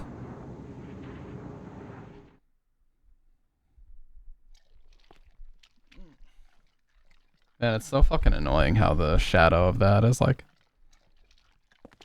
visible no matter what I do. So I think I'm just going to put the shadow back. Because it was better that way. Yeah, see, look at that. Every fucking time you alt tab, dude. It's so annoying. But thankfully we can fix it. There was a really stupid rumor back in the day. I'm going to tell you guys about this. There was a really stupid rumor. No problem, dude. That every single time you came back to the apartment, it would be slightly less. You know, it would look slightly more destroyed. Slightly, like 1%. And somebody at school, I remember one of my friends that was also into Silent Hill was like, oh yeah, if you just keep going back to the apartment, it'll look like 1% worse every single time.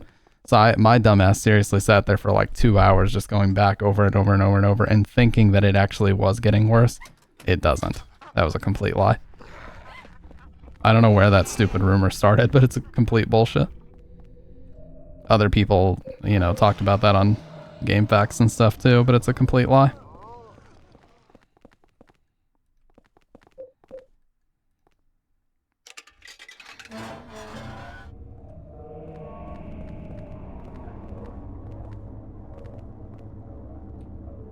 Yeah.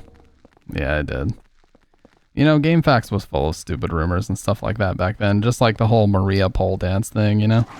There was just a lot of stupid stuff floating around back then. That's just how it was. Okay, I'm actually gonna die trying to grab this. I just want to grab it, dude. I just want to grab it.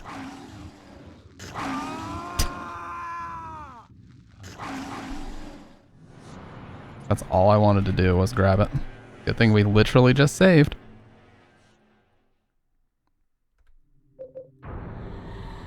Actually, I think continuing puts me back in the subway too. Yeah, yeah. Jesus.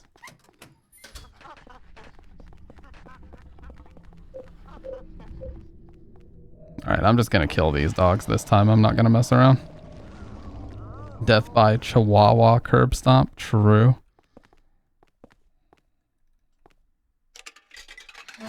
Why was the Leon so loud? Because I changed the audio channel that they're on and they play at full volume now. Alright, let's kill both of these fuckers this time.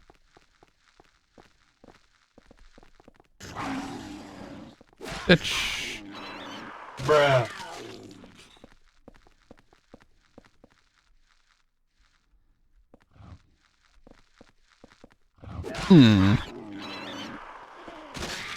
And it's that easy. Sometimes you just gotta swing on them. Alright. Now we're in good shape and we have enough of a stockpile. I'm not grabbing that because that's a weapon for Eileen, and if you give her a weapon, she fucks up the whole game. And she'll just stand around fighting enemies when you're just trying to run past them, so you want to make sure you actually never give her a weapon for that reason. Now this is going to be used to open this chest that's up here.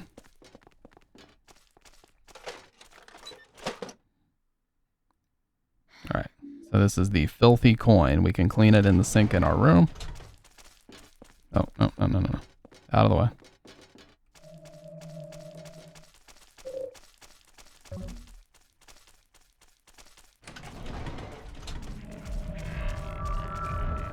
Yeah, Cynthia's gonna be here. No, wrong way. Okay.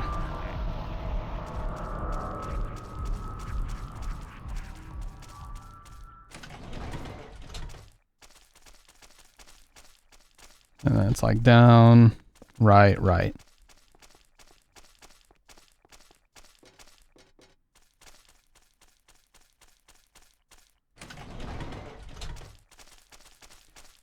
Dude, that's one of my favorite things to do. Anytime I got cleaning and other household shit to do, I just love to turn on a stream and just listen to it.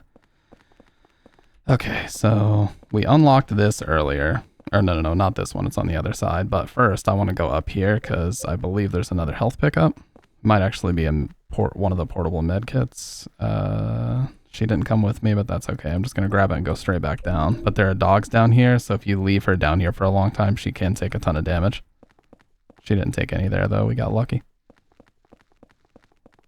But I am going to take the time to kill these dogs, as long as I don't take too much damage from them. Okay, that's one dead.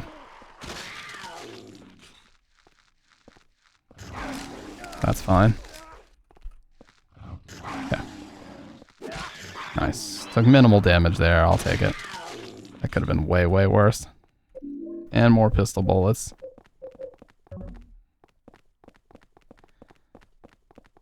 That's one of my green flags when dating. Any girl that can clean their bathroom and toilet. I mean, who wouldn't? What type of savage wouldn't do that?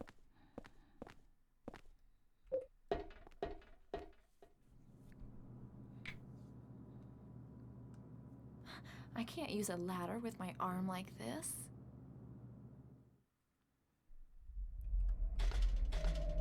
Okay, actually, first thing I need to do is go back and clean the coin. That way we can use it.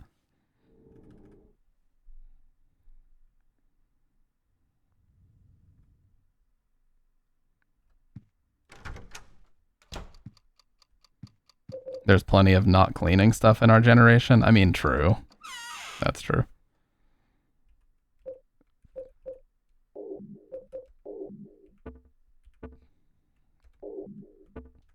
right, I'm going to use this here.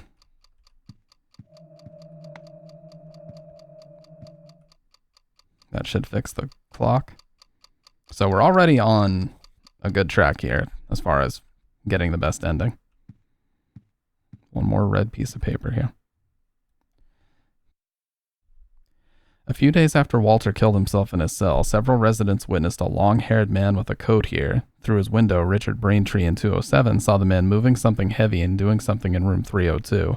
Even Sunderland, the superintendent, saw the man with the coat hanging around room 302 and confirmed there were signs of someone having been in there. Yeah, Doc, so for your November marathon, dude, are you actually going to try every single day again or not so much this year?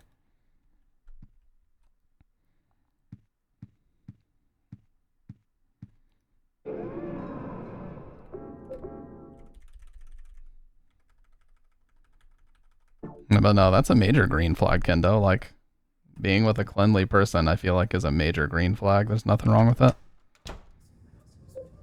You're actually going to try to do every day? Oh yeah, let's clean the coin while we're here. I should not need...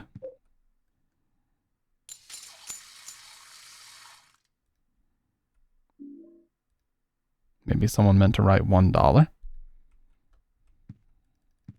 Yeah, I would definitely say that, dude. Like, don't push yourself too hard because it's just not really worth it. And like we've talked about, like, why do you have to stream every single day anyway?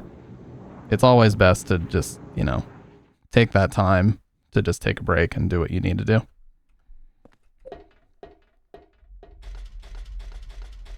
All right, so if we go this way, there's another candle, so we'll need that for the apartment just in case. But this puts us back where the vending machine is, so I'm going to go use this coin. There's Cynthia again. Slendy Man for 14 hours. Jeez. What a grinder. Murder scene key. Now we can go back to where Cynthia was killed. That's why it's important to unlock this door the first time you're in the subway, because then that way the next time you can just come straight back here.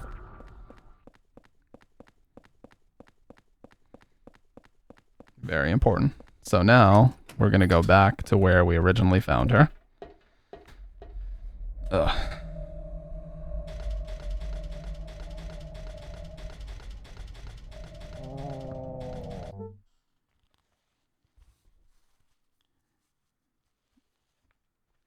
Okay, just had to reset that.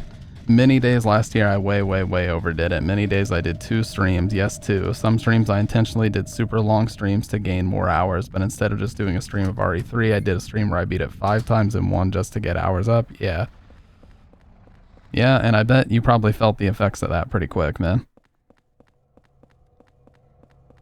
Not in a good way either.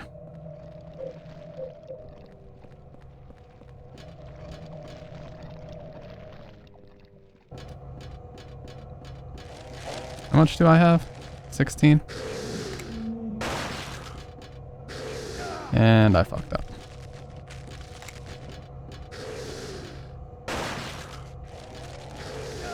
Oh my god, dude. That was so bad.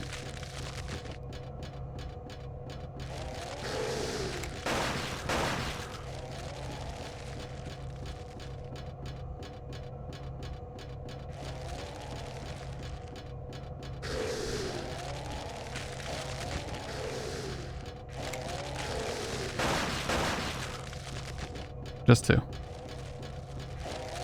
Okay, we're good. When you see the light get dark, you know you're at the top. I think Doc is like 22. If I remember right.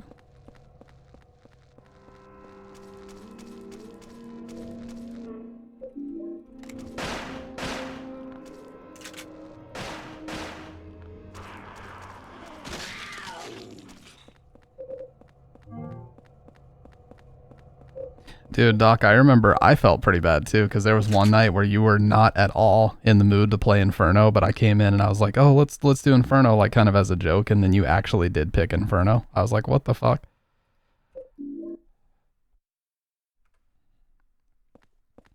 And I just knew. I was like, that was a mistake, dude. Cynthia left all this behind.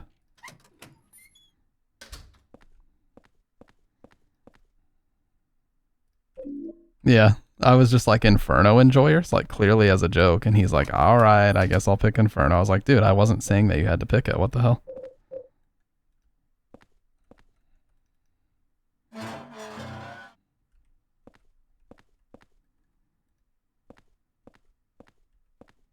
Okay, so to get Eileen where I need her, I guess it would be best if I just go ahead and go back down this way.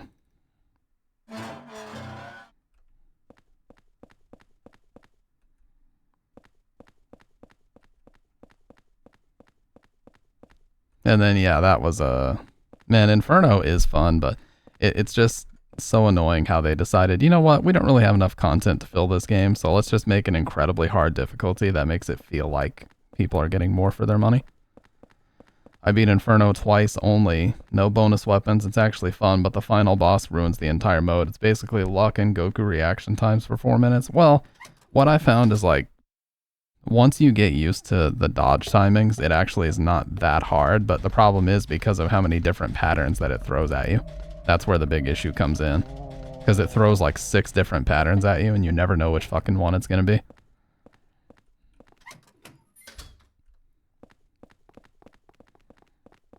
Until most of the time it's too late.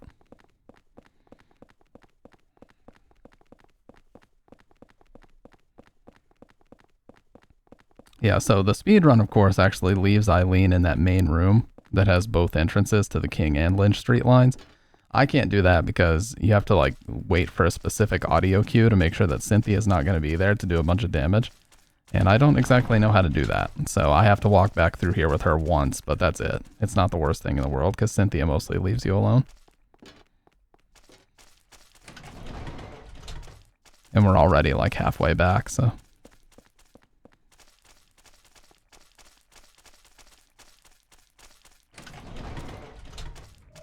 Well, there she is.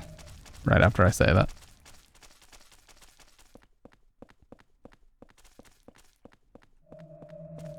What the?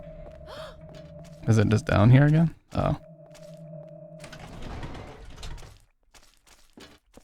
While he does the quick swipes, he will delay the last one. Yeah, that is the annoying part.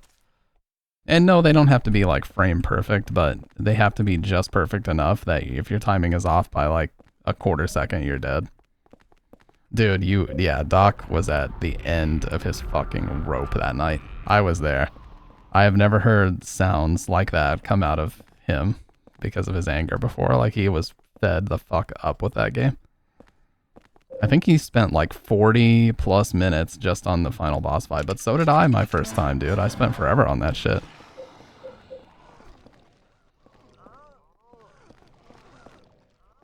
What? There we go. Alright, now we gotta bring Eileen with us down here. This is why I brought my pistol ammo, because if she gets in trouble, we have to shoot these things twice.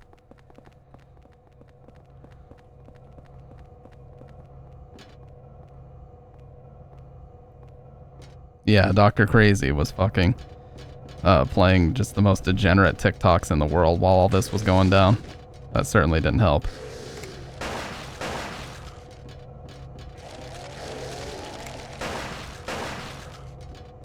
Yeah, just 2 bullets.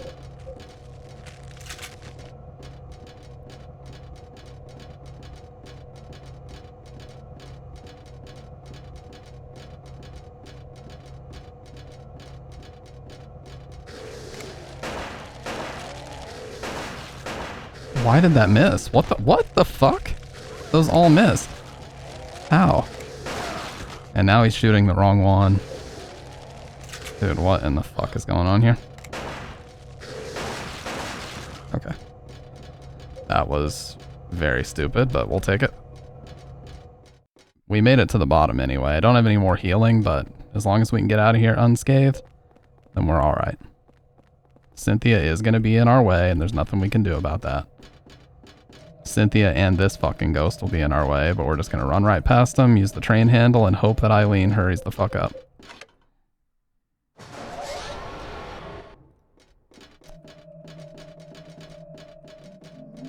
Okay, now we just mash. Okay, never mind, we got super lucky. That was best case scenario, so we're done with the subway forever. We can get rid of her commuter ticket and the coins. We never need those again. We're good. Yeah, I remember that, dude. Like that night, you could just hear Doc's rage building with every attempt that went by, and I remember I was thinking to myself, like, if this keeps up, he's actually gonna have like a breakdown. I thought he was actually just gonna explode or just end the stream. You could hear the heavy breathing and everything every time he died. I remember that, dude. Because you would always make it to the very, very end of the Inferno, or of the hospital raid, and then die at the very, very last second.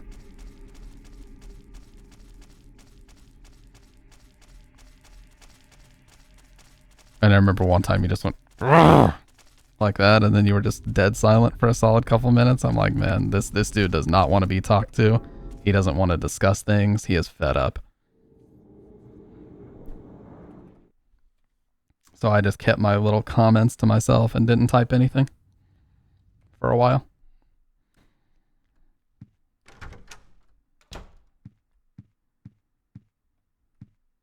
Any hauntings to take care of? Because I got a candle for him. No, doesn't look like it. Alright. Let's get rid of the coins. And let's stockpile this. Let's grab... I don't really guess I need more ammo out, but I'll grab it just in case. Now, the most important thing about this is we need to make sure that we grab the silver bullet from Forest World, because if you miss the silver bullet, it's going to be virtually impossible to get it off of Andrew when you go back to Water Prison World. So, above all else, got to make sure that you do that. Oh, I've got 3 medkits in here and 3 health drinks. There's a lot of health drinks in Forest World, though, so you don't really need to worry about that too much.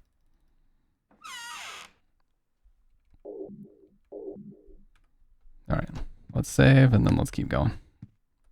So all we have is forest, building, or no, forest, water, prison, building, apartment, and then we're done. Just 4 more worlds left. Damn, so even taking my sweet ass time like this, it looks like the playtime's gonna be around 3:30. And I'm not rushing, I'm taking my sweet ass time. Yeah, original, RE4 original is just generally an easier game once you know kind of how it works and you get really used to the combat. It's not that hard of a game. TBH.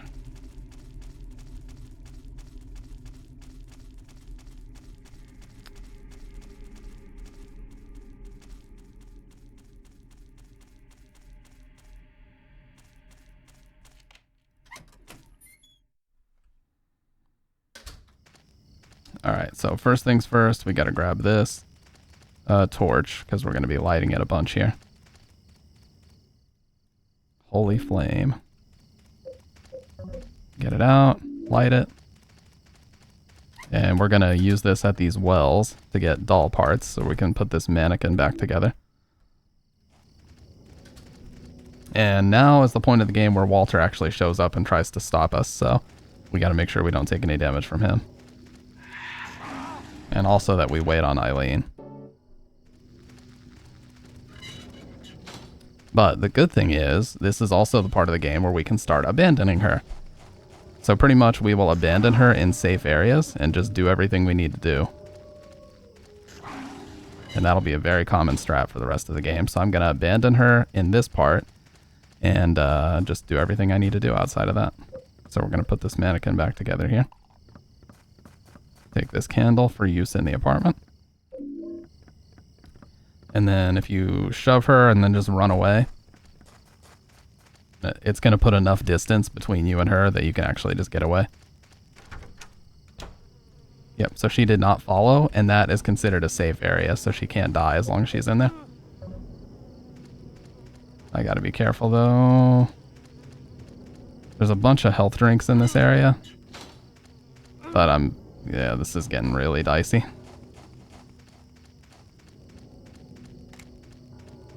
Okay.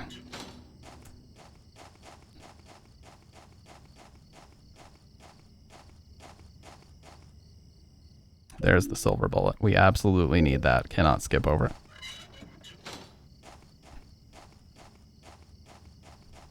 And there's a health drink. Thank God.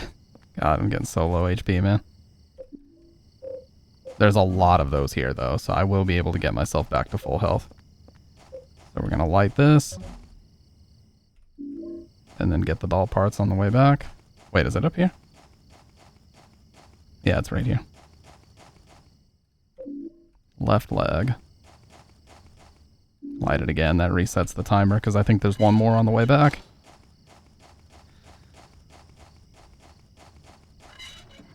So much filler with the... dude, the island just didn't really impress me any. Like, the island is where they tried to turn it into, like, the precursor to RE5, where it was super Hollywood. Like, the slow-mo and the action shots and all that shit. I just did not like it at all. It annoyed me more than anything. Bitch. Yeah, there's a ton of health drinks here, so I'm just going to keep using these that we pick up.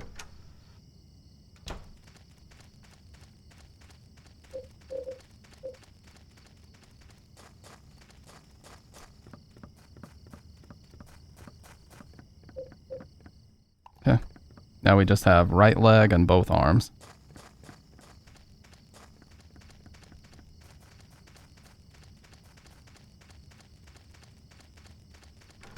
No way she came with me. That was too far, right? Okay, cool. Yep, so that is considered a safe area. She won't take any damage, and we can just do, you know, go about our business, do whatever the fuck we gotta do.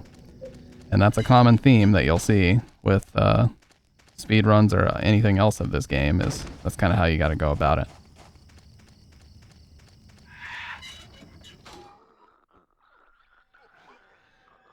Formake, don't forget 500 enemies on screen, bullets from every corner. Formake fixed a lot of that. It's not perfect, but Formake did improve on some stuff.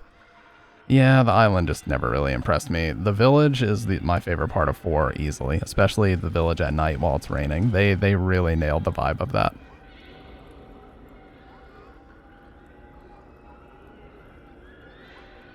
But castle, nah, I didn't really like the castle.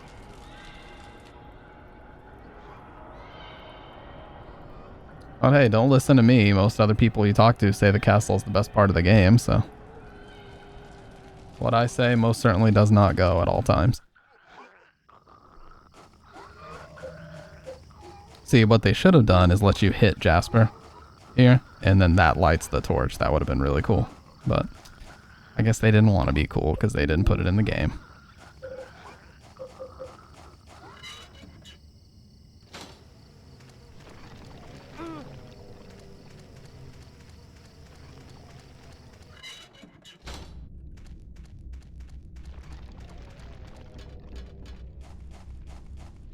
Oh, I can see the health drink over here. Yeah, they put a ton of them in Forest World, so this is your chance to make sure your health is good. As long as you have your stockpile in the apartment, which we do, then you're in good shape.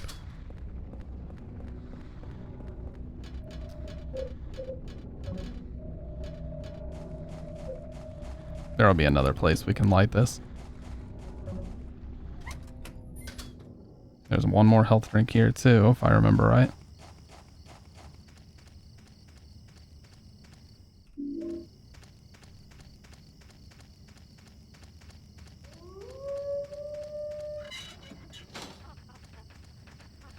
Yeah, I can see it right there, but let's get the doll part first. And another candle. I'll take that shit.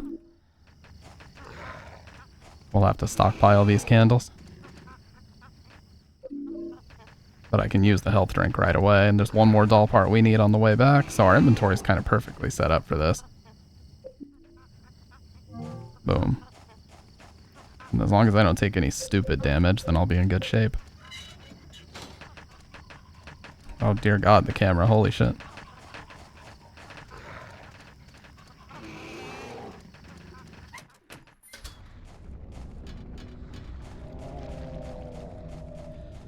But yeah, I definitely intend to just kind of get caught up in other aspects of life while I'm taking this little bit of a hiatus.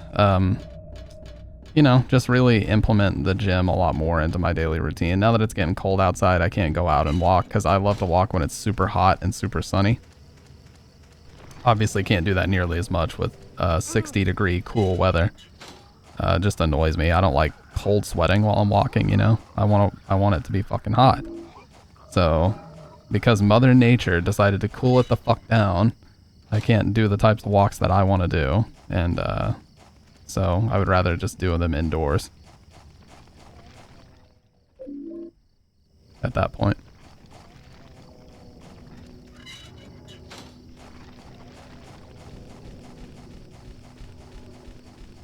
I knew I was going to get stuck there, son of a... Okay. Didn't take any stupid damage. So now we just have 2 doll parts left. I am going to have to make some space and then we'll be good.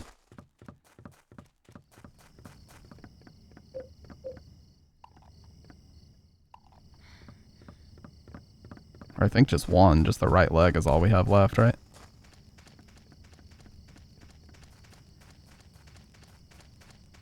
So let's go back and make some space real quick and then we'll knock out Forest. And then all we have left is building, or no, water prison building apartment.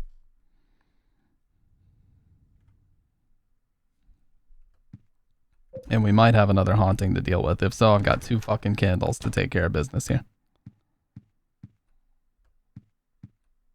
Maybe I've somehow been holding something that somehow weakened this. Oh, what? Is it the door? What's the haunting?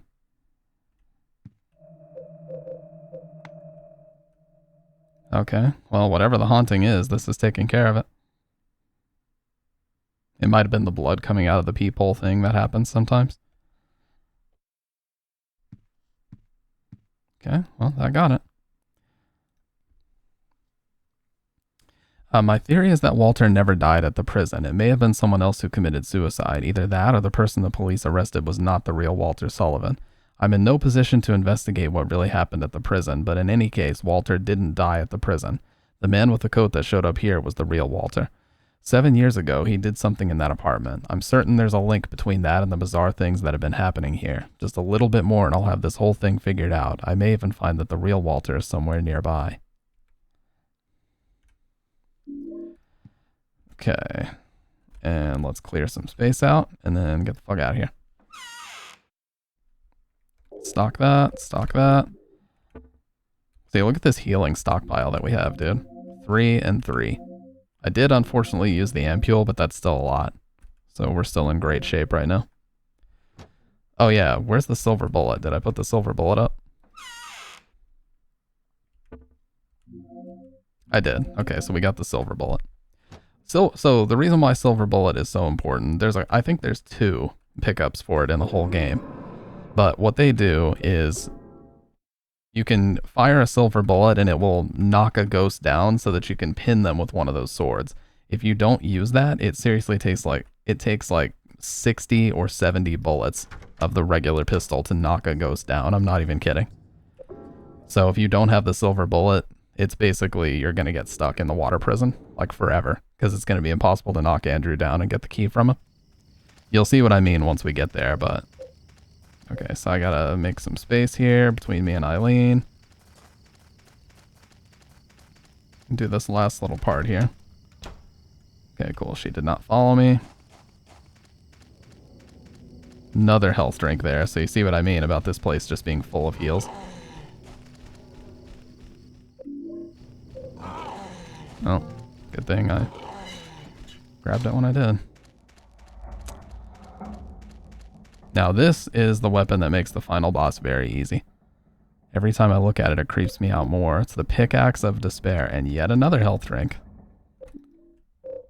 So we're full HP right now. Yeah, the Forest World is where they really ease up on you as far as the difficulty goes. And then more revolver bullets, you can tell because of the slightly different box color. And then there's also first aid kit. This is Nightmarish Waltz without the percussion. It's just the background ambience of that song. Walter Sullivan? That's what everybody calls me, but I don't really have a name or a home either. Well, what about a mom or dad? Yeah, but I never met them. They left South Ashfield Heights right after I was born. But soon I'll get to see my mom. Do you know where she is now? Yeah, of course. Right where I was born. Lots of people tried to stop me, but it's fine now. It says in the scriptures that I'll be with her. I gotta hurry. Mom's waiting. You know, back in the day, people roasted this kid's acting so much, but looking back, it's fine. I think people way over-exaggerated how bad it was, especially because we got some way worse kid voice acting in the HD collection, so it's some kind of suspicious-looking medallion. It's especially creepy the way he says, lots of people tried to stop me, but it's fine now. That's like clearly a line that adult Walter would have said. That's what makes it so disturbing. This writing, what does it mean? Yeah, so if Eileen is very possessed, then she'll actually read the writing out for you. But if she's very high HP, she won't read it out because there's no need. Or she's not possessed enough to understand it, I believe is the implication there.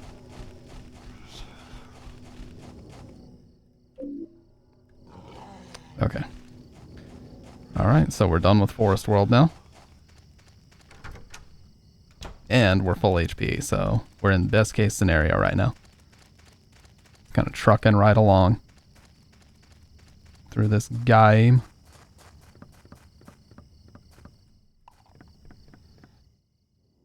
This town is full of pizza. How can you sit there and pizza? Good question, dude. Any person who could sit there and eat pizza, honestly, delete your Twitch account. That's all I have to say to you. Delete your Twitch account. I could sit there and eat pizza. As long as it's extra cheese, pepperoni, and spicy sausage. Let's go. I don't like when pizza is over sauced. That's one thing that really pisses me off. When they over sauce that shit, you take a bite and that shit just explodes. Like, come on, dude. Light, keep it light on the sauce. I don't need all that. There's a book here. It looks like some kind of Bible. The Descent of the Holy Mother, the 21 Sacraments. The first sign, and God said, at the time of fullness, cleanse the world with my rage, gather forth the white oil, the black cup, and the blood of the 10 sinners, prepare for the ritual of the Holy Assumption. The second sign, and God said, offer the blood of the 10 sinners and the white oil, be then released from the bonds of the flesh and gain the power of heaven. From the darkness and void bring forth gloom, and gird thyself with despair for the giver of wisdom. The third sign, and God said, return to the source through sin's temptation. Under the watchful eye of the demon, wander alone in the formless chaos. Only then will the four atonements be in alignment. The last sign, and God said, separate from the flesh too, she who is the mother reborn, and he who is the receiver of wisdom. If this be done by the mystery of the 21 sacraments, the mother shall be reborn, and the nation of sin shall be redeemed.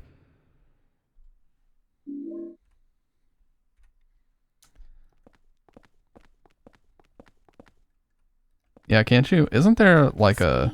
Silent Hill Woods? I saw a quote-unquote viral pizza order the other day where it was like Domino's and they were asking for garlic parmesan sauce. And it was basically like an Alfredo sauce. Apparently that's a popular thing that people at Domino's are doing. It's like extra cheese, extra garlic parmesan sauce, and something like that. And I was like, that actually does sound good. Look at the sheep in there.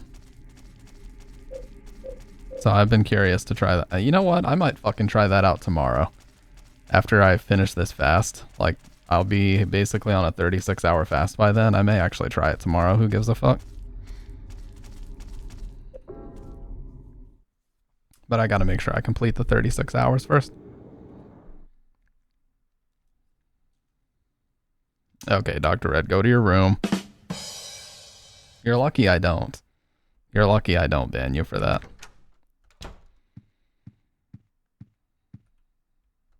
No haunting?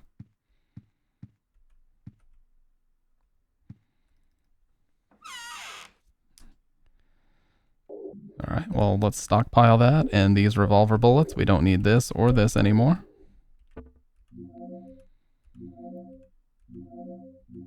Damn, man, we are in great shape. This is like the most prepared I've ever been for late game. 2 candles, 3 drinks, 4 medkits. Like, we are in fucking great shape right now.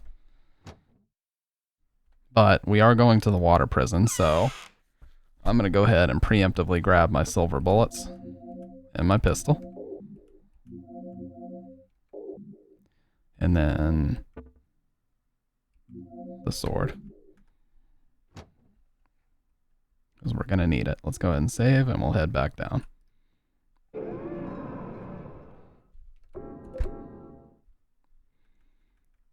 $11 playthroughs and there's about to be 12 on this install of the game.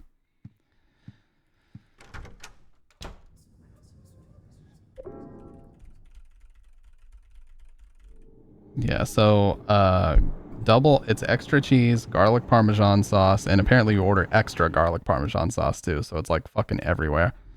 And then I believe you order it well done pan pizza. That's supposed to be what it is. I don't know why this is quote unquote viral all of a sudden, but I guess some person was like, oh hey, this is a really good order, and everybody else has been ordering it because of that.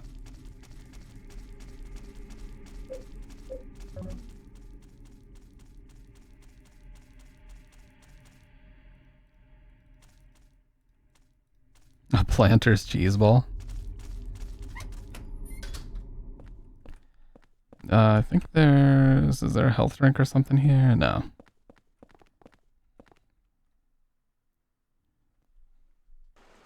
This again reminds me of the big shell, the way that it looks as you descend down to the water prison.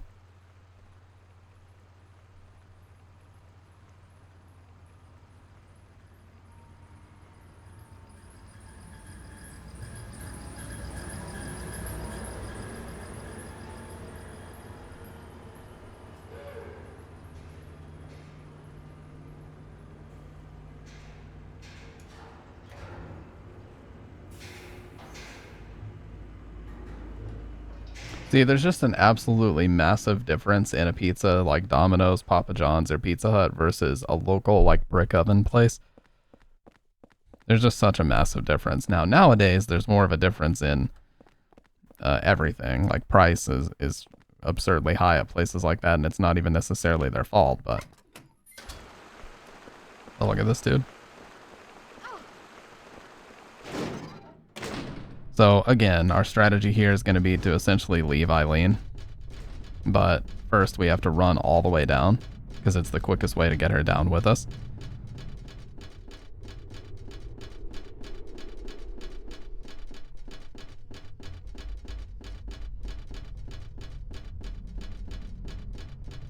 So we're going to run all the way down here. Once we get her in this sort of central room, I'm just going to run into her and then try to get back out here as quick as possible without her being able to follow me.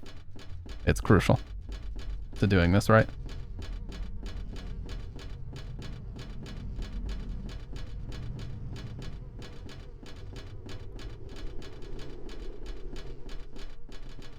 That was the luckiest I've been to make it all the way down here and only take 2 hits.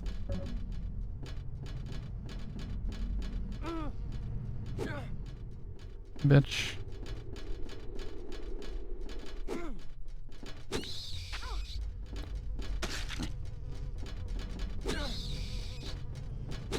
It is very fucking weird. It is easily the weirdest, like thematically, and just the way that it looks. It's the weirdest. The concept of being inside of a fucking dream world and everything. Everything in between. All the main plot points are fucking really bizarre.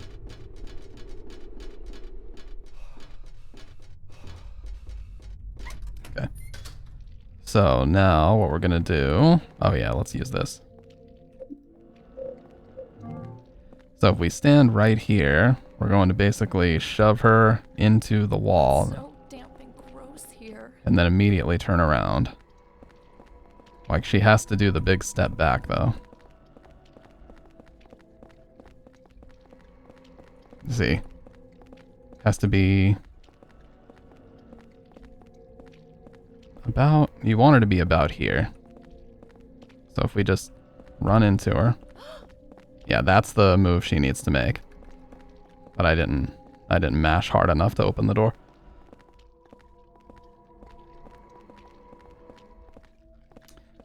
Yeah, I don't know if you've talked to him about this, but I watched the end of his VOD, and apparently he's like taking a big long break from streaming, which I didn't.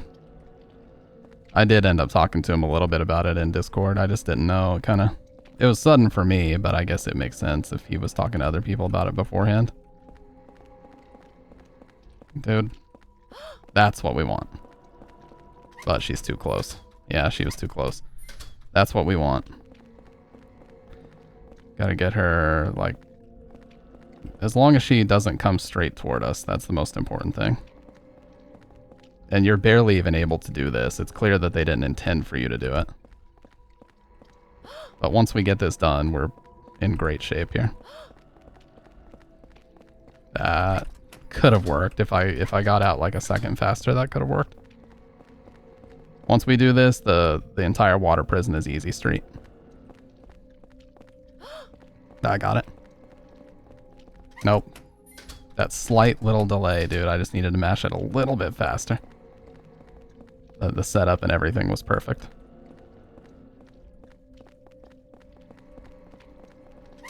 Nope. I'm not opening the door fast enough.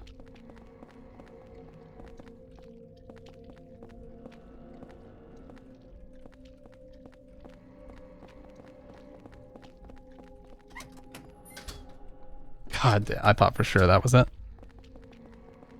They clearly didn't intend for you to do this, but you guys will see exactly why I'm doing it, because she is a fucking nightmare to deal with if you don't.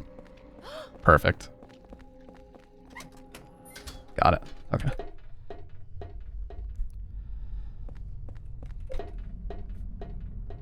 Okay, so now... Yeah, Walter's still out here running amok. We would have to run all the way up here with her. Fuck that. So now we're just going to look for the bloody bed, jump our way all the way down, and we're good to go. Nice try, idiot. Yes, there's the bloody beds. We're going to jump all the fucking way down. We're going to get this shirt, take it back to the apartments, and then we're in good shape. And that's considered a safe room as well. She can't take damage in there. That's the reason why you want to make sure she gets stuck in that specific room. Boom. Alright, now back in here, we're going to grab this shirt. It's a shirt with something written on it in wax. So we're going to have to take this back to the apartment, clean it, and then we'll be able to read the lettering on it, and that'll cause Andrew to spawn in. Yeah, see, there were a lot of rumors for a long time. Hey, no problem, Dr. Red. Appreciate you hanging out as always, man. Get some rest. There were a lot of rumors, especially at the time, that this game started as a non-Silent Hill project, but apparently they said that's not true. They said it was always intended to be a Silent Hill game, so that's nothing but a rumor. But I don't know. I can see why the rumor spread, because this is so different than any other Silent Hill game, and like it's not even remotely close to anything else. It's so fucking weird, man. I could totally see if they were trying to make a completely different horror game about being stuck inside a dream world, kind of like Nightmare on Elm Street, you know? They allege that that's not the case, so who am I to say otherwise?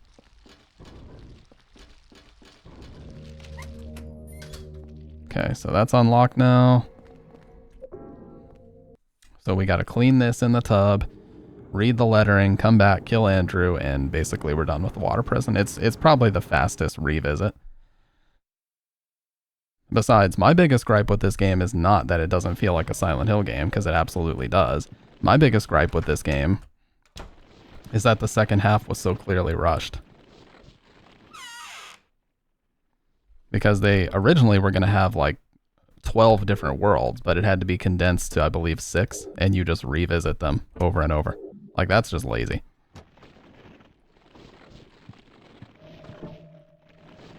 Okay, that'll fix that. Oh my god. Yeah, that's a rare one too. I mean, is bro gonna stop or what? Man, we've gotten all the rarest hauntings this playthrough. Alright. And then there was another one in here, unless that counts as the same one. Okay, it counts as the same one. Yeah, fuck that. That gave me the ick, dude. That gave me the ick. I'm going to gaslight, gatekeep, and girl boss if I see that dude again. I'm going to summarize everything I've learned about Walter Sullivan so far. He was born right here in room 302 of South Ashfield Heights. His parents abandoned him soon afterwards and disappeared somewhere, leaving the baby alone. He was discovered and sent to St. Jerome's Hospital. He was adopted by Wish House, an orphanage in the forest near Silent Hill that's run by the secret Silent Hill religious cult. When he was 6 years old, someone from the cult showed him where he was born. Since then, he started to believe that room 302 itself, in other words, this room, was his mother. Every week, he traveled from the orphanage to South Ashfield Heights, a pretty long trip for a kid his age. Sometimes he took the subway and sometimes the bus. I'm tired. My headache is already killing me. I'll write more tomorrow. Alright, so in good shape here. Silver bullet. Let's wash this.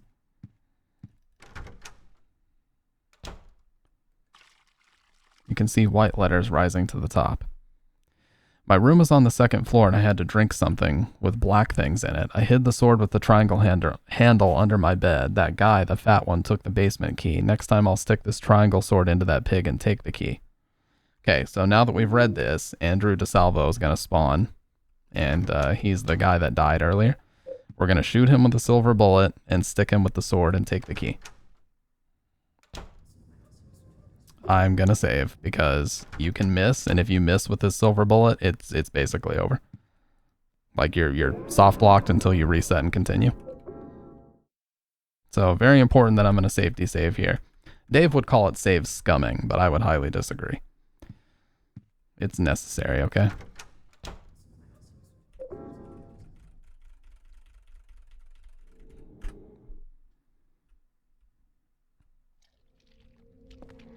Alright, so now we're going to get this little cutscene because he's going to spawn in. He's going to go prepare for the ritual.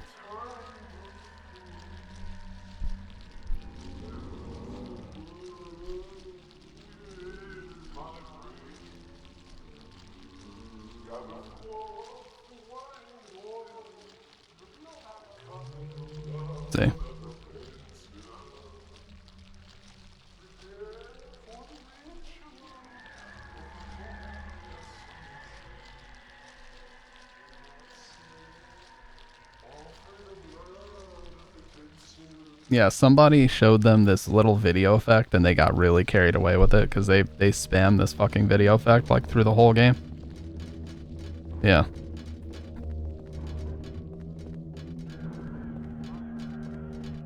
Alright, so when we run into him here, grab this, load your silver bullet. This town is full of monsters. Got How him. can you sit there and eat pizza? Stick that bitch. And there's the key.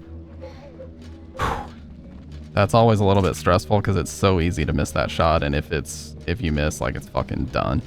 I safety saved, so I would have been good, but man, still annoying. God, you guys gotta stop talking about pizza. I actually could fucking obliterate a pizza. I'm in the middle of a fast right now, I'm trying to hit 36 hours. I'm around like 26 right now. So I still have quite a bit left, but man, I would fucking obliterate a pizza right now. No questions asked. You can still hear him writhing up there.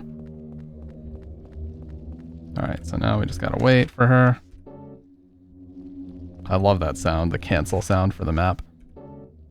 Love it. Alright.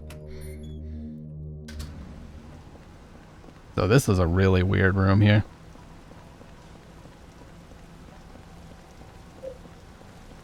My right ear is getting spammed right now with audio. Okay. So here's a really weird room. Because once you get past this thing, it looks fairly normal, and then look at all these fucking things. So what we want to do is stay right and just bait them all to go that direction until about right here. And then they'll all get out of her way. And then we just stand here and spam it until she gets close enough.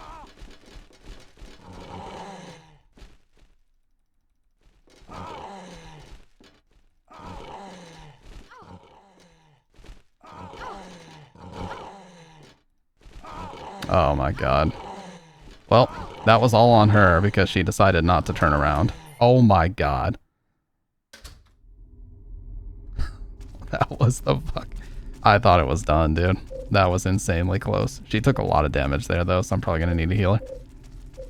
She was like a fucking, I don't know, a millimeter close enough for me to actually get through there. Holy shit. Well, good thing I have a stockpile of heals.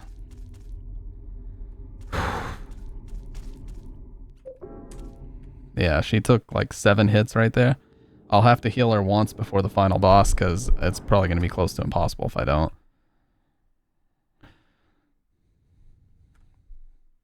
Gobble 10 onigiris. What is an onigiri? BTW. Shoes? Okay, not the shoes. I think we're good on hauntings for now. I'm just going to grab 1 health drink out because I've got 4 of those, so we can grab 1 and use it. Nice. And I guess I'll just hang on to everything as I have it.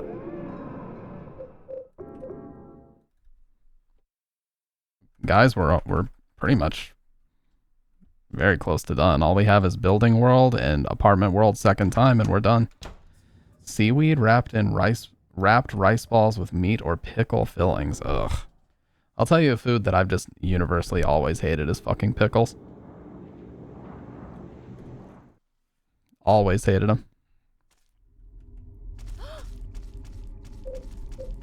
Seems to be a very love or hate food. Some people can fucking eat them any day, anytime, any day, anywhere.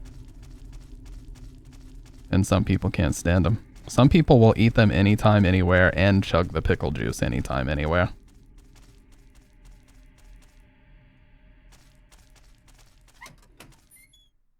A pickle spear with your burger? I mean, they're okay. Some people be acting like they're the greatest food ever conceived by man. Like it's just an acidic cucumber, dude.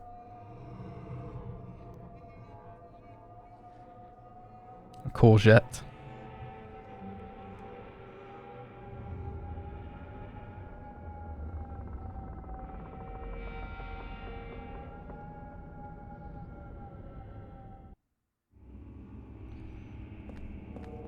Richard's ghost is the coolest in the game, no question.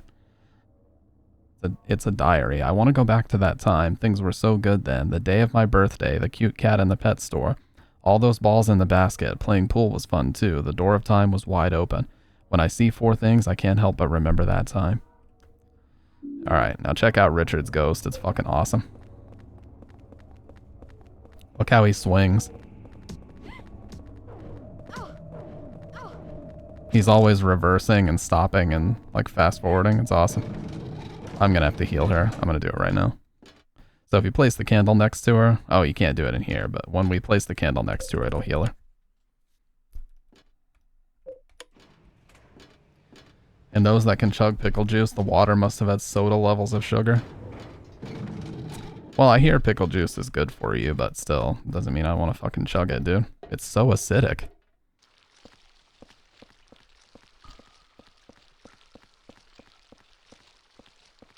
There should be a billiard ball down here, or maybe it's the volleyball.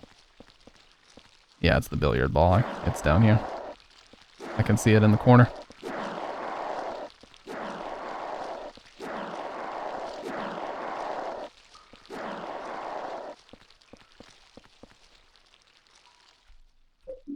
Cue ball. Now, the good thing is Eileen stays in the elevator, which again is a safe spot for her, so it's not a huge deal. And we're also about to run into both forms of Walter, the kid and the adult version here.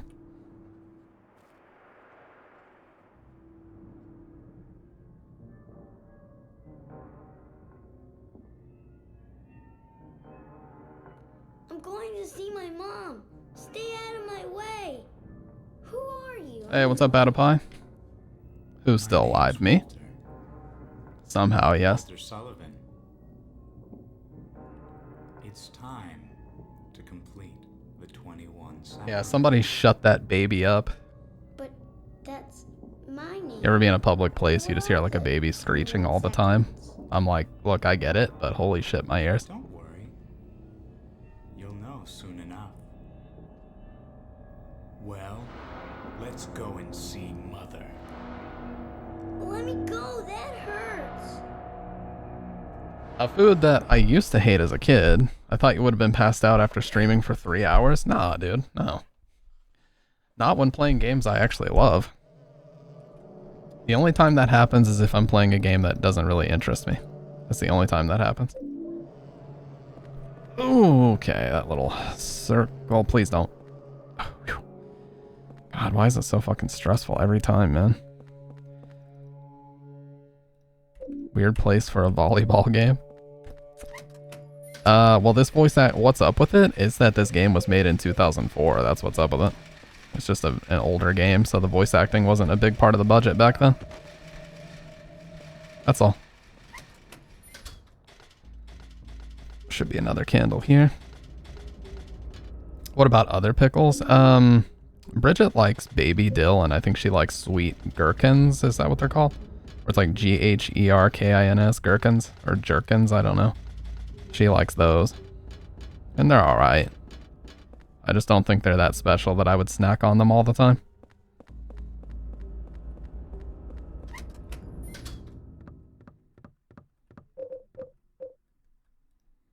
Alright.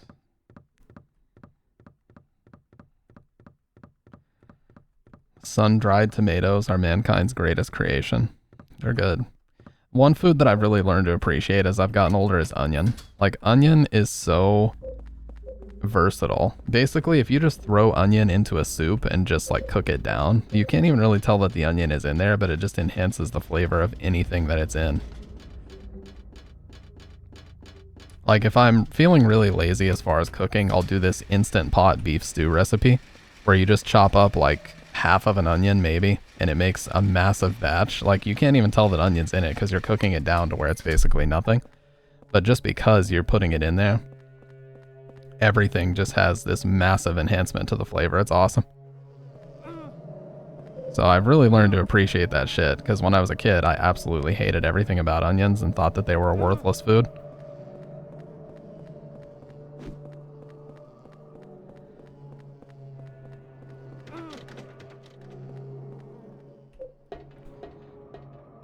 Okay. Yeah, they're really good. Garlic and onion. I used to watch a lot of Bobby Flay, and he said that all the time. He's like, garlic and onion are basically your flavor explosions. When you put garlic and onion in things, they taste amazing. As long as it's not a dessert. Exactly, Kendo. It looks a lot like downtown Ashfield.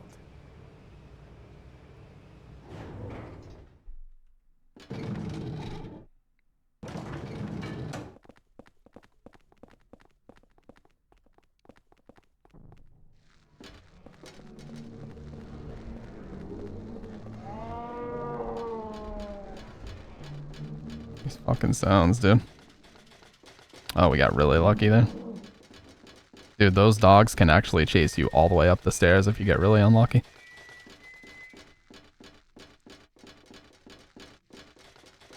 Yeah, you just gotta make sure you don't overdo it on garlic because of the breath, but yeah. Who moaned? I don't know, dude. Definitely didn't sound like Walter, though. It wasn't me. Don't pin it on me, dude.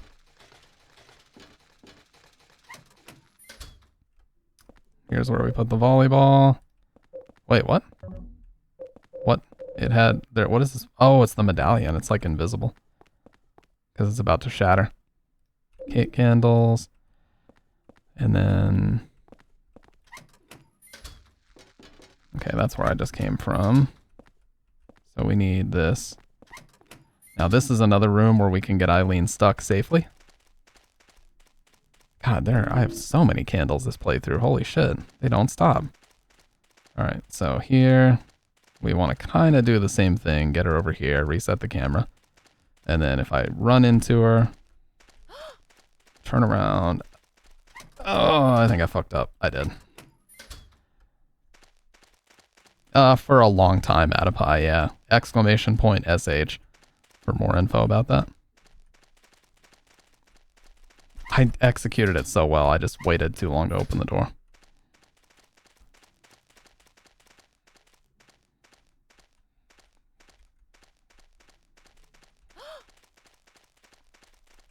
No, dude. It's so tough.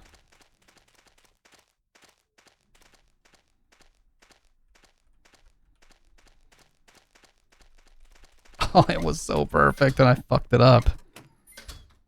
Yeah, I gotta remember that the door's a little bit lower down than you might think.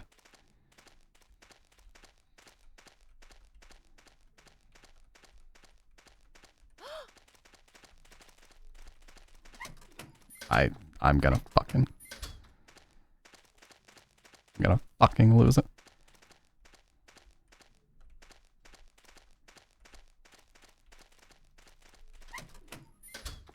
Oh my god damn it, dude. That was the best attempt so far. That was the best attempt so far. Get it turned around. No, dude. I keep mashing and I just am not in front of the door where I need to be. Okay, that's... It's not gonna work, dude. Whatever. Whatever.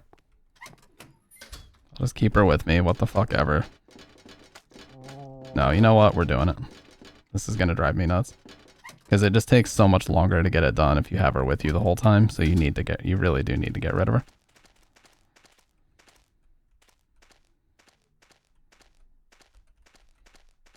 But this one is arguably an even tougher timing. Oh, I thought for sure, dude. I thought for sure. This one is arguably an even tougher timing than the water prison one. You gotta get her to turn around and push her like right into the...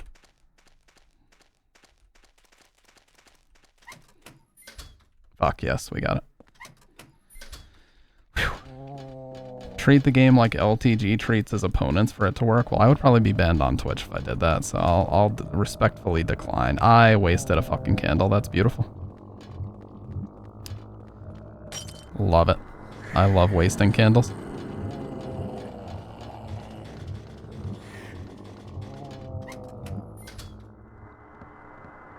We got this. Alright, birthday candles go here. Okay, Now we just have this cat, and we're finished with the whole... God, dude, he was zooming. But yeah, you guys have to understand. I fully get it, and I agree with you, and I still love Silent Hill, but you gotta understand, I've been doing this for 5 years. I have to pace myself and take breaks eventually, because with how often I play these games, I'm going to be burned out like very soon. And I don't want to be burned out on my favorite games, so.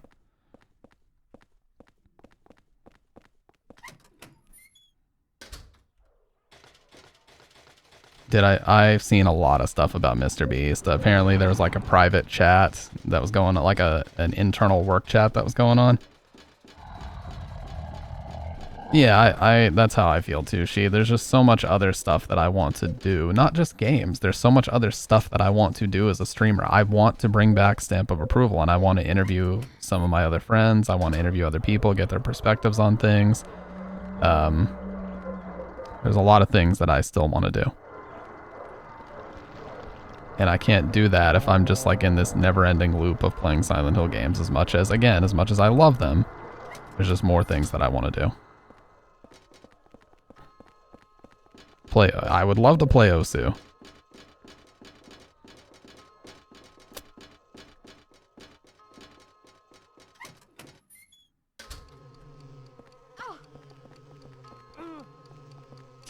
Okay, now this is going to be tough. Because I have no medallions right now. And I'm going to have to rely on picking up this one med kit that you get here. I might need to use another candle to heal Eileen if things get really bad here. Things get really dicey. Yeah, see, with no medallion, you can take stray hits like that all the fucking time. You gotta be careful. And now I've got to wait on her.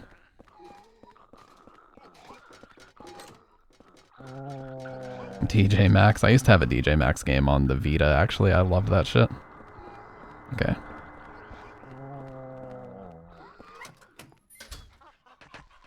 There's also some heals in here, but I gotta make sure. Okay.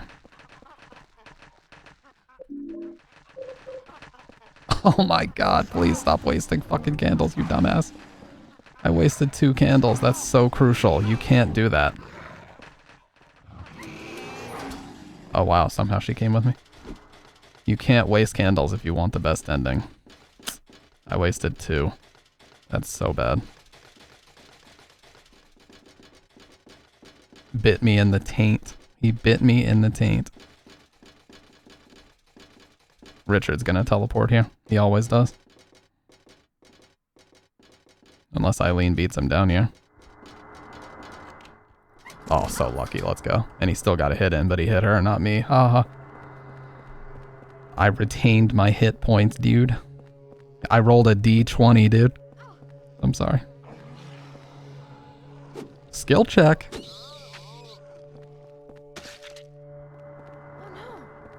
Eileen, get the fuck. Okay.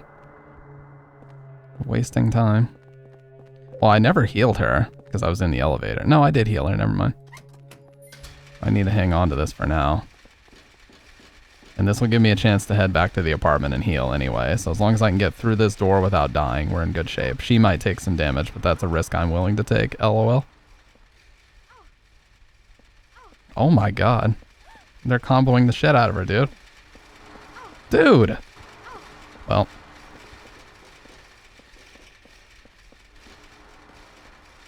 She's definitely going to need that last candle now, so all the exorcism I did in the apartment, that's going to have to be good enough.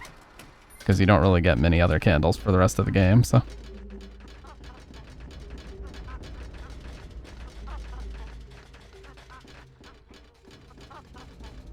I think there is one here, though. Kill this guy.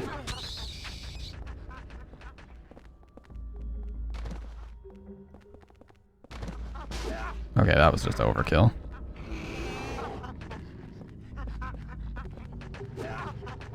Dude. What in the hell is happening right now?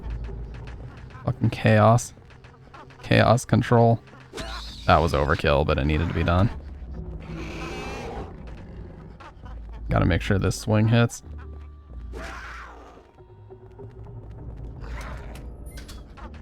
Okay, what the...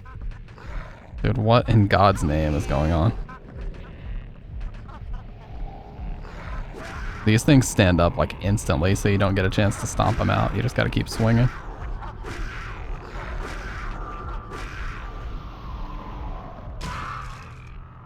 Okay. Are you okay? Well, there goes our candles. Like I said, all the work that we did in the apartment, that's gonna have to be good enough, dude. I'm struggling. I am not okay. I promise. Teehee. So I'm gonna let this heal her. Take a sip. You know, just a little sip of our gallon of 9.5 pH alkaline water.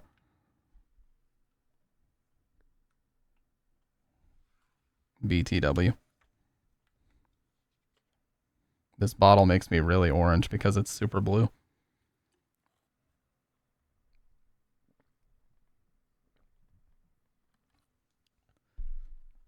I went through a whole gallon of this last night. Look how orange it makes me. I went through a whole gallon of this shit last night because of all the reading and all the talking.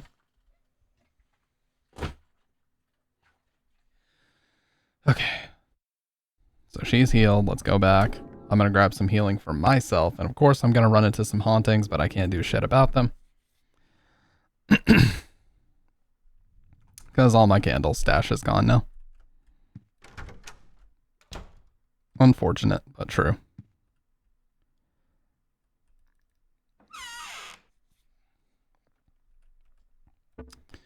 Okay.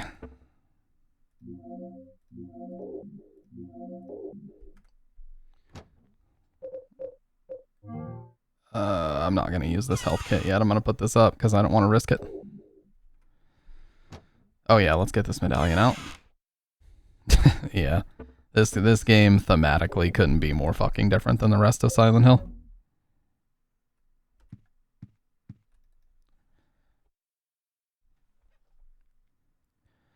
Continuing from yesterday, I'm going to summarize everything that I've learned about Walter Sullivan so far. Naturally, it was a long way for a kid his age to travel, but he made the trip every week by subway or bus. Unfortunately, someone else was living in this apartment, and so he couldn't be reunited with his mother, room 302. For years, he continued to come here almost like he was possessed, just to peek into the apartment. Eventually, the tenants began to complain and treat him badly when they saw him hanging around. Walter began to fear the tenants and see them as obstacles, preventing him from seeing his mother. As the years passed and Walter matured, he began to be more and more influenced by the teachings of the cult. Furthermore, his obsessions with his mother and his feelings of resentment towards the outer world became even deeper. Walter became preoccupied with one particular tract from the cult's Bible, the Descent of the Holy Mother, the 21 Sacraments. By the 21 Sacraments, the Holy Mother shall appear in the countries of the world and shall bring salvation to the sinful ones. After Walter left Wish House, he moved to Pleasant River, a town neighboring Silent Hill. For a while, he lived the life of a normal student, but he was still filled with bitterness and resentment towards the rest of the world. Several years later, he launched his plan there, the 21 Mother. The 21 Mothers, yes. The 21 Murders.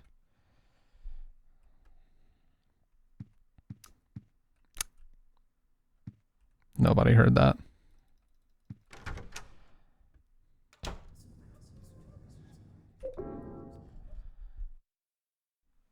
Holy mother. Oh yeah, so we need this code. I think it's 4950, if I remember right.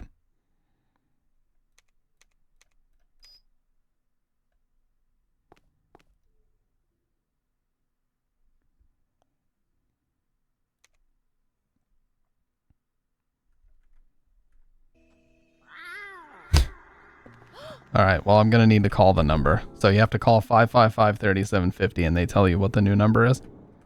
And it's right next to the bed, so it'll be easy to do.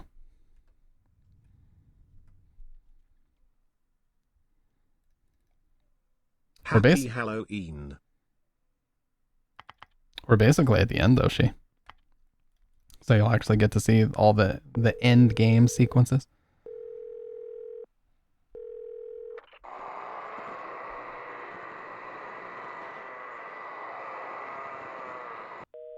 Oh, I bet, you know what? I bet you have to read I bet you have to read that note that says that it's the new number now.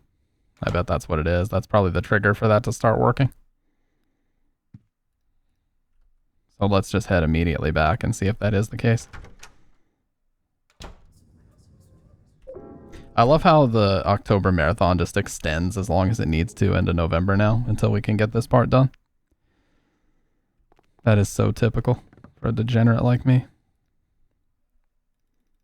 Yeah, so this basically says they had to change the number because of all the complaints about the weird sounds, and that the new number is the code. Maybe it is 4950 now.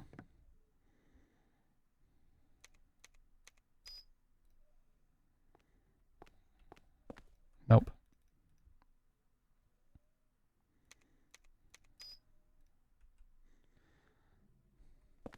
True.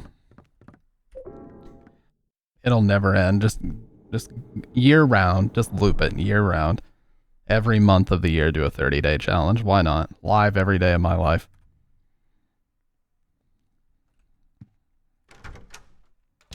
Oh yeah. Now if we call the number, it'll give us the new one.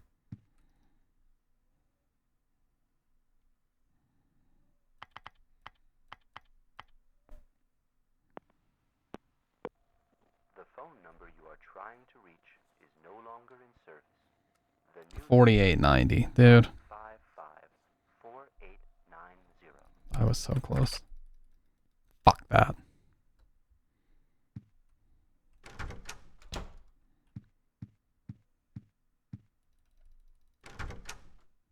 Alright, enough of this looping bullshit. Now we're done with building world. The only world we have left is apartment, and apartment is arguably one of the easier ones. Because it's basically running down and then running back up, and then you're done. Building is one of the more annoying ones, for sure.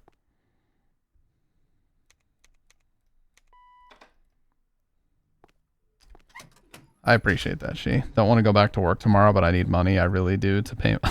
I need that money. I really do. To pay my bills. The internet bill. The electric bill. As he's looking and sounding like an actual crackhead talking about money. I appreciate that. Oh, Quesadilla got it. Quesadilla's been here most of tonight.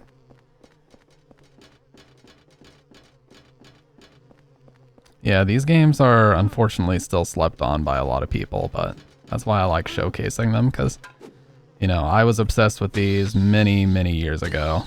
And, you know what? If I had to see these weird-ass fucking games, then so do you. Ooh, that radio looks really good with your name, by the way. Oh, I can hurt her? Since when? Fuck out of the way, Eileen. Look here! Look, listen! Appearing offline does not fucking stop it. So stop talking. Stop giving advice you know nothing about.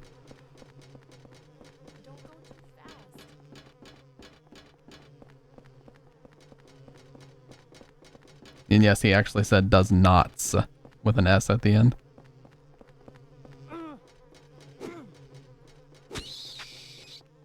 Fucking hate these things. And apparently if you zoom in, like on the model of those things, they actually look like little people. They look like little fucking fairies. It's so weird. Yeah, that radio badge is awesome. I think that's the ruby red one. Oh, fuck me. I forgot about the One Truth room, dude. Why do I always forget about that shit? Eileen always takes a ton of damage here. Alright, well, let's hope we get lucky here, because this can go really badly. Nope, not that one. I'll try this one next. I usually work my way down the left side first.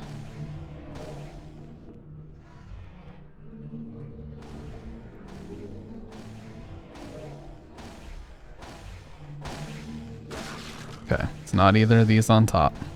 Good to know. So now let's go here.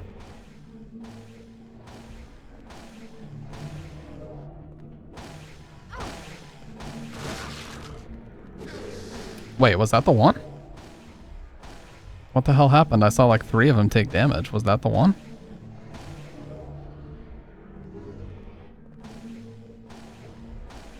Yeah, dude. We had a whole conversation about AI in a Resident Evil. What?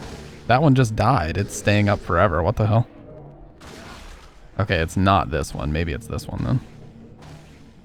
We had a whole conversation about AI in a Resident Evil speedrunners chat the other day.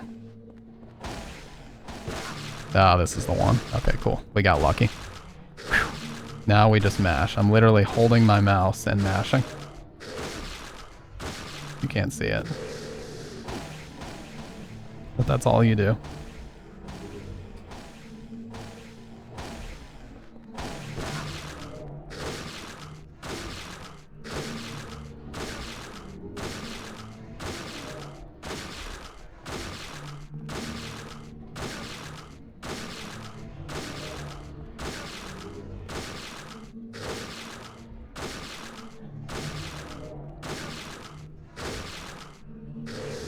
Yeah, this room takes an absurd amount of time on hard, like they give them an insane amount of HP.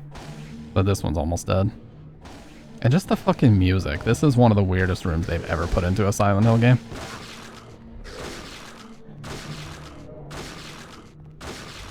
Now they're dead. God, what a weird fucking room this is.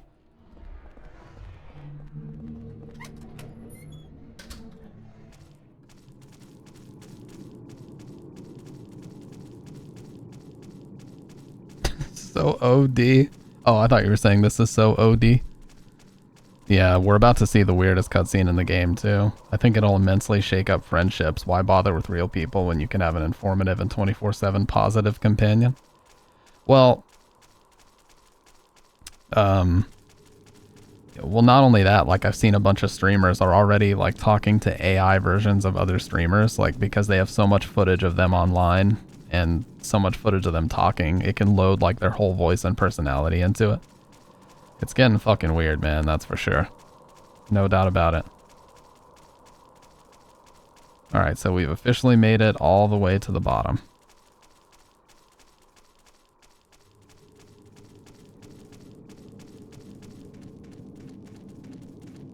I'm scared. Skynet, dude.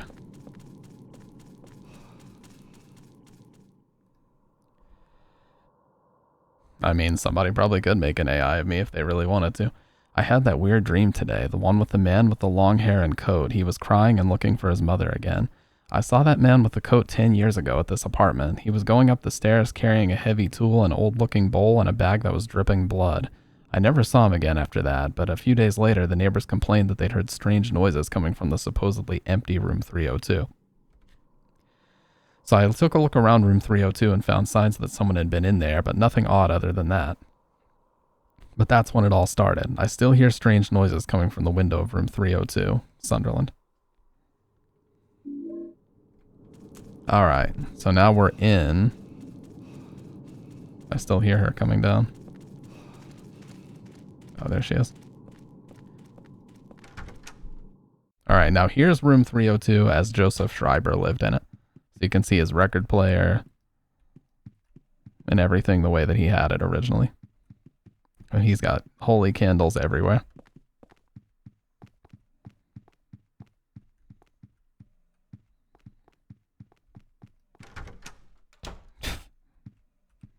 Tool is great, man. Their first couple albums especially. What's with this room? It's covered in blood and rust. This is my room, but what the hell's happened to it? This room, is it really my room? It's in terrible shape. The air is so heavy my head hurts. Creepy, it looks like a face. What the hell am I writing? 302 is just the apartment that the game takes place in. I can't break down the wall.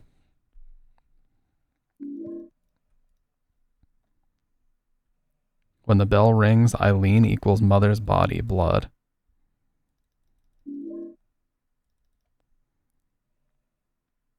The Crimson Tome. Bury part of the conjurer's mother's flesh within the true body of the conjurer. Part of the flesh equals Super's room. Okay. Now, we check back here. We're going to read these, and we get the weirdest fucking cutscene in the game after this.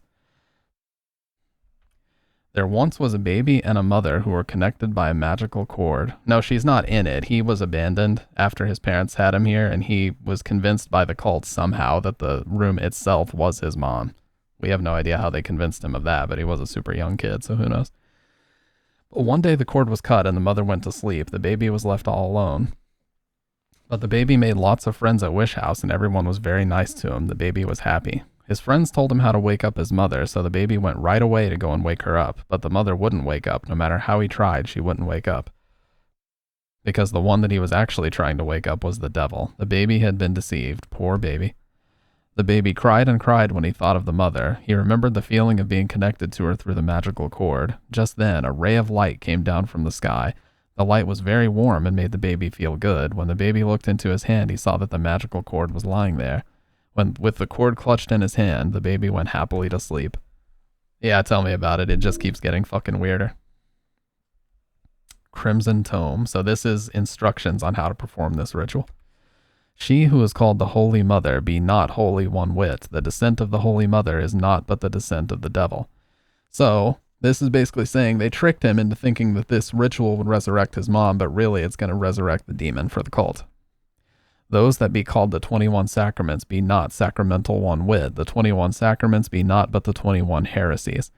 To give birth to a realm of wickedness within the blessed realm of our Lord be blasphemy and the work of the devil. If thou wouldst stop the descent of the devil, you must bury part of the conjurer's mother's flesh within the conjurer's true body. Thou must also pierce the conjurer's flesh with the 8 spears of void, darkness, gloom, despair, temptation, watchfulness, source, and chaos. Do so, and the conjurer's unholy flesh will become that which once it was by the grace of our Lord. Fairly standard cult instructions here.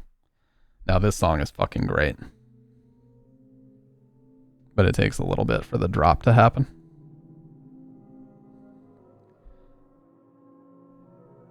I'll get my mug off the screen for this.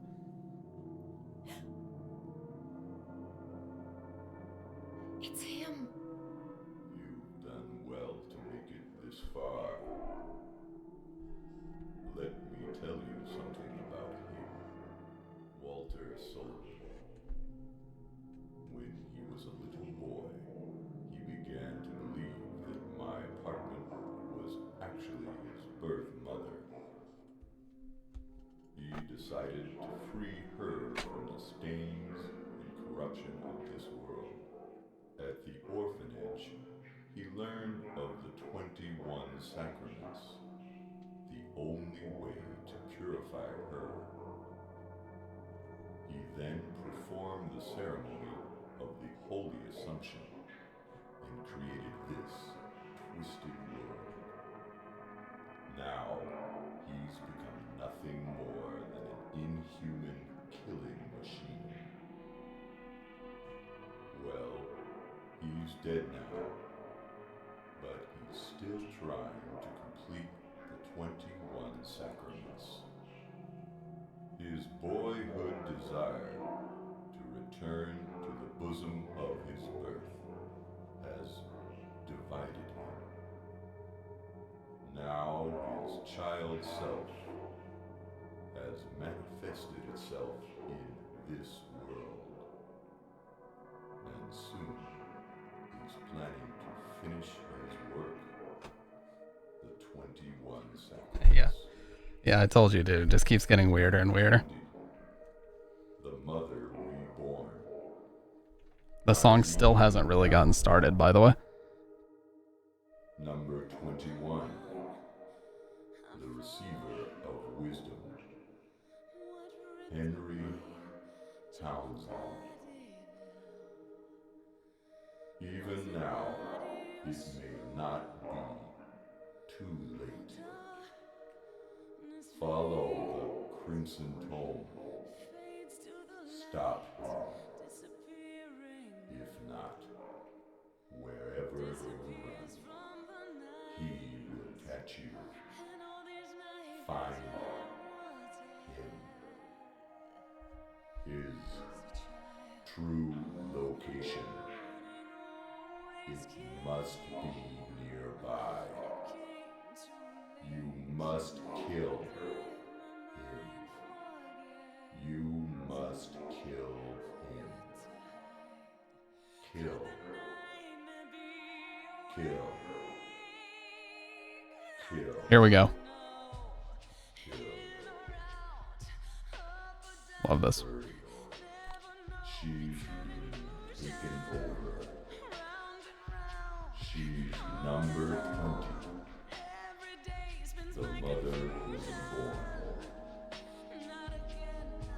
crimson toll. Obey the crimson toll. Kill him. Must kill him. Kill. Kill. Kill. I know this. It goes on for so long. Like he only repeats himself 5,000. I fucking get it. I have to kill him. I get it. Bro, you're gonna sit here fucking yapping for so long I can't get the job done. Shut the fuck up.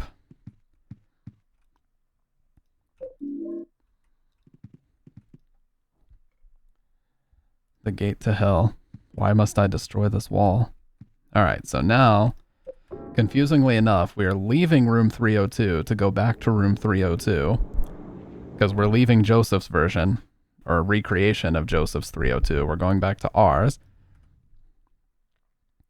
And we're going to use the Pickaxe of Hope to break down this wall. And the biggest crime of this whole game is that all this storage space was back here being unused. So he was getting ripped off on his rent the whole fucking time. That's the scariest part. How can these fucking landlords get away with this shit?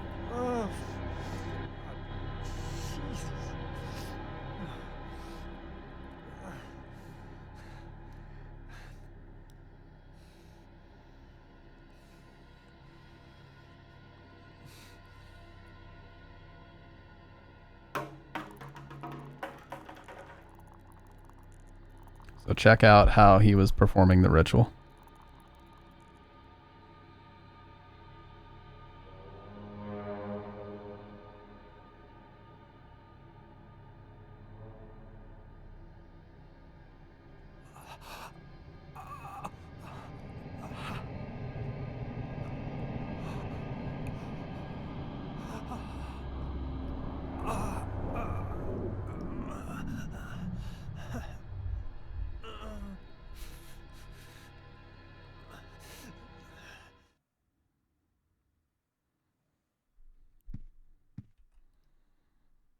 Walter? His body, it's tangled up in some kind of pipe. There's something in his coat. Keys of Liberation. Extremely evil looking keys held by the corpse of Walter. These aren't just any keys. These are extremely evil. This must be the cult's Bible. It's filled with white oil. Walter must have used this here. A mortar and pestle. Some kind of residue in it. What the hell was Walter doing in here? What's this in the refrigerator? Bags of blood and things like that? There's some kind of strange black fluid in the depression. Is this the real Walter Sullivan? It smells terrible. I guess he's been here from way before I moved in.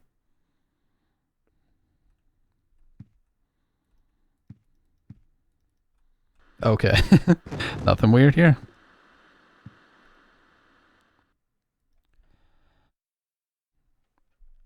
Alright, so this is the list of the 21 victims to perform this. Billy Locane, Miriam Locane, they were mentioned in Silent Hill 2. And then starting with number 11, Assumption Walter Sullivan. Number 15, just Despair, Joseph Schreiber. That's the guy we played as in the prologue. And from here, every person we interacted with. Number 16 was Temptation, Cynthia. Number 17, Jasper. Number 18, Andrew DeSalvo. Chaos, Richard Braintree. Number 20, Mother, Eileen Galvin. And we are the final number 21, Henry Townsend. So now, I'm going to use the Keys of Liberation.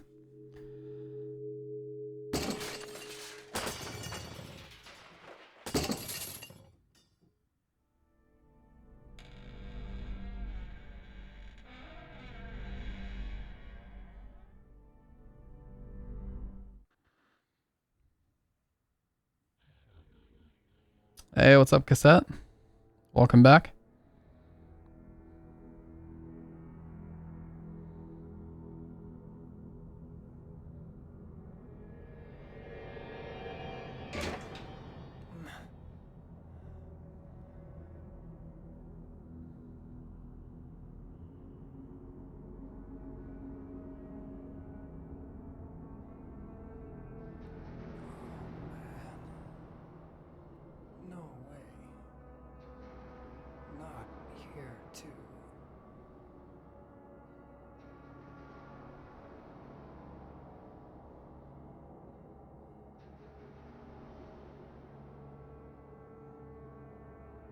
They never explain how she ends up here. She just kind of walks over. Eileen? And now she's with us. Now we can go back in here if we want to like save and do everything else, which I'm actually going to do really quick. Sorry to like leave her yapping there, but it needs to be done.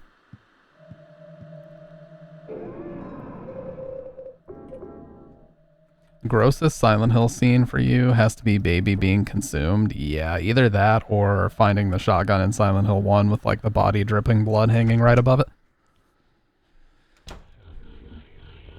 But yeah, the Claudia eating the fucking demon fetus at the end of 3 has definitely got to take the cake as far as most fucked up scenes they've ever conceptualized. In my little opinion. Nope. My humble little opinion.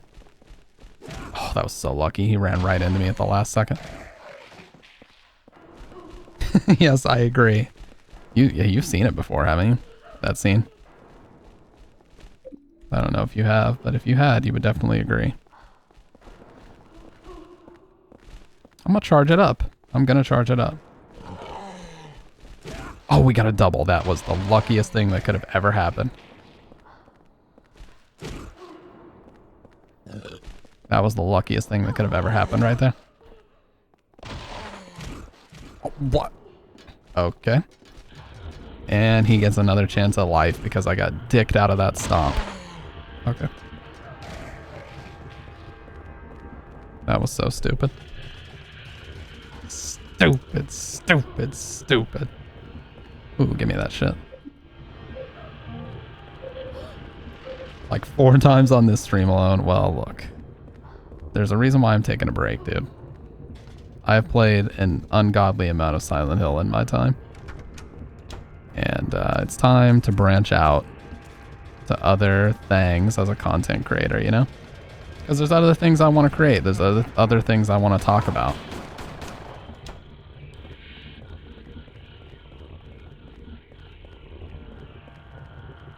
Just making sure there's not any... another sword. Yeah, I would love to play things like Clock Tower, but I can't because I keep looping the same, like, 10 games over and over. You know?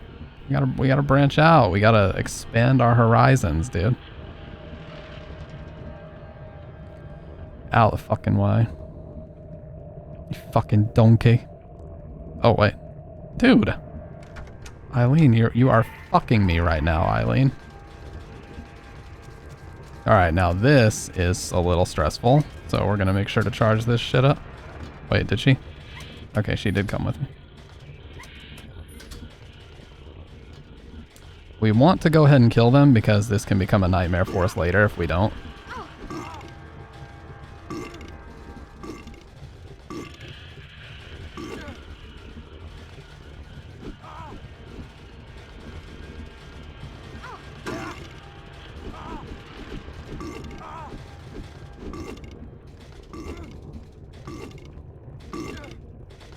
Oh, this is going to be huge if I can charge this up.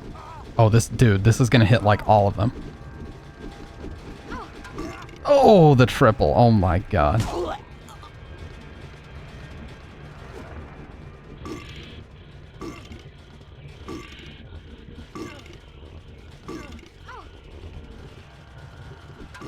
Oh my god, that was insane. Why are they burping? I don't know, dude. Ask the devs.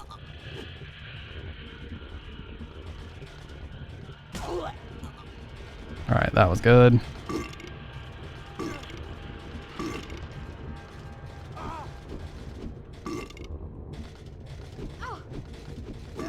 Good.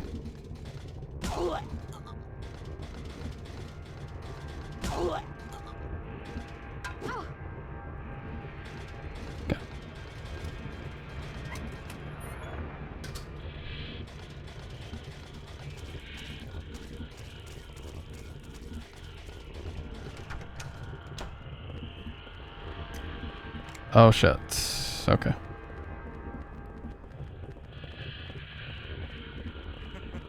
Nope. Did she come with me? Okay, cool. Yeah, this is the second time you can get Richard's revolver if you didn't grab it the first. And he's in here, of course. Take that shit. Out of the fucking way.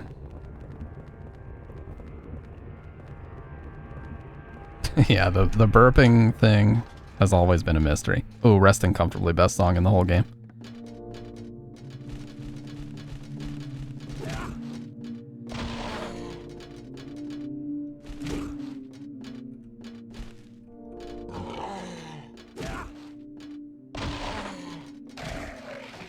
Very iconic song. There's a reason why I use it when I end my streams.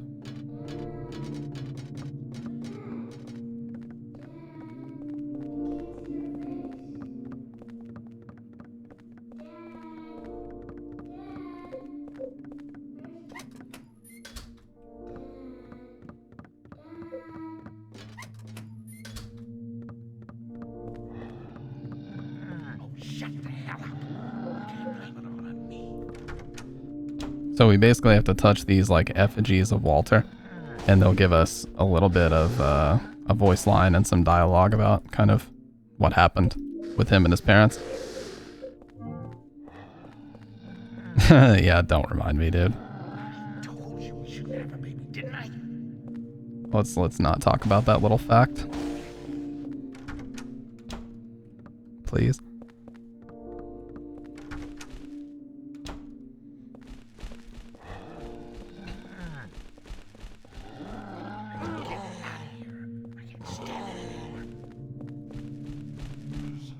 His dad really is a POS, huh? Oh, we gotta fight our way out.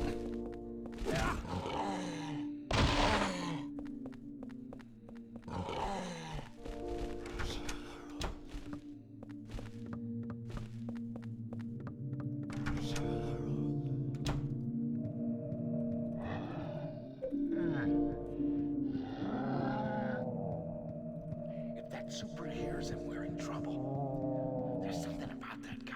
I just don't like the look of him.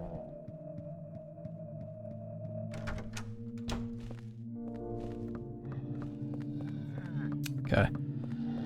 This one, and then the one in this apartment, and we're done. Maybe two in here? Hurry up. Get that. Ooh, more revolver? Nah, just pistol. But I'll take him.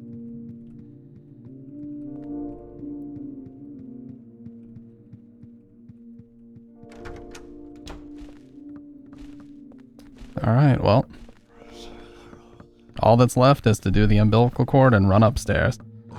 And that sentence, it is probably the weirdest fucking sentence to say about any other game, but in this one, it makes perfect sense. Oh yeah, and there's a couple cutscenes too. Eileen?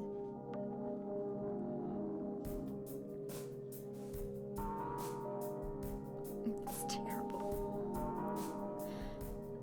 That poor little boy. What in the fuck is that? I mean, it's cool design, but geez, what in the fuck is that? His parents just threw him away right after he was born.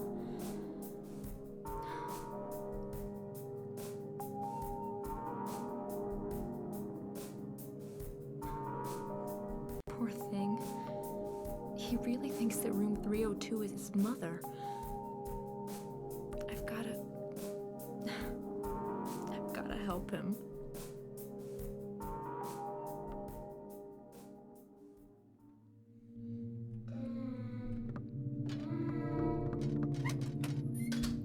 Alright, so we can get into the superintendent's room now. And we're gonna have to use this umbilical cord to kill him, so. This dude has held on to this for 30 years, by the way.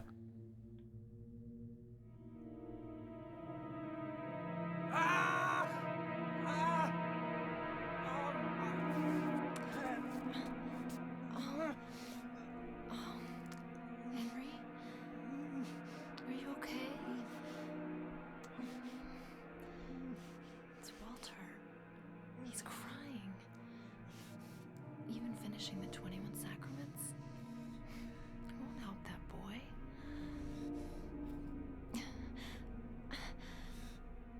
I'm going back, Henry. To he is.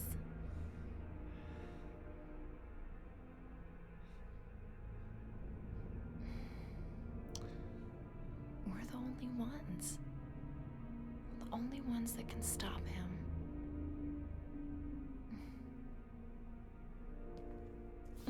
Yeah, so if she's close to death here, she actually gets like super wide-eyed and Walter basically speaks through her. And she goes, "I'm going back, Henry Townsend," you know, talking to him like that. So you know she's not low HP if the cutscene plays out like that. But if she gets fully possessed by him and he starts talking through her, then you know that you're going to have a tough time. So we're in good shape.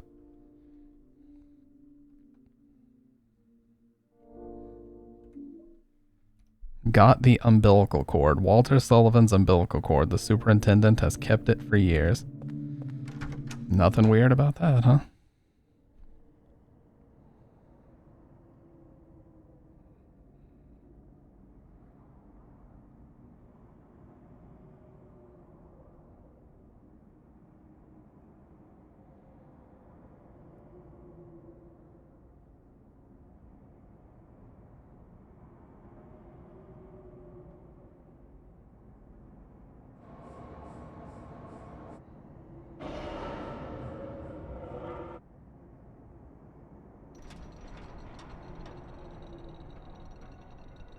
Oh god, it like gives you vertigo if you stare too intently at that effect for too long. They really overuse that effect in this game.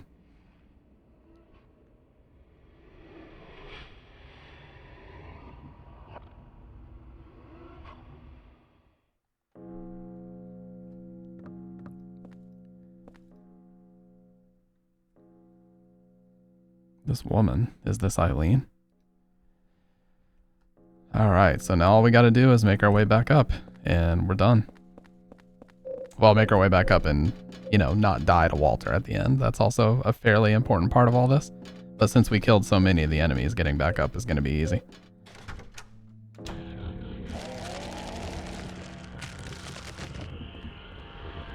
Oh.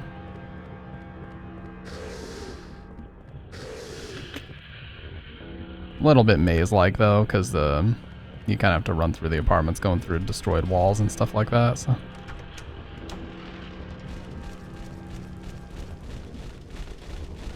Oh, jeez. Yeah, see, so because I killed all these, don't have to worry about this. That would have been a nightmare otherwise.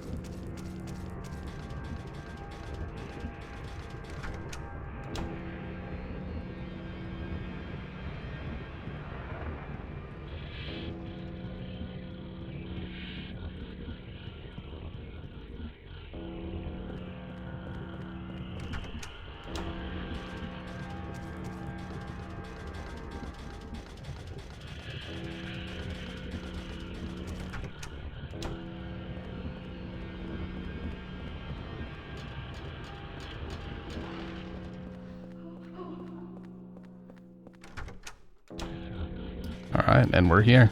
There's 302. Now the only thing left to determine is whether or not we got the best ending. Which there's one more haunting I could have taken care of. But as long as you take care of 80% of them, that gives you the best ending. So we're just going to set our inventory up. And let's finish this shit. Medallion will keep us safe while we do it, so. We need the umbilical cord, can't get around that, but I'm going to get rid of the pistol and grab Richard's revolver. All the ammo for it. And the pickaxe of despair, get rid of the axe. And the medallion, just this one. And we're going to bring a bunch of heals just in case we need them.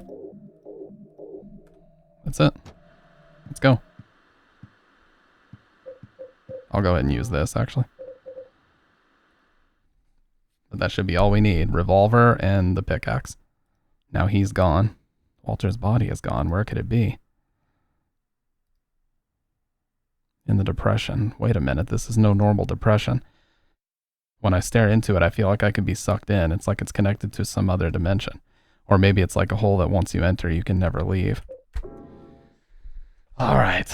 Let's do this shit. This fight is no joke on hard, so I gotta make sure mainly that I dodge his pistol bullets, because if you don't have enough time to take him out, so. Every single time I play this game, I'm surprised by how fast we get here. Appreciate that. Appreciate that. The one time in this game they make Henry look cool is right here.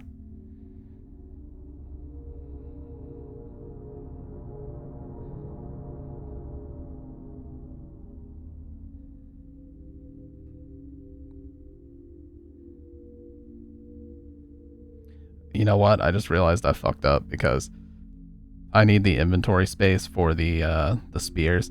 You need at least 4 inventory slots for that. So I can't really do that correctly. So I'm gonna have to waste a couple of these. I can use the umbilical cord and then 2 first aid kits. Yeah, and that'll give me the space that I need. Alright. We'll do it that way then.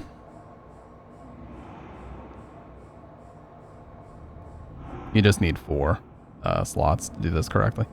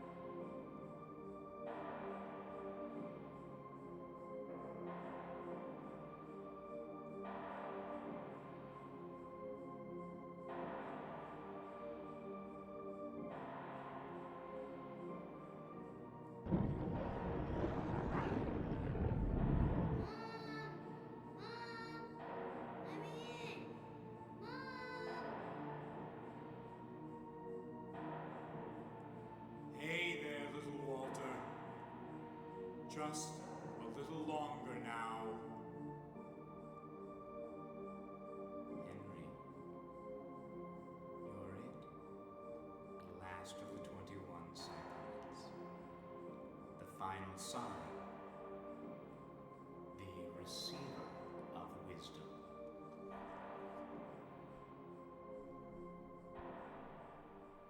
All right. So first things first, we got to run up to his real body and use this.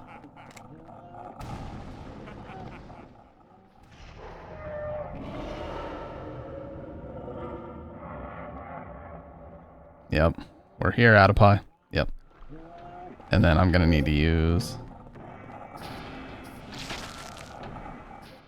I could have gotten rid of the fucking... I could have easily gotten rid of the... medallion too. I didn't need that.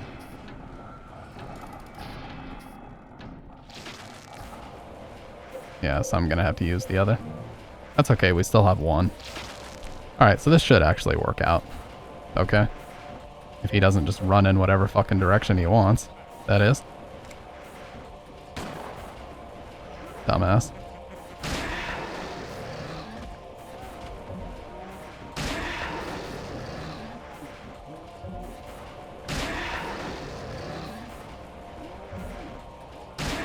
Pretty sure that's downpour, yeah, where it's like connected to the ventilators and everything. Adipie. Hate this? Yeah, it's kind of stressful. Thankfully, you get iframes as you're grabbing these, so he can't even really hurt you.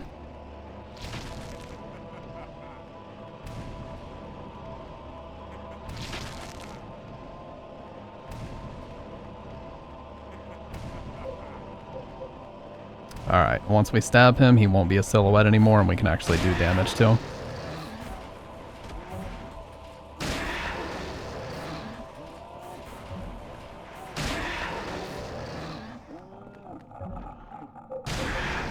Alright. Immediately we need to start charging this up, because this is how we're going to do the bulk of our damage. Just got to make sure he doesn't jump away from me, because usually he likes to jump back. Okay. And immediately we're just going to charge again.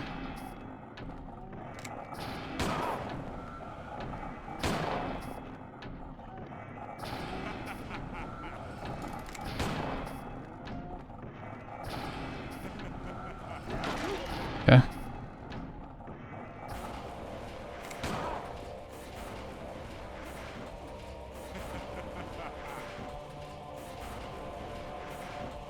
gonna jump.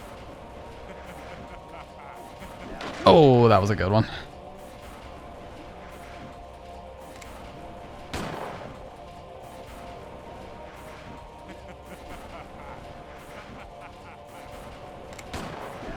Oh, that almost missed. Okay. Can you stun lock every boss? No, I don't believe so. Oh, the Matrix. That was insane, dude. All those dodges? Okay.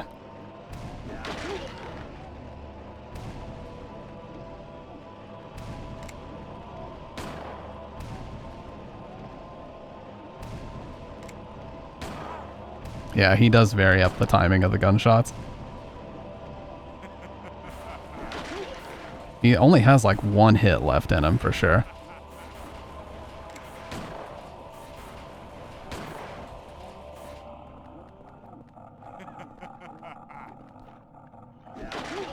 One more. That has to be it. One more.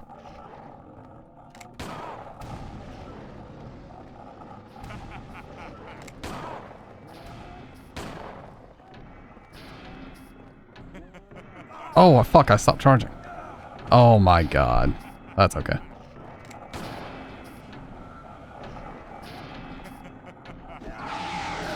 Okay, we still did it. She's not dead yet.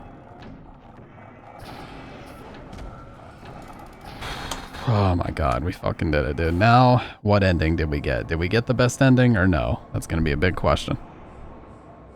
I don't know if I did enough. I did use a lot of candles in the apartment, but I don't know if I did enough to get the best ending. We'll see. Appreciate that, Jordy. Yeah, he has so much fucking HP on hard. It's insane. Takes like 8 fully charged hits to kill him. And if Eileen dies first, you also get the bad ending. Because the ritual is completed.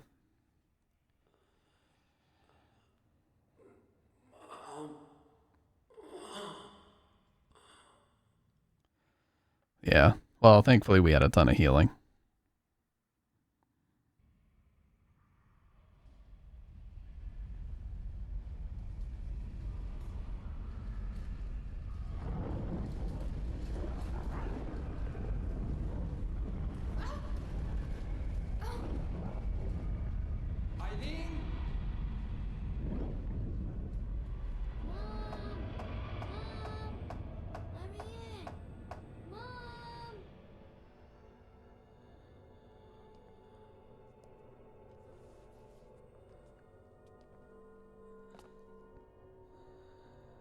So there's 3 endings in this game. One of them is called 21 Sacraments, where the ritual is completed and the demon is reborn. And it basically brings about the apocalypse.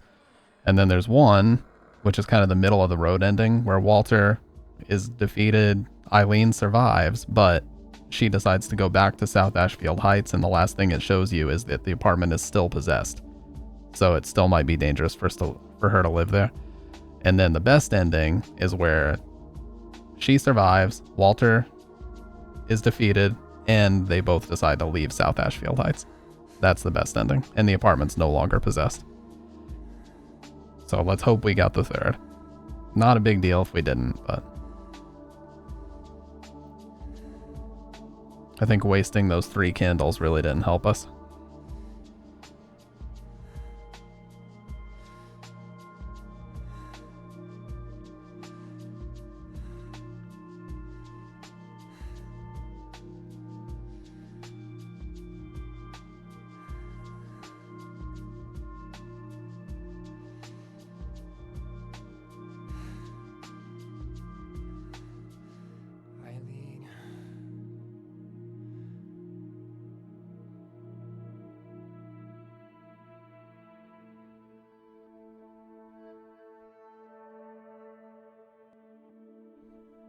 Yeah, it depends on what she says. If she says, I guess I can go back to South Ashfield Heights now, that's kind of the middle of the road ending.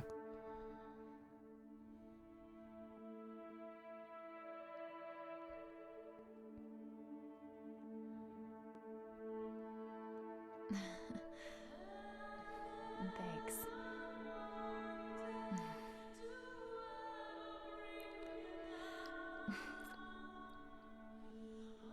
Well, I guess I can go back to South Ashfield Heights now. Yeah, Middle of the road ending. He doesn't even say anything. He just goes, see, the apartment's still possessed, but that's all right. It was wasting the 3 candles that got us, but that's all right. Whether you get this ending or the apartment's no longer possessed, it really doesn't fucking matter.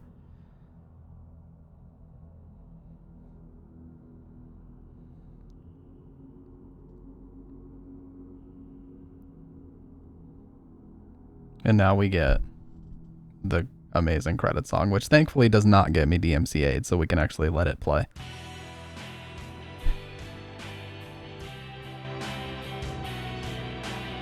You know, we gotta turn that shit up.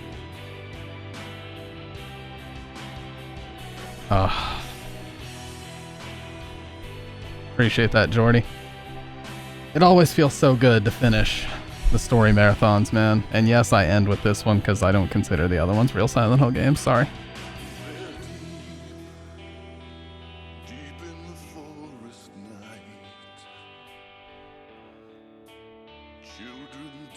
They're the only ones really worth playing or talking about. I mean, still to this day. The remake is in that conversation now, but not so much different. Just immediately acquire Clock Tower and jump right into it.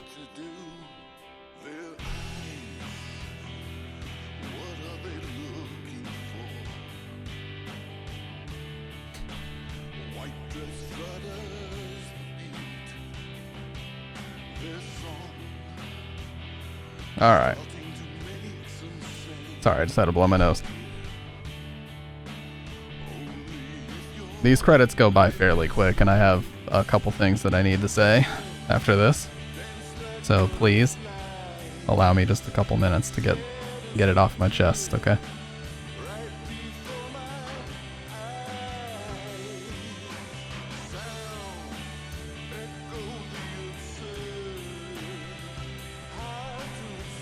The mic is yours, dude.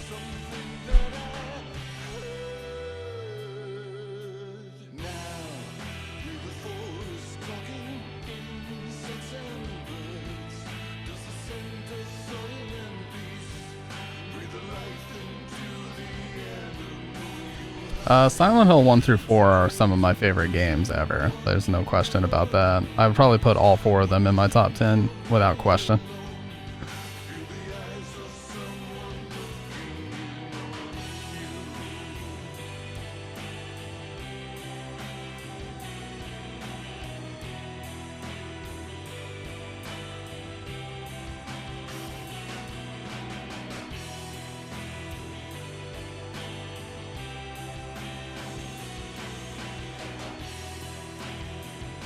Yeah, for sure, Silent Hill 4, just because of the amount of memories that I have associated with it, you know? Very, very meaningful game for me. In a lot of ways, you know? First time I played it, the amount of times I've streamed it, how, like, my whole stream's been themed around it since the beginning. I love these last few droning chords, or notes that just trail off here.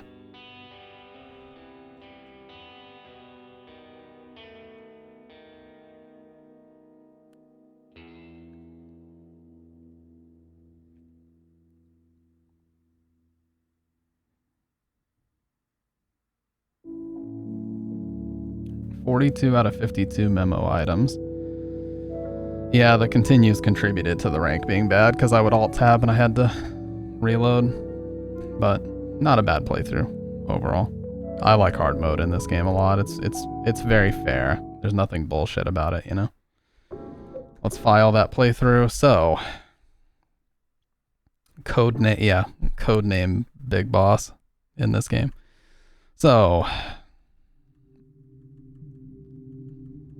let me put the green screen down for a second and switch to full screen.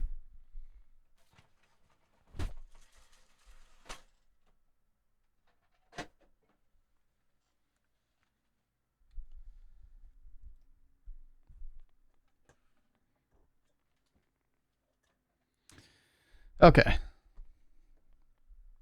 So, finished with the Silent Hill story marathon stamped over, can officially come to an end. But Last year I finished and I took maybe a week off in November. I really need to be honest with you guys. I need more time than like a week this time. I need probably a couple weeks, if not a few weeks. And I know that's probably kind of disappointing for you to hear, but you got to understand, I've been doing this over now 3,400 hours across the last 5 years. I cannot logistically, here's the thing. There are things in my life that need a little bit higher priority than streaming sometimes. And I consistently put them on the back burner and I do streaming instead. So I have to get those things where they need to be. There's a lot of them. I have to get those things where they need to be before I can stream these types of hours again. I'm not saying this to garner any sympathy or anything, because I'm the one that made the decision to do it. So I promise you it has nothing to do with that. This is all on me. But there are just things, you know, health-wise, there's things physically that I need to do. There's just things in real life, responsibilities in real life that need to be taken more seriously than I have. I'm about to be 30. I can't continue to put those things on the back burner for these types of streaming hours. You know what I mean?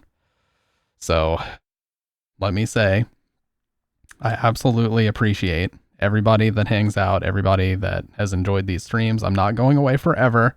I promise I will be back before you know it, but I need a little bit of a break in November. No, it's fine. It's just, you know, I've got to focus on diet. I've got to get in the gym, and I've got to like get appointments for checkups and everything just to make sure everything's all good, because it's been a long time since I've done that, and I can't continue to put that on the back burner. There's a lot of other stuff that I'm not going to get into because it honestly is not relevant. I appreciate that, Jordy. And seriously though, I have said many times, there's a lot of other people that stream horror games. They're much better than me, but nobody enjoys it more than I do. I enjoy this. If there were some quantifiable way to measure who enjoys streaming the most, I would fucking win. I'm dead fucking serious. Nobody enjoys doing it more than I do. Nobody else would do these types of hours while trying to balance everything else if they didn't. So, yeah, I remember several years back, I used to watch streamers and just wish that I could even have a fraction of the type of community that they do, because how cool it would be to stream to people like that. And we have a community, and everybody's awesome. They get along really well. So I'm an incredibly lucky person to even be able to share these games with you guys and just enjoy playing them. I don't take it for granted at all. I talk to Bridget all the time about how lucky I am to be able to stream to the people that I do. So I don't take it for granted. I appreciate the fuck out of it. And yeah, I know you've grown tired of the cuck chair. You deserve a break. I have, dude. I need time. I need time away from the computer, to not be under these lights, to not be on camera, to not be talking into this mic. And I just need time away from this. I really do. I love it. I will never stop loving it, but I have to make sure that I'm not continually prioritizing this over other responsibilities in life that need just as much attention. So I hope that you guys, I know you guys understand, so I appreciate that, but I just, you know, I just hate saying it because it sounds like I'm, you know, taking a long break or like I won't be back, but yeah, I will be back and things will be better. I'll get the VOD channel caught up. I'll still be around in the Discord and we can do watch parties. There's no reason why we can't do that. But just this setting, it needs a break badly. And I can tell, and I'm not going to use the term burnt out because I'm not feeling that, but it's getting really hard to just like I said, it's getting very hard to continue putting this in the, it's hard to articulate it, but what I'm trying to say is it's hard to make this my number one priority the way that I have for the past several years. I just can't continue to do that. It's not healthy. Appreciate that, She.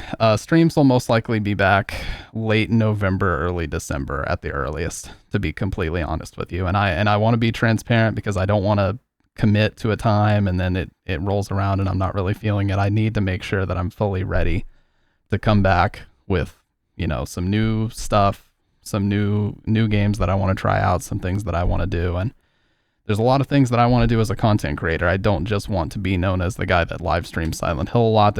I have a lot of ambitions, and there's a lot of things that I want to do in terms of content creation. And I'm going to work on YouTube when I'm taking this break too. That's another thing I intend to do.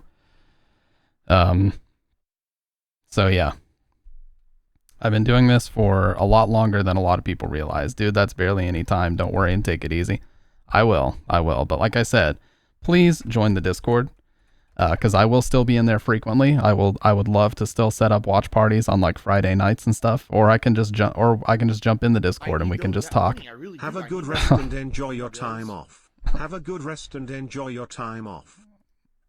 Thank you, Faye. Faye Ataraxia. If you guys don't know, Faye has been a long time support. Thank you so much for those 1400 bits, Faye. Long time supporter. Let me tell you guys a quick story about Faye before I go anywhere. I need to say this. Faye was out of the country for work obligations one time, and Faye had someone sign into his computer just to jump into the stream and say hi for him. So that's the type of guy that Faye is. He's just a very generous, very thoughtful guy, and I've been extremely lucky that I played Fatal Frame 2 one night and he came in and decided to check out my stream. So thank you for that, man. You're a longtime supporter and you're just very generous guy, so I appreciate that a lot. But yeah, I just want to say, there's a lot of people on Twitch that I would have never met had it not been for this stream. I'm very lucky and very blessed to have met these people. They're great. They're fucking hilarious. And, again, I cannot believe that I have a community on Twitch. The numbers do not fucking matter to me. It's all about, just doing this and having fun and paying attention to the names in chat and having these conversations back and forth. That makes it all worthwhile. I absolutely love it. But I just need some time. Okay. Only heard of you from that raid the other day. I'm excited to see your return, but I'm very excited to hear you taking care of yourself. Thanks for having me the past few days. Thank you for sticking around, Cassette Quest. I really appreciate you sticking around and giving my stuff a chance. And thank you, Faye. I appreciate that. Look at Faye's gift sub, you guys. When I say generous, look at that. 103 subs. They've gifted 103 subs in here. They are an incredibly generous and supportive person. So, again, I don't take it for granted for a second. So, I'm somebody, I typically wear my emotions on my sleeve, but just because the end of October is always such a fucking roller coaster, it's tough for me to articulate that sometimes, but, I don't take it for granted. I just need you guys to know that, okay? There's not a single day that goes by that I don't think it's crazy that I get to hit start streaming and people actually care enough to show up and we have these conversations and chat is active every single night. I have this irrational fear that I'm going to go live and no one would want to watch or chat, and it hasn't happened in years. I don't know why I have this irrational fear. I don't know what it is. It's not anything to do with confidence or anything like that, I promise you, but it doesn't happen. And the majority of people that stream on this site, it's so hard. It's incredibly hard to build a following. It really is. So, I appreciate you guys a lot. Please join the Discord, hang out in there. I'll be in voice occasionally, kind of giving updates on what's going on in my life, what I got happening. Back to streaming Silent Hill Downpour, hardest difficulty, no hit. All right, well, before I leave, I'm going to ban Adipie. Just kidding. Anyways, please join the Discord. I will be updating on when I'll be back and what I'm going to be doing. I'm going to get my VOD channel up to date. Thank you guys for being patient with me. And just, these past few years have been fucking insane. I just can't believe, the way things have worked out on Twitch. I'm a very lucky person and I don't take that for granted. I promise you. Now, before I start sounding like a broken record, I'm going to get out of here and get some rest. Just sent an Here's AI. to an end of the 4th annual Stamptober. Thank you, Stampy less than 3. What the? Just sent an AI TTS message to the stream. How did you send that, Faye? Because it just says sent an AI message. I don't know why it's not actually showing me. Let me check here.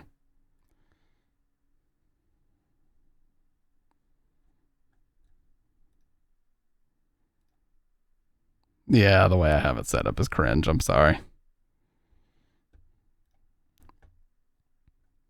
I think I would probably have to, I don't know. I'll have to check and see how you did it, but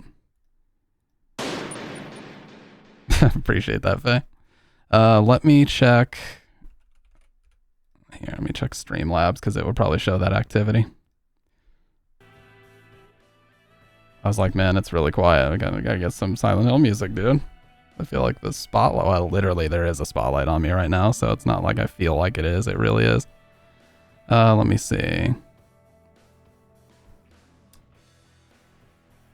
No, it's not showing in. Hang on.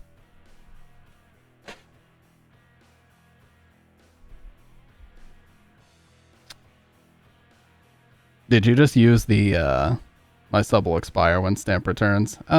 Possibly, maybe not. We don't know for sure. Either way, guys, either way. I'm gonna go ahead and get up out of here. I'm gonna get some rest.